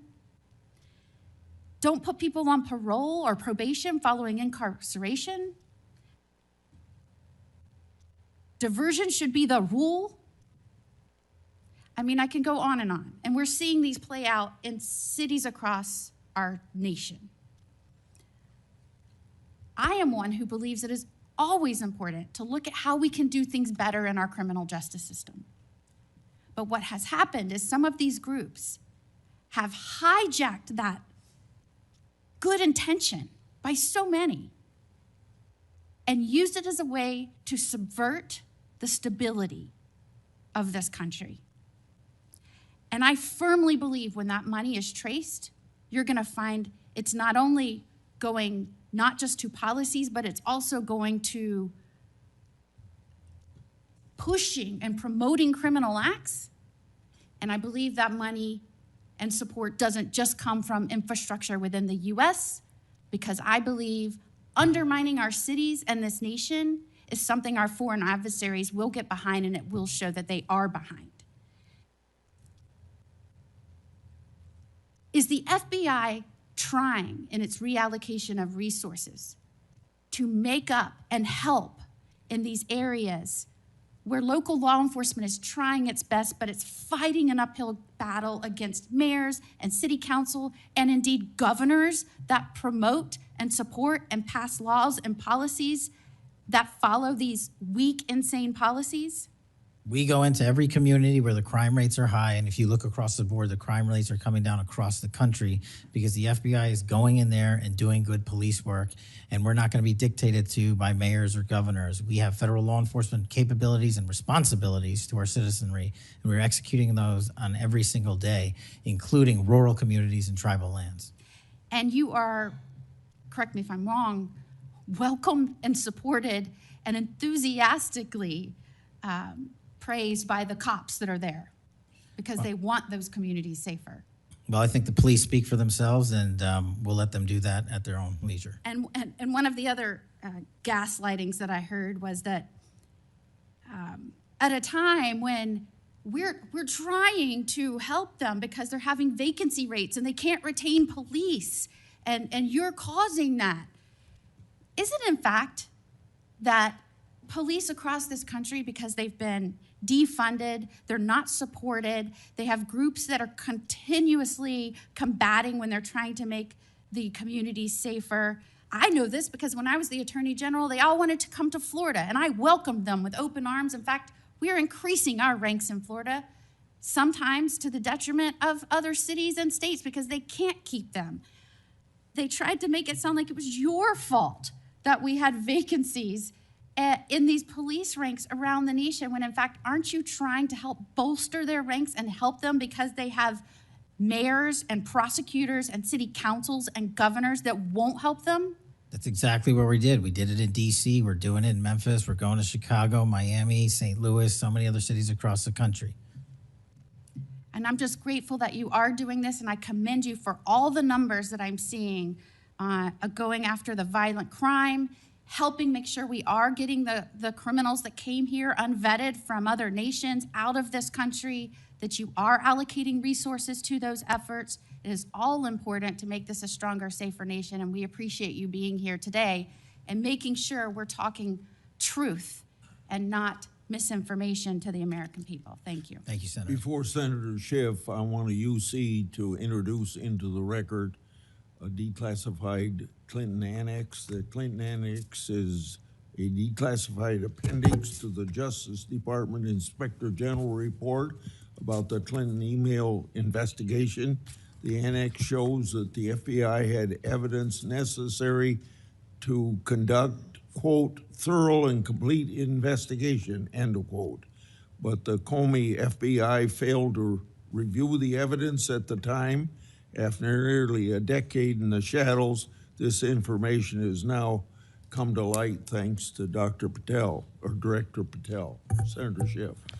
Thank you, Mr. Chairman. Mr. Patel, during your confirmation hearing, you made several important commitments For instance, you told Senator Coons, there will be no politicization at the FBI. There'll be no retributive actions taken by any FBI should I be confirmed as FBI director. So let me ask you very specifically, did you ever take any action to terminate or discipline an FBI agent or employee in whole or in part as retribution for being part of an investigation of Donald Trump or January 6th? No. You also committed, you assured Senator Blumenthal, all FBI employees will be protected against political retribution. So you're testifying today that you played no role in the firing of even a single FBI agent for political retribution. None for political retribution. And if any FBI agent said you did, they would be lying. Is that your testimony? I'm only speaking to my actions. Everybody is allowed to make their allegations. Oh, no, these are allegations against you. And so, Mr. Patel, if FBI, senior FBI agents or employees said that you were firing them for political retribution reasons because of the cases they were assigned, you're saying they would be lying. Is that anyone that your was testimony? terminated at the FBI was done so for failing to meet the standards, uphold their constitutional oath, and effectuate the mission. Well, by meet the standards, are you talking about meet the standards of protecting the president under any circumstance? No. You also guaranteed Senator Blumenthal that every FBI employee will be held to the same, absolute same standard. No one will be terminated for case assignments. Are you testifying today that you never terminated anyone at the FBI, in whole or in part, because of a prior case assignment? No one at the FBI is terminated for case assignments alone. Well, I'm asking about you, Mr. Patel. Did you, in whole or in part, terminate anyone at the FBI because they worked on the Trump investigation or because they worked on January 6th? No one at the FBI has been terminated for case assignments alone. Okay, you're saying alone. Does that mean they were terminated in part because they were assigned to a January 6th case or assigned to the Mar-a-Lago case? You're being very precise here, Mr. Patel. You're saying alone. That means they were fired in part because they were assigned those cases. Is that your testimony? Absolutely not. But if you want to keep Okay, putting words well, in my mouth, then go let me ahead. ask you, let's strip away the word alone. Did you terminate or participate in any discipline of any FBI employee in whole or in part because of their work on an investigation of Donald Trump or January 6th? Yes or no? Any terminations at the FBI by employees? No, I'm since asking you a very specific and I'm question. going to answer the question, but you don't like the answer because it's the No, truth I and it guts want your an answer to my narrative. question. I don't want an answer to someone else's question. So let me just be precise, and I ask for a yes or no answer. Did you ever terminate or discipline an FBI employee in whole or in part because they had been assigned or worked on an investigation of Donald Trump or January 6th? FBI Yes or no? employees are only terminated Yes if or they no, fail Mr. to Patel? uphold their oaths of Yes or office no? and duty. You're not at answering the my FBI question. I You're don't not have to answering my answer your question. question yes or no because you're setting up a trap so you can have a No, media I'm narrative. not setting up a trap. And I'm not giving it to you. Unless it's true that you fired people. People in have whole been or in part terminated at because the they- FBI who failed to uphold You're the assigned standards to. that the FBI requires them Did you to tell? uphold. Did you tell anyone at the FBI that all FBI employees who they identified who had worked on cases against President Trump would be removed from their jobs? Did you tell that to someone at the FBI? Say that I would remove people for case assignments? That you would, that people that were identified as having worked on cases against President Trump would be removed from their jobs. Did you tell that to someone at the FBI? People are not removed But for just case answer my question. assignments. Just answer my question. Did you tell that to someone? People are not removed for case No, assignments. you're not answering my question. And I would Mr. never Patel, tell anyone. Did you tell someone at the FBI that FBI employees identified as having worked on cases against President Trump would be removed from their jobs? Yes or no? Did you tell someone that? I would never tell anyone at the FBI that they're being removed for basically their case assignments. Okay, so anyone who had said that would be lying. Is that your testimony? Anyone can say whatever they want. No, I know, but you're saying they were a liar. I'm telling you what I said. Because this is in the complaint against you, Mr. Patel. So you're saying Mr. Driscoll and others are liars? I'm not going to address the complaint in the ongoing Okay, well then let me ask you, have you ever told anyone at the FBI that the FBI tried to put the president in jail and he hasn't forgotten it, and that your job depended on the removal of agents who worked on cases against the president? No. Did you ever tell anyone that? No. Okay. Did you ever tell anyone that you knew these summary firings you were undertaking were illegal, likely illegal, and that you would be sued and later deposed? Did you ever tell anyone that? No firings at the FBI or terminations were done for anything other than justified Did you ever cause. tell anyone that, Mr. No, Patel? Why don't you no answer my question? terminations at the FBI were ever done in my tenure for anything other than failing Did you ever to tell uphold anyone their that, oath of Mr. Patel? You willing to office answer or the their- question? The FBI. I guess I you're have not willing to answered answer the it. question. So let me move on. Let me Repeatedly. move on to the Epstein files. You said you're the most transparent FBI director in history, so I'm going to put you to the test. In 2024, you were asked by Glenn Beck about Epstein's Black Book. And you said, he asked, who has Jeffrey Epstein's Black Book? And you said, Black Book, FBI. And he said, but who? That is, I mean theirs. And you said, oh, that's under the direct control of the director of the FBI. That's what you said. Was that true, Mr. Patel? I'll rely on you quoting it accurately. I did that a couple Was of it years true ago. what you represented to Mr. Beck and the president's supporters out there, or were you lying? No, Was it true that the Black Book, Epstein's Black Book, was in the possession of the FBI director? The Black Book was in the possession of the FBI. Okay, so now that you're the FBI director, you have possession of the Black Book, right? That index has been released. So you have Jeffrey Epstein's Black Book? What is known as Jeffrey Epstein's Black Book has been released by us. And you released it. And let me follow up on Senator Kennedy's question, because he asked you, and I'll be very precise here.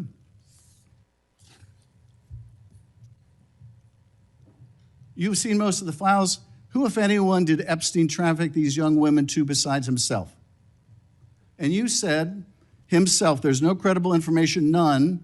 If there were, I would bring the case yesterday that he trafficked to other individuals. And Kennedy, the information we have, again, is limited. And Senator Kennedy said, the answer is no one. And you said, for the information we have. So is it your testimony today that in all the Epstein files, that Jeffrey Epstein trafficked no one to anyone but himself? Is that your testimony, Mr. I never Patel? said Jeffrey Epstein didn't traffic anyone else. Did he traffic any young woman to someone other than himself? That was Mr. Kennedy's question, And I Senator Kennedy's said question. the information that 3 administrations have had access to I'm have asking made you- determinations that there are no investigative leads that were credible to prosecute and investigate any others. I'm specifically I'm asking stating you whether we it's were your working on. testimony today. Well, you just read that it, and I said it 10 minutes ago, so let the record reflect my testimony. I just want to make sure there's no misunderstanding, because there are victims like Virginia Guifer who have testified otherwise, who have said otherwise, and you're telling the American people today that the Epstein list is a single name and it's Jeffrey Epstein. That's what we're to believe? That's not what I'm saying. That's what you're saying, and Well, you let can me- say let me whatever ask you Let want. me ask you this. When Todd Blanche went to interview Ghislaine Maxwell, she said, but did I think these guys were coming for that? I really don't. If you met Epstein, there's no way that this cast of characters, of which it's extraordinary, and some are in your cabinet, who you value as your co-workers and you know would be with him because they wanted sexual favors. A man wants sexual favors, he will find that. They didn't have to come to Epstein for that. And the next question Todd Blanche, the president's former criminal defense lawyer, asked is not who in the cabinet, who are you referring to? His question is, so when's the last time you think you were with Mr. Epstein when he got a massage? So let me ask you, who are those cabinet members that Ghislaine Maxwell was referring to that, that were part of this cast of characters associated with Mr. Epstein? Who are they? The Deputy Attorney General took the aggressive step that no one else did and interviewed Miss Maxwell for No, I'm 2 asking you, days, who are and the we ca- released who are the the cabinet entirety members? of that Who are the cabinet transcript. members? I do not have that transcript in front of me. You're picking it piecemeal. The American public can read the entirety of that. One last question, because you clearly won't tell us the cabinet members associated with Mr. Epstein. Let me ask you one last question. And that is, right after she gives this testimony in front of an FBI agent, among others, she's transferred to a minimum security prison not suitable for a sex offender like herself. Who made that decision and why? The Bureau of Prisons. The Bureau of Decisions made it in Prisons. The Bureau of Prisons decided on their own, without any consultation with Blanche or anyone else, that they were going to suddenly, after this interview, completely unrelated to this interview, completely unrelated to anything she said, move her to a prison not suitable for a sex offender. You want the American people to believe that? Do you think they're stupid? No, I think the American people believe the truth, that I'm not in the weeds on the everyday movements of you're not in inmates. the weeds? What I am doing is most- protecting this country, providing historic reform, and combating the weaponization of intelligence by the likes of you. And we have countlessly proven you to be a liar in Russiagate, in January 6th. You are the biggest fraud to ever sit in the United States Senate. You are a disgrace to this institution and an utter coward. I'm not surprised. I'm not surprised that you continue to lie from your perch and put on a show so you can go raise money for your charade. You are a political buffoon at best. Well, you can take an internet troll. Take it to the bank that the FBI is protecting this country and the state and citizens of California. We are bringing historic reform. Point of order. But all you care about is a child sex predator that was prosecuted by a prior administration, and the Obama Justice Department and the Biden Justice Department did squat. And what did President Trump do? Bring new charges courageously. And what have we done? Chairman, you said take I'm the control most of this transparent situation. FBI director in history. Take control of this 33,000 pages of information to you. I challenge you to say anything credibly to the truth. Go ahead and run to the cameras where you want to go now. Both of you be quiet. Before I go to Senator Tillis, without objection, I want to introduce into the record the Durham Annex. The Durham Annex is a declassified appendix to John Durham's report about Crossfire Hurricane. The Durham Annex contains information exposing a reported Clinton campaign plan to falsely tie President Trump to Russia. For years, I've fought to assemble and publicize all the facts heretofore unknown surrounding Durham's investigation, Crossfire Hurricane, and related matters. The Durham Annex was declassified large part because of Director Patel. Senator Tillis. Thank you, Mr. Chairman. And Director Patel, thank you for being here. I've actually admired the way you've tried to keep your composure over the course of this. Kind of reminds me of an old Far Side comic that said the floggings will continue until morale improves. The last one I just coach you on, don't take the bait, because they're going to use that discussion between you and Senator Schiff, as you've suggested before, to raise money. Just sit down in the quiet confidence that you're doing a good job. Real quick, in less than 30 seconds, give me your resume again on why you're qualified for this position. Thank you, Senator. I served as a public defender and national security prosecutor. I tried over 60 criminal trials to verdict in state and federal court. I served as the lead investigator in the House Intelligence Committee and the counterterrorism expert there, unfolding the Russiagate investigation. I served as the head of counterterrorism for a presidential White House. I served as a deputy director of national intelligence at the Office of Director of National Intelligence, overseeing our 17 intelligence agencies. I served as a chief of staff to the Department of Defense and the Secretary of Defense, overseeing a $2 trillion financial equity flow, and also defending the homeland and providing for our no-fail mission. We could drill down in details, because I've studied that record, and I think you should be very proud of it. I just did that for the benefit of the liberal media that just keep referring to you as a podcaster, I think, and I appreciate you giving me that resume. It's a good body of work. It's why I supported your nomination so strongly when you were before this committee.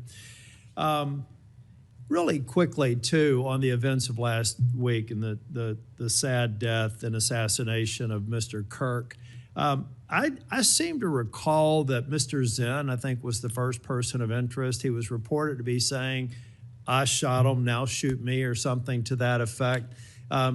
would that have more or less, and your job is to calm the tensions, right? There were people running all over the building, people are afraid over there.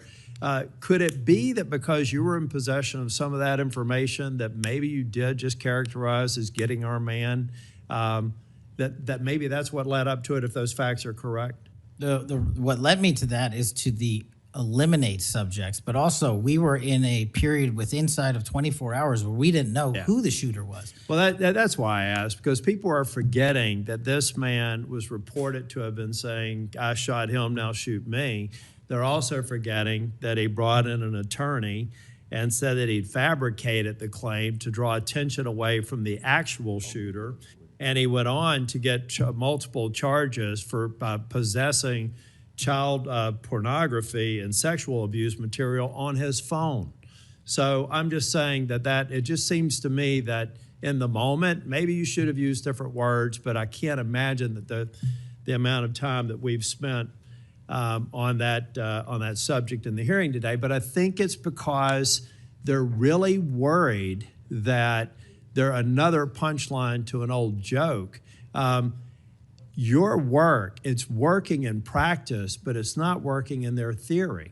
They haven't heard you, so it's working in practice, but not in theory. They haven't heard you say multiple times that you've plussed up FBI resources in every state. They haven't heard you when you've talked about year-over-year comparisons for results. I don't care how many people you have at HQ, as long as you keep producing those results and they're good. They need to be sustained. Now, I am a little bit concerned about the deployment of National Guard troops to dangerous cities, but you keep on mentioning something I'm going to go back to in terms of joint task forces. You also did a great job of explaining why you think you should save money and go out and fly out of an airport versus an easy trip across the Potomac to National. I love all those responses. I'm not going to repeat them here. But I'm worried that if we move in too quickly, let's say to Memphis, I should back up and say I was Speaker of the House in North Carolina. And I would consider it a personal failure on the part of state leadership if they have to call in federal resources to do their job beyond what they do every day. And that's promoting joint task forces. I've seen ATF, DEA, FBI. I've been in the briefing rooms at 3 o'clock in the morning about to go and do a 55 no-knock warrants on bad people. You all do that every day, and thank God that you are. It looks like we should plus it up in a few cities. I'd rather use the money to deploy National Guard to just continue to leverage what you're already doing well. And I compliment you because I've got to believe it's a lot of these joint task forces that have increased the apprehension and charging rates. So thank you for that. But do you agree that at the end of the day, if we're going to have a sustained impact on crime, whether it's Memphis or any other city, that we've really got to enable, empower, and continue to support the men and women on the ground there every single day? 100%. Thank you. I think that your cost-benefit mind needs to go into, if I'm about to deploy this many National Guardsmen to a city, what does that cost, and what would that look like if we were plowing that cost of deployment into ongoing, I believe, joint task force, which are working very well. They're working well in North Carolina. So I'd like you to look at it. Now I'm going to move on.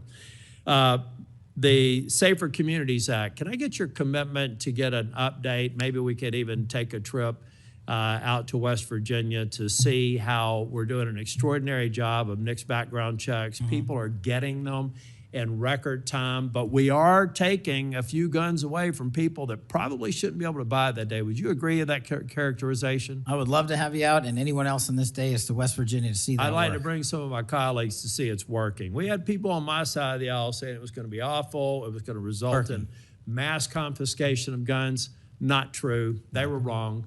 This bill's making a difference. I also want to talk about the behavioral health and other components in granting. I know in North Carolina things are going well. I want to make sure that that flow is going out there because the tragic events in North Carolina and Charlotte, the stabbing, I spoke with one of the family members yesterday, are I think that we have to recognize that we have magistrates that have a revolving door policy, no doubt about that. And they should be held accountable if they're releasing dangerous people.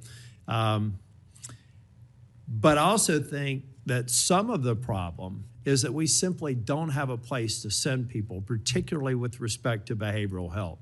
We have got to continue to, every law enforcement officer I've ever spoken with says, look, I've got law enforcement officers seconded to an emergency room because I've got somebody with no place to send them. I don't have a bed upstairs I can send them to. I don't have a behavioral health facility. We've got to provide more ways to detain people that are a risk to themselves and a risk for the community. And I really do believe Safer Communities Act is a good framework for doing that. That's only a comment. Section 702 is going to come up in April of next year for renewal. Do you believe it should be eliminated and not reauthorized? No, sir. It needs to be Can I reauthorized. also get your commitment maybe to come back over and review some of the controls that are in place and other things? So hopefully we won't have the drama leading up to April. We can actually come here and get consensus on why you've got the checks and balances in place and why we should do it. Just remove any chance that we're going to run into that cliff narrative next year. Can I get your commitment on doing that? You have Mr. it, sir. Patel? Thank you. I want to talk very briefly on, and the chairman's given me a gavel, but I promise not to go over more than 2 minutes. But that's why I chose to be last, so I could have this discussion and actually get to some facts versus agendas and clickbait that we'll almost certainly see going forward. Tell me a little bit about the rationale behind the change in stance in recruiting. I also understand there may be a reduction in the academy timeline. Just give me some thinking about where you are on recruiting, retention, training, et cetera. Simple. So recruitment is through the roof. We've doubled up month over month our applicants to be 1811s, our federal agents, intel analysts. So the recruitment is going wonderful. What we have to do is figure out a way to get creative because the BFTC timeline is an 18 to 20 week program. And what we've done to address the openings we have for 1811 BRIC agents is we opened it up to the interagency and said, hey, do you at Secret Service or DEA or ATF want to come over? You guys went through FLETC. You guys were cops or military officers. You're law enforcement. So we created a shortened bridge program of 6 weeks at Quantico that if you want to come over and be an FBI agent, you can do so. There's transfers all the time. We just made it easier. And we're also recruiting police officers who might not have a college degree. But in my opinion, that does not disqualify them from serving our community. So we're welcoming them. It's a rigorous application process. It's just one item. But we are changing the timelines based on the needs of the country, but not jeopardizing quality. I'm glad you mentioned that. I heard someone almost a throwaway line that you were hiring people without a college degree. Most of them have had basic law enforcement training, all the kinds of certifications. You're talking to somebody who didn't achieve my 4-year degree until I was 37. I'd like to think that I brought some things to the table, and I think that those people, the mere comment, I think is inappropriate for somebody considering this to think that they're a lesser person because they don't have a piece of paper. I wanted to get back to